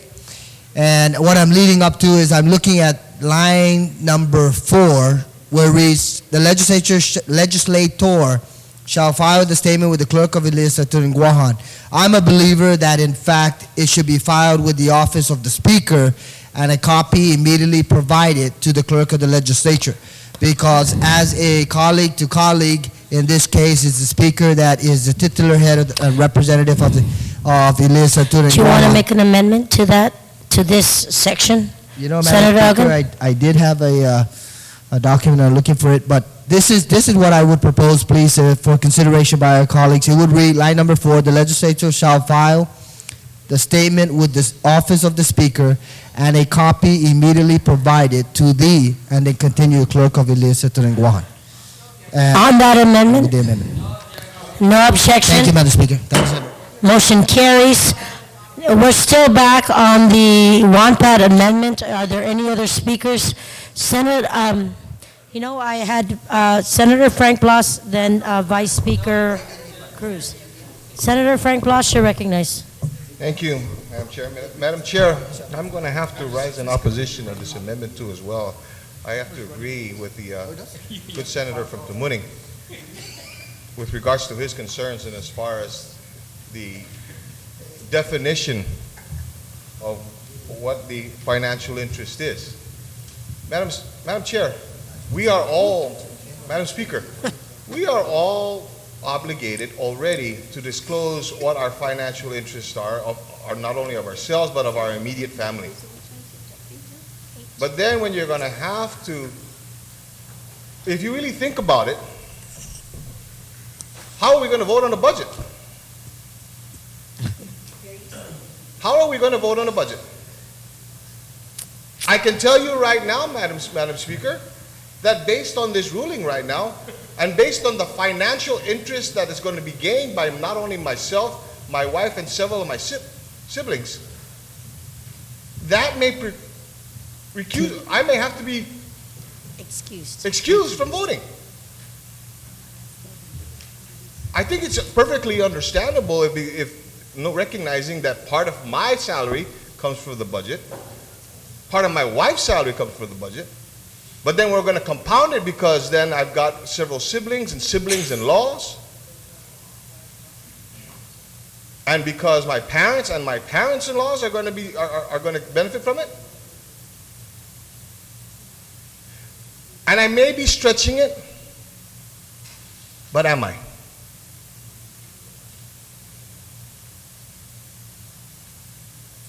And so I don't have a problem. And I think, you know, there was a whole discussion earlier with regards to ethics. We all took an oath.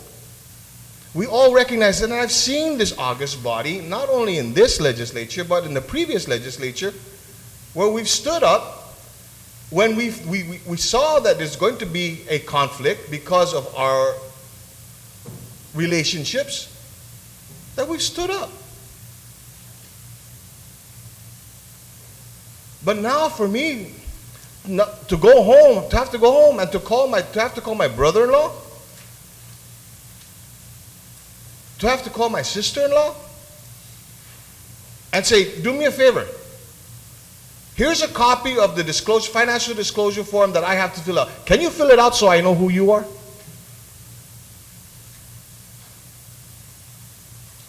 And then, have we really ever researched really whether or not we can do that? And then whether or not our siblings or the people outside of my immediate household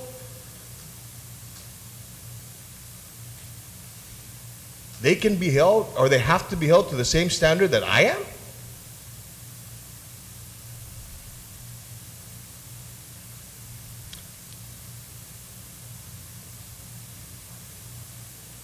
So I have some serious considerations on that. Again, I do not have a problem with having to disclose my direct financial interest, if I have a direct financial interest. And we have.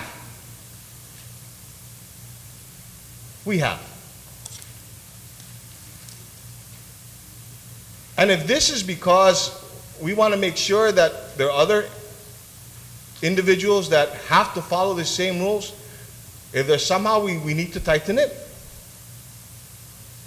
then maybe we should expand that they should have the ethics class to those people. And then give the boards and the commissions an opportunity to have ethics reviews. Should there be an ethical issue, a question on on how they voted? Maybe that's the route we should take. But to have to disclose and to find out, I don't know half the business dealings, if there are any, of the people outside of my household. But I venture to say, it's going to cause problems. Thank you, Madam Speaker. Thank you, Senator Blas. Vice Speaker Cruz, you're recognized.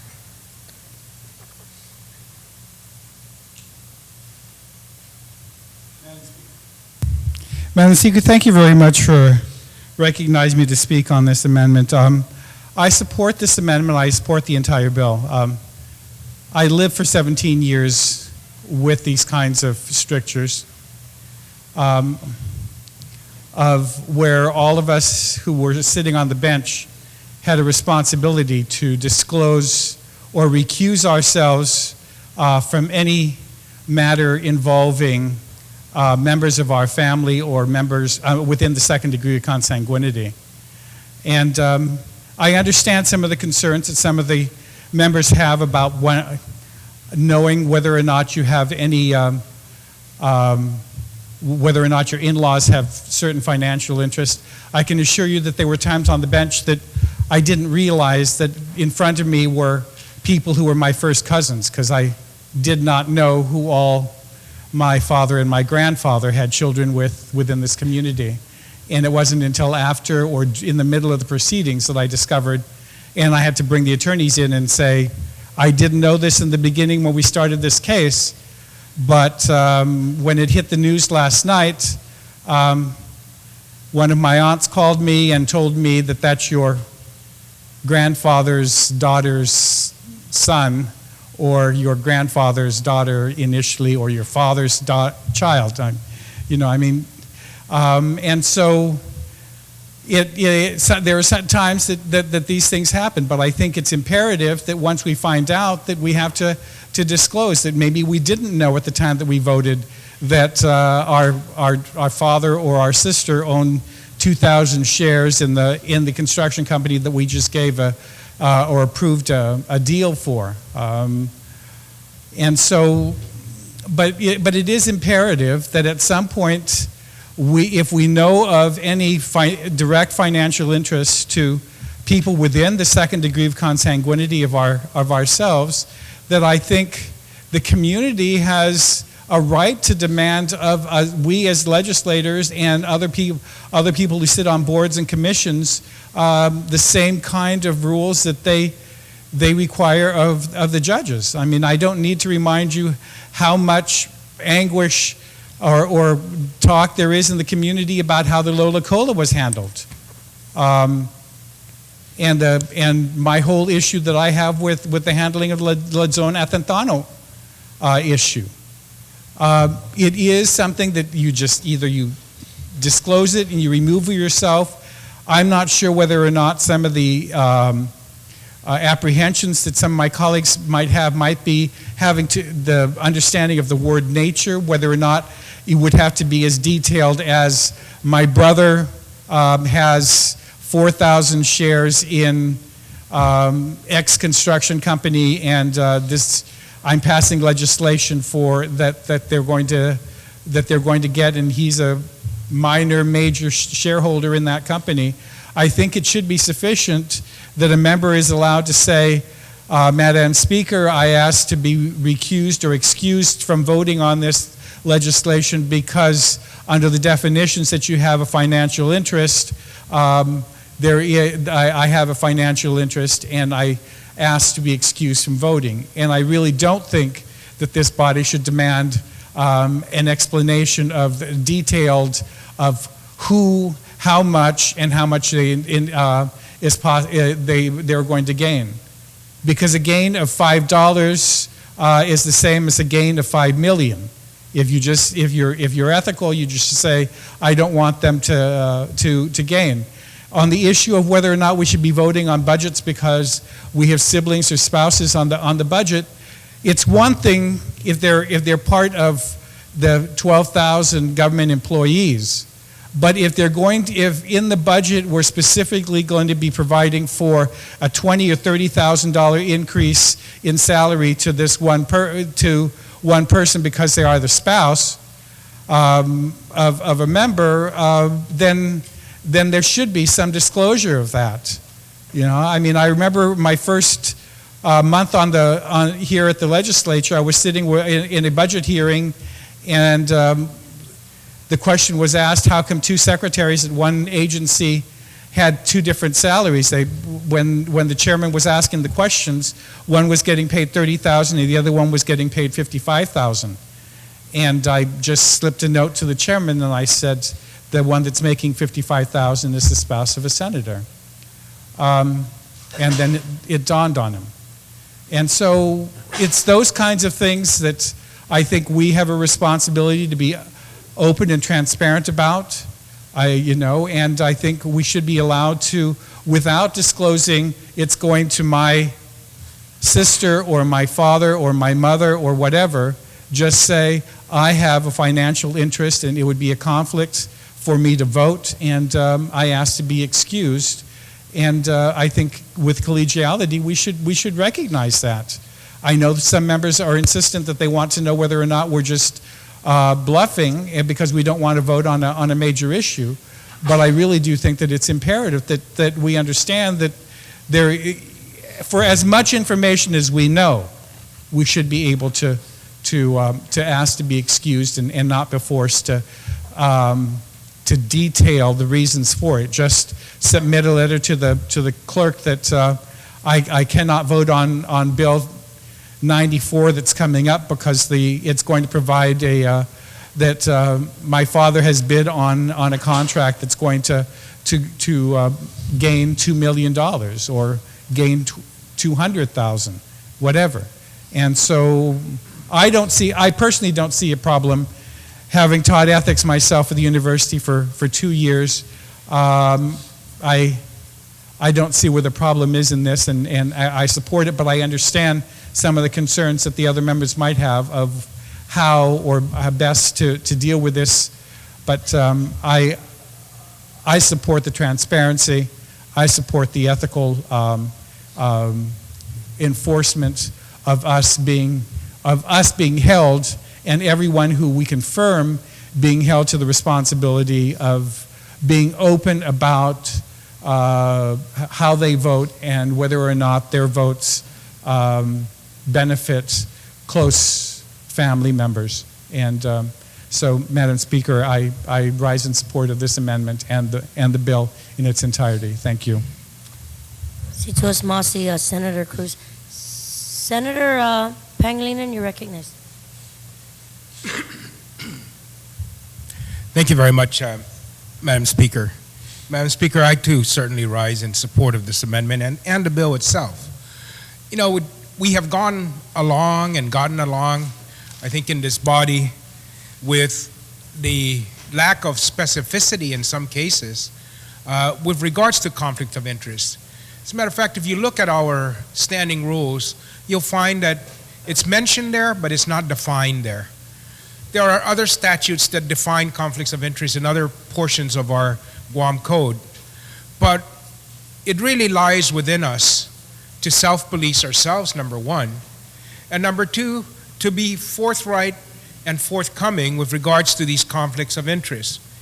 And we have seen the interpretation of when there is a conflict that we impose upon ourselves, and then we disclose, and the body then makes a decision on whether or not to excuse the member from voting. And sometimes the mere request to vote is enough. Sometimes it's not enough, and you need to provide a little bit more specificity. And the body, and as the retiring speaker has said, has been quite collegial in those areas. Me personally, I'm not worried about anything, because I've got people running around in this community who are looking for my conflicts of interest, and they're telling everybody out there what those are. If you listen to some of these new websites and so forth, they're making sure that the people know what my conflicts are, even those that don't exist. Hell, they're not above making some up. I'll still disclose those too. But what is important here is that, we hold ourselves to the same standards, and in this case, we should hold ourselves to a higher standard. And we should depend upon and trust that this body is going to provide us the opportunity to explain and make that decision and so forth. One of my colleagues asked me, can you prevent a member from voting? I don't think so. I don't think there's any way that this body can say to a member, you can't vote on this issue. I may be wrong, but, you can require that he explains why he feels he should vote. If he declares himself to have a conflict, you can declare to have a conflict and vote if you want to. But the public deserves to know why. The public deserves to know why you're going to vote, even if you have a conflict of interest, or why you think you shouldn't be having to vote. And the issue of the nature of the interest and so forth, generally in the rules of ethics and so forth, if the matter is going to inure a peculiar benefit to a single individual or a group of individuals in which you have a financial interest in, then there's a conflict. If it inures to a broad base, then you don't. If you say that, your brother-in-law's construction company, is located in Jigo, and you say only construction companies in Jigo can bid on government projects, then something's wrong there. But if you say construction companies can bid on government projects, and so forth, then it goes to a whole class. And therefore, you're not providing a specific benefit to your siblings or the interest that people within this degree of consanguinity have. It's not specific to them only or only their group. So, and we have been pretty good on that. And that's the example of the budget. If, everybody gets an increment in the budget. So your spouse is going to get a pay raise, but everybody gets one. It's not just your spouse or your brother or your brother-in-law. But if you, as the aptly pointed out, if there's something peculiar to the benefit that's going to accrue to people within this degree of consanguinity, then somewhere along the line, there's a conflict there, because something accrues to them only and not to the whole class of people, to a whole group of people. And if you kind of confine those interests there, then it's not that hard, and it's not that onerous, and it's not that cumbersome, and it's not what somebody else doesn't have to live with. So if we're going to require other people to live with this, then we should live with it ourselves. And therefore, I certainly support the amendment, and I support the bill itself, and I think we'll find that things will work themselves out, and we will then be able to move forward, ensuring that the people of Guam know if we have any peculiar motivations or self-interest motivations on the actions that we take as it relates to the benefits given to anyone that may not be available to everyone. Thank you, and Sidus Masi. Thank you very much, Thank you very much, Senator Pangilinan. Are there any other speakers who have not spoken on this amendment yet? Senator Rector, you've spoken, but I will, no. Then you are recognized. Thank you, Mr. Speaker. Yes, I spoke on the amendment to the amendment. I, too, rise in support of this amendment. It's just incredibly important for us to disclose any financial interest that we might have. And I know it seems kind of onerous, and it's easy for me to say, seeing as I have no family on the island except for my wife and my 3 dogs. And if Scrappy owns anything, I'm telling you, there's problems out there. But Scrappy being one of my dogs, of course, for those that don't know. So I just want to say I stand in full support of this amendment and the bill in itself. Thank you very much. Thank you very much. Any other speakers on the amendment? There has been an objection to the amendment. Those in favor of the amendment, are there any other speakers on the amendment? There being none, there has been an objection. So all those in favor of the amendment, please indicate by raising your hand. 3, 4, 5, 6, count me.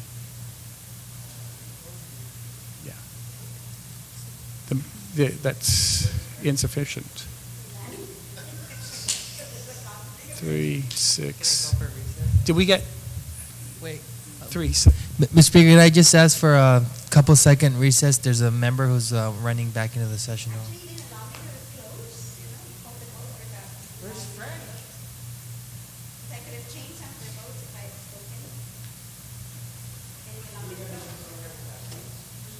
Oh, Frank, we're waiting for you to vote.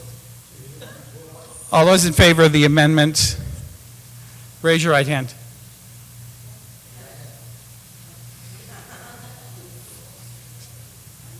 There are 8 votes. The amendment passes. Madam Speaker, on 3,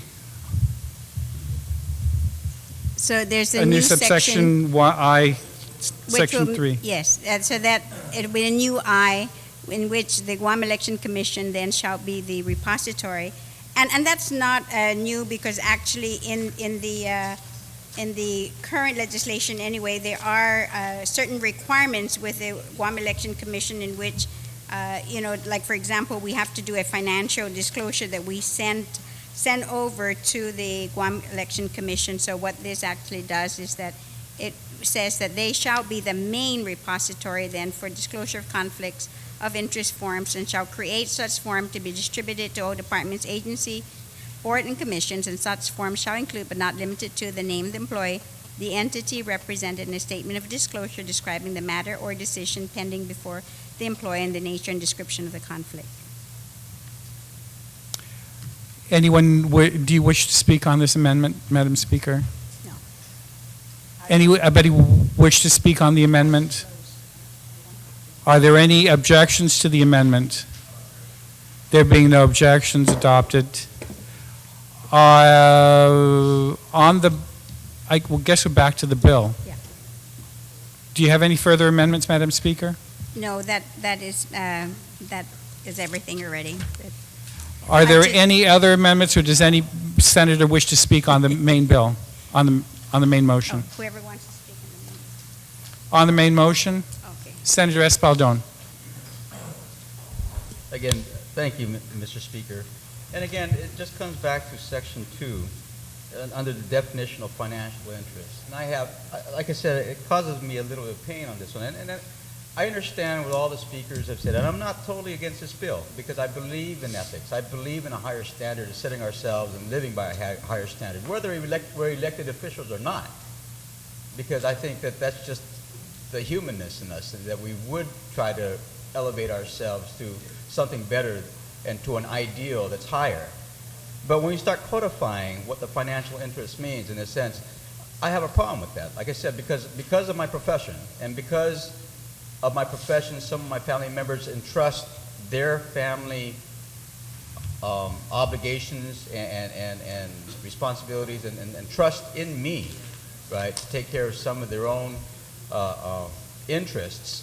To have to reveal those interests would put me in a very precarious situation. And again, let me state it from the from the start that I have no problem disclosing whatever interest I or my wife or my children may have if it concerns any issue before this body. And I have no problem accusing myself from voting on the issue if it stands to benefit me in any way, right?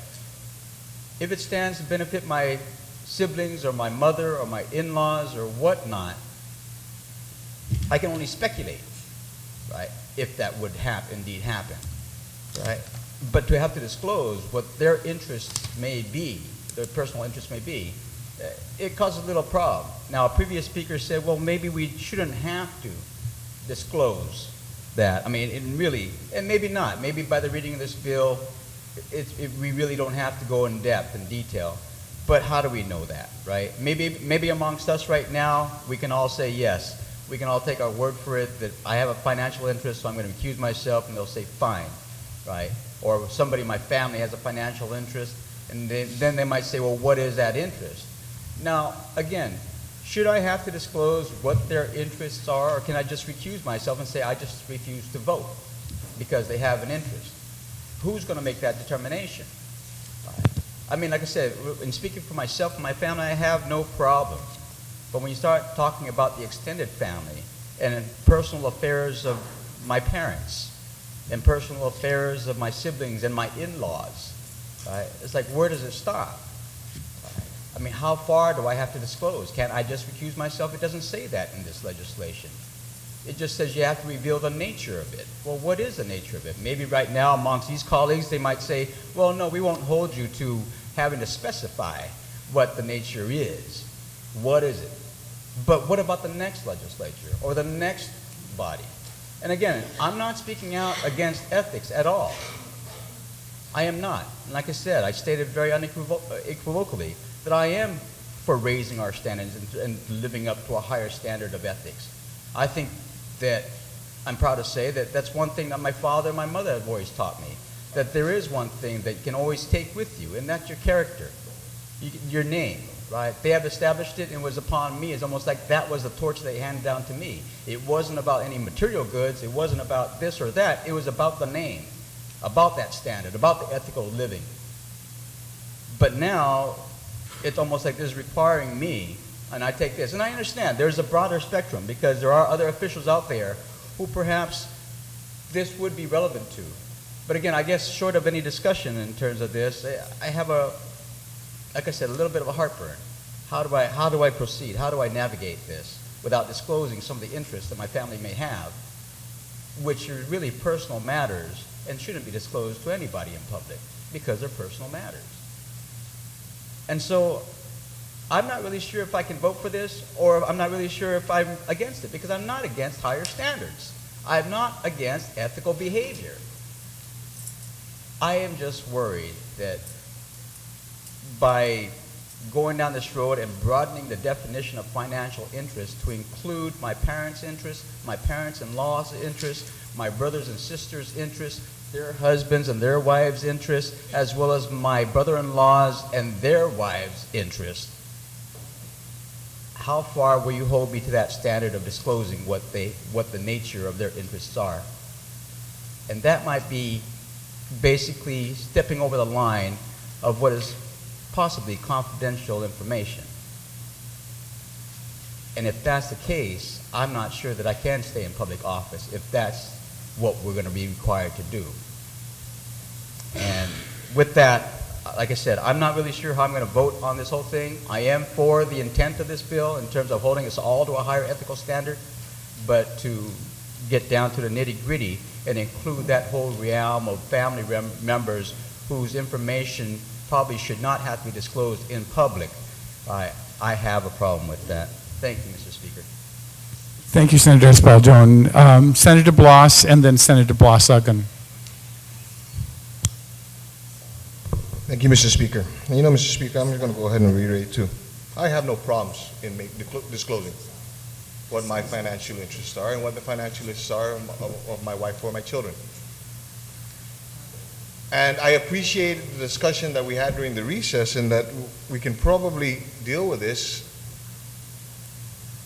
and by just basically simply stating that there may be, because of a conflict of interest that we may have, or that members now of our extended family may have with this thing, that we shouldn't vote on it and leave it at that. But then I was just looking at the amendment that we had just passed. And in the amendment that we had just passed with regards to the Guam Election Commission and being the main repository, it states in the very end, the nature and description of the conflict. Which leads me to my second question. What if my brother-in-law doesn't want to tell me what kind of businesses he's involved in? What requirement are we going to impose now on our family members to require them now to provide us those business interests?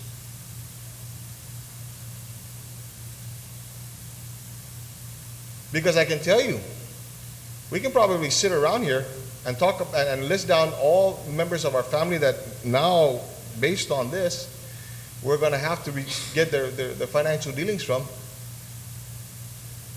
And some of us are going to come up with some individuals that we can't even talk to, fortunately. Or that if we do talk to, they're not going to divulge it to us. So what legal requirement are we going to impose on them to get that information so that we can meet this legal requirement?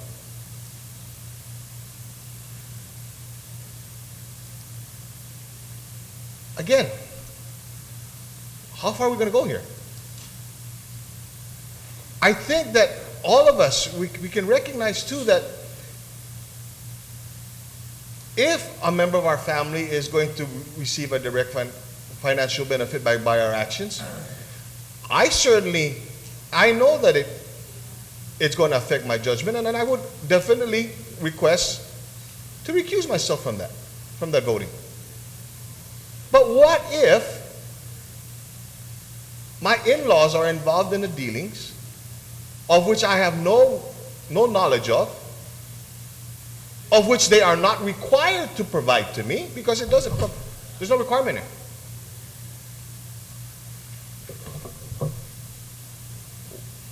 What then?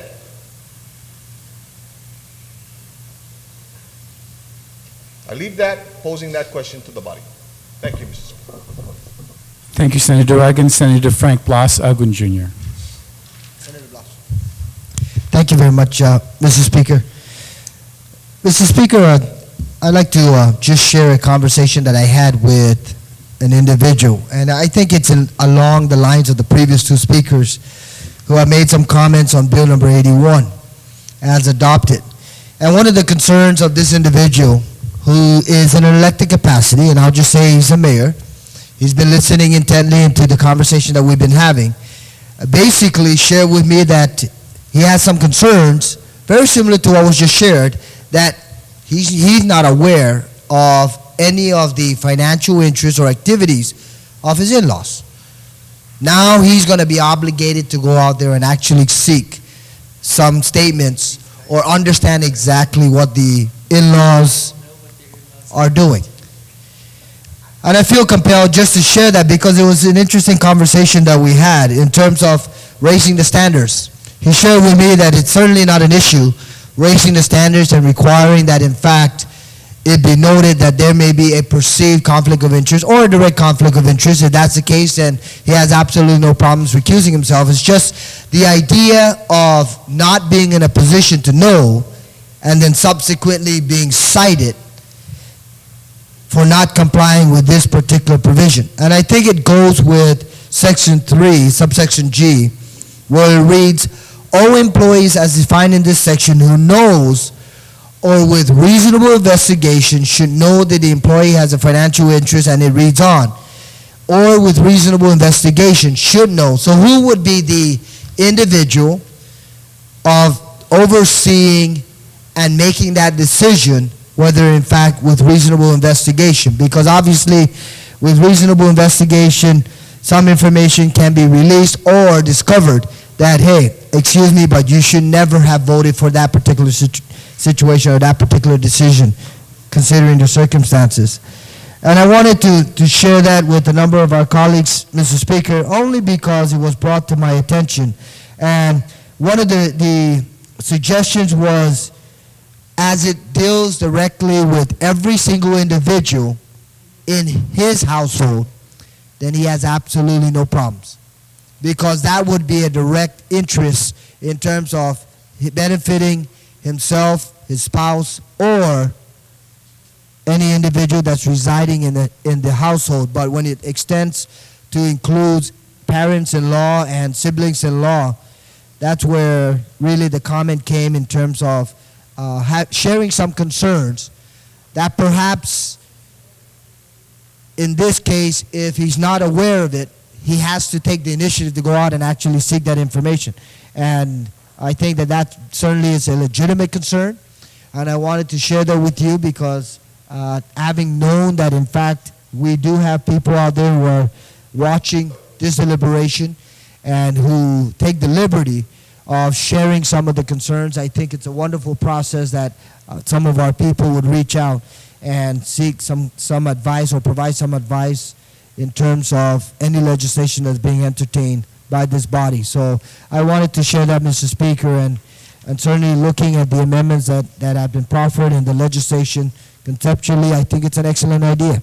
We need to openly share any direct conflict of interest, financial interest or otherwise, when in fact decisions are ultimately made as it applies to that individual or any individual residing in the household. But just as it reaches out towards in-laws, I think that there have been some concerns shared with myself personally over the course of the last 25 minutes. Thank you very much, Mr. Speaker. Thank you very much, Senator Aragon. Senator Palacios.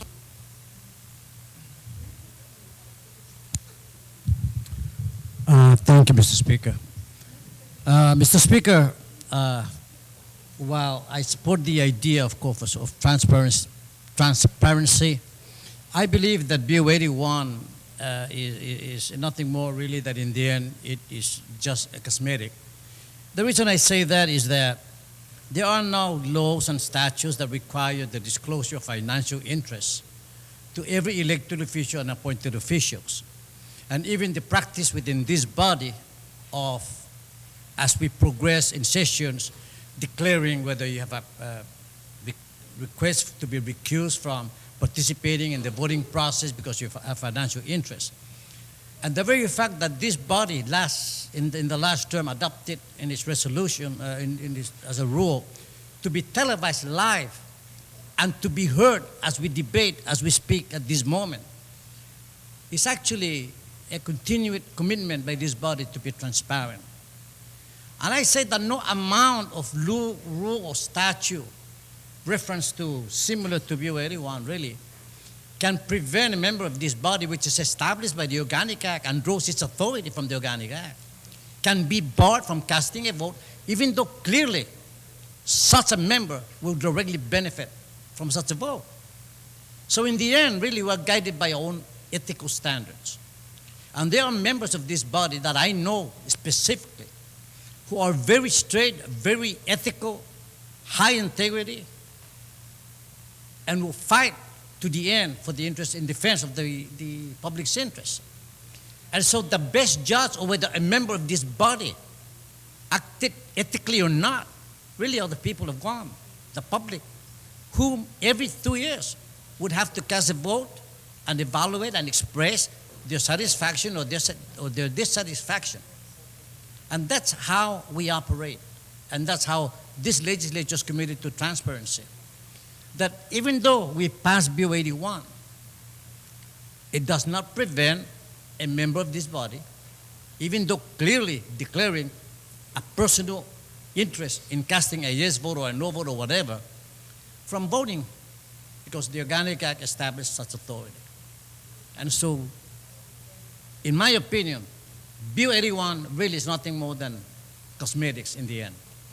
Thank you, Mr. Speaker. Thank you very much. Senator Tardikwi, did you have your hand up to speak on this bill? Are there any other members who wish to speak on Bill 81?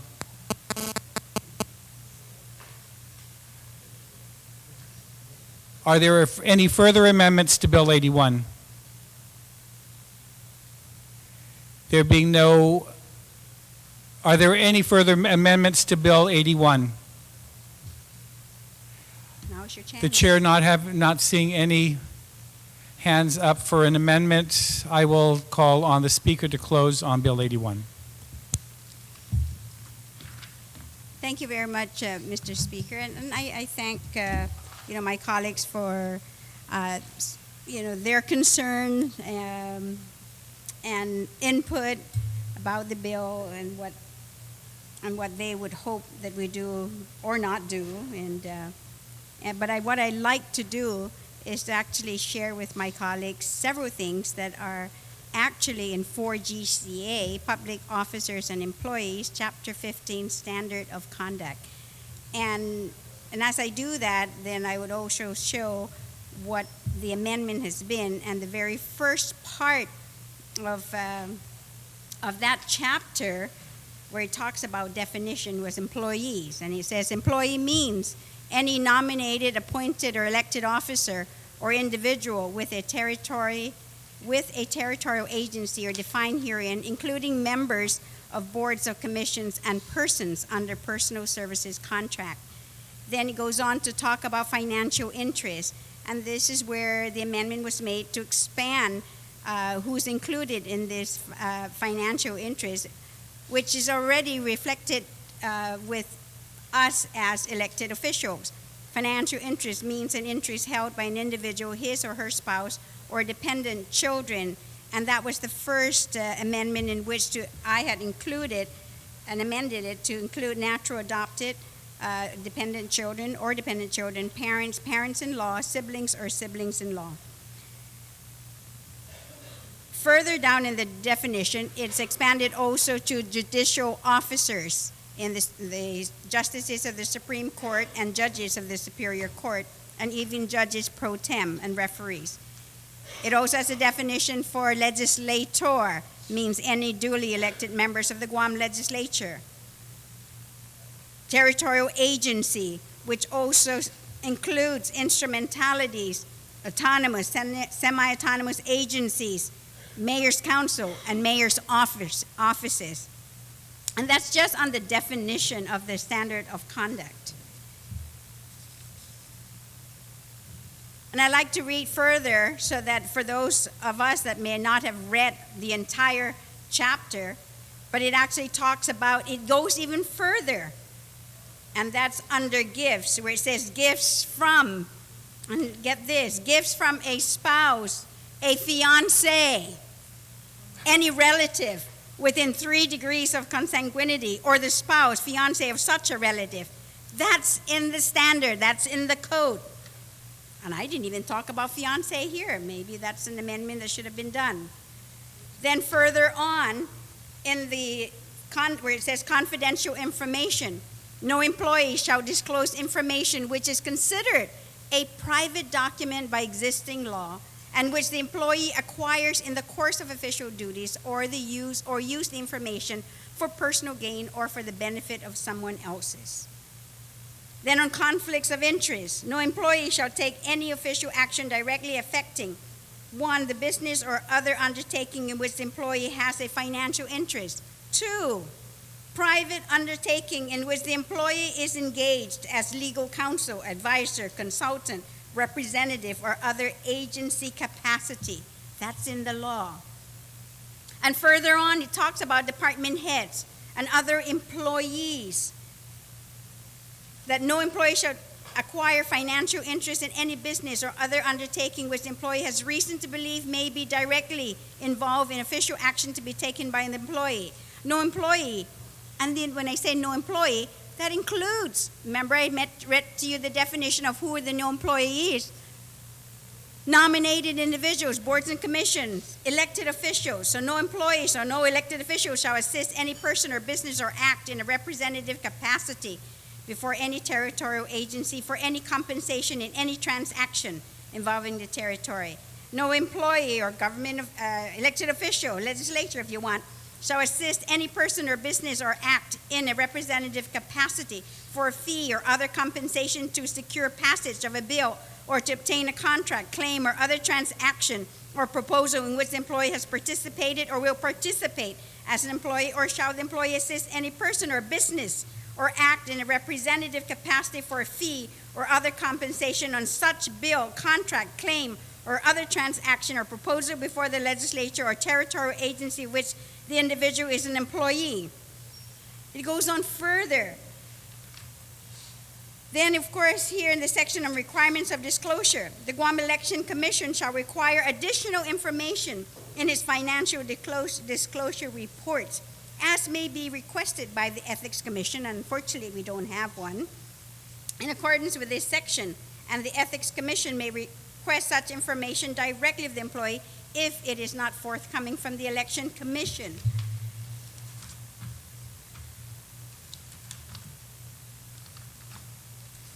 What I've just read is what currently exists in our law. It's part of our mandate. And in our standing rules on page 110, under the prohibited conduct, item 3, dispense discriminatory or special favors or receive benefits for the person or that person's family, and he didn't even define family, that could either affect or be construed to affect that person's judgment in any matter concerning the business of I Legislature and Guahan, the executive branch, or the judicial branch of government. And you know, and I'm frustrated, of course, and I'm kind of concerned about some of the discussion that we had earlier, because in essence, all this exists. The expansion here was now to include others that were not considered when the legislature, in their wisdom, had decided to not include them then.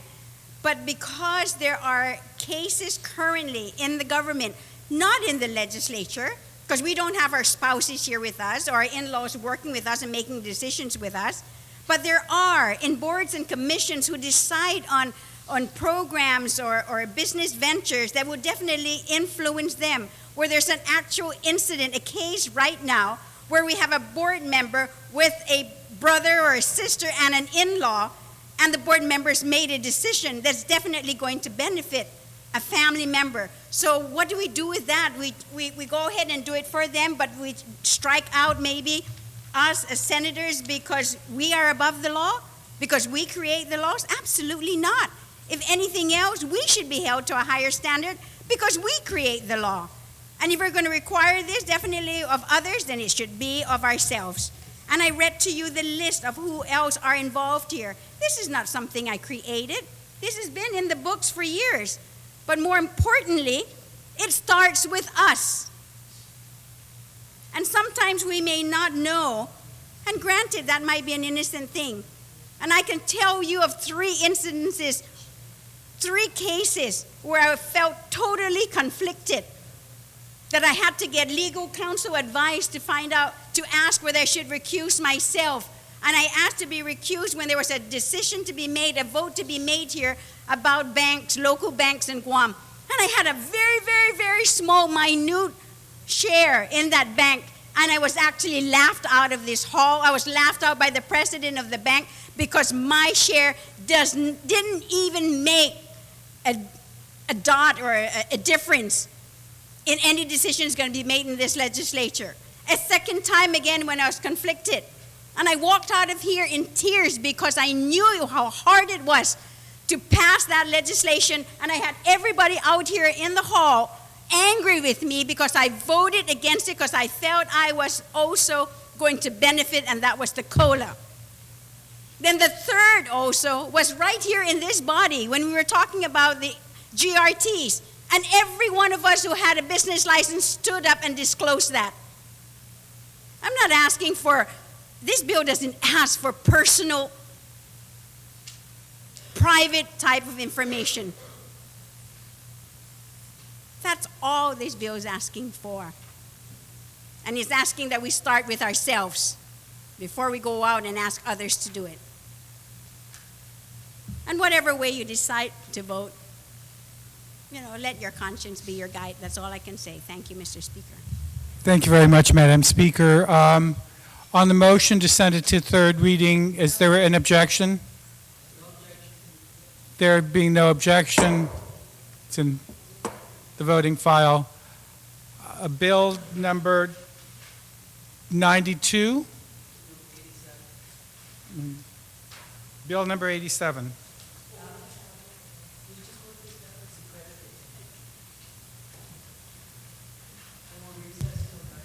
Yeah. Thank you very much, Mr. Speaker. Please, Senator Pangilinan. May I please get your recognition?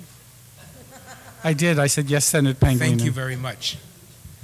That's the collegiality that we'll exercise the conflicts of interest bill with. Mr. Speaker, I'd like to move that Bill number 87 COR, as substituted by the Committee on Economic Development, Health and Human Services and Judiciary, be placed in the third reading file, and I'd be allowed to just briefly explain it. Please. Thank you very much, Mr. Speaker. Mr. Speaker, Bill number 87, authored by Senator Ray Tenorio and co-authored by myself, would extend the protection of an individual's proceeds from a life insurance policy, from a retirement plan, from protection against creditors. We know that when an individual passes away, that certain protections are given to certain financial instruments, such as pensions and retirement fund proceeds, and to the individual that passes away, and it then transfers to their family so that they can continue to meet the financial obligations of that family.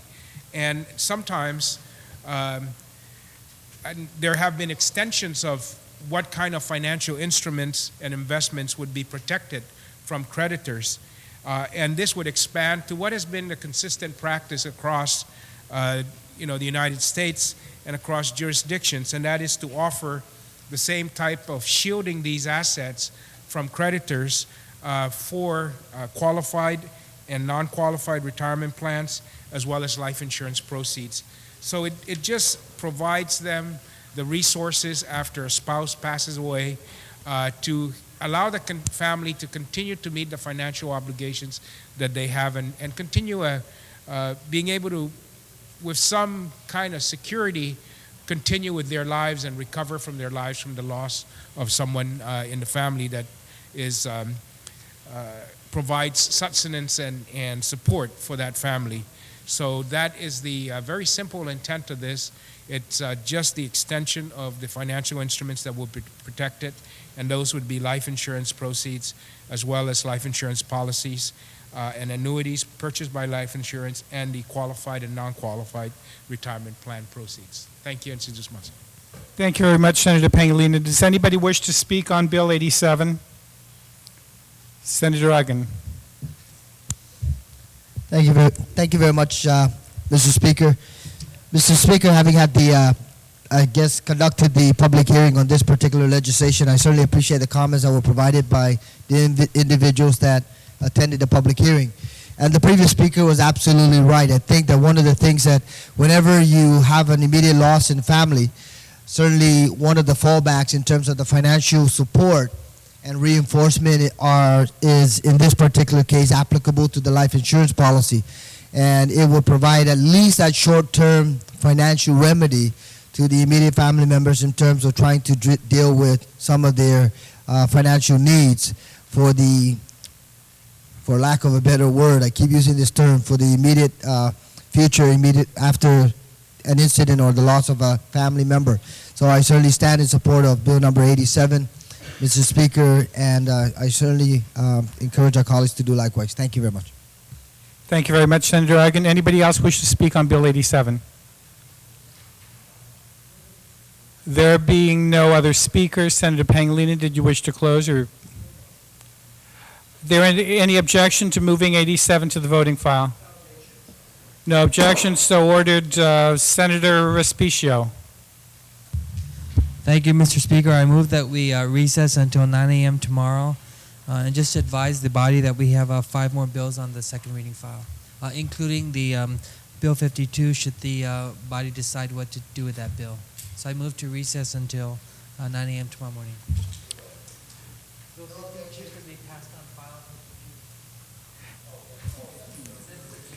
We stand recessed until 9 tomorrow morning. Please be here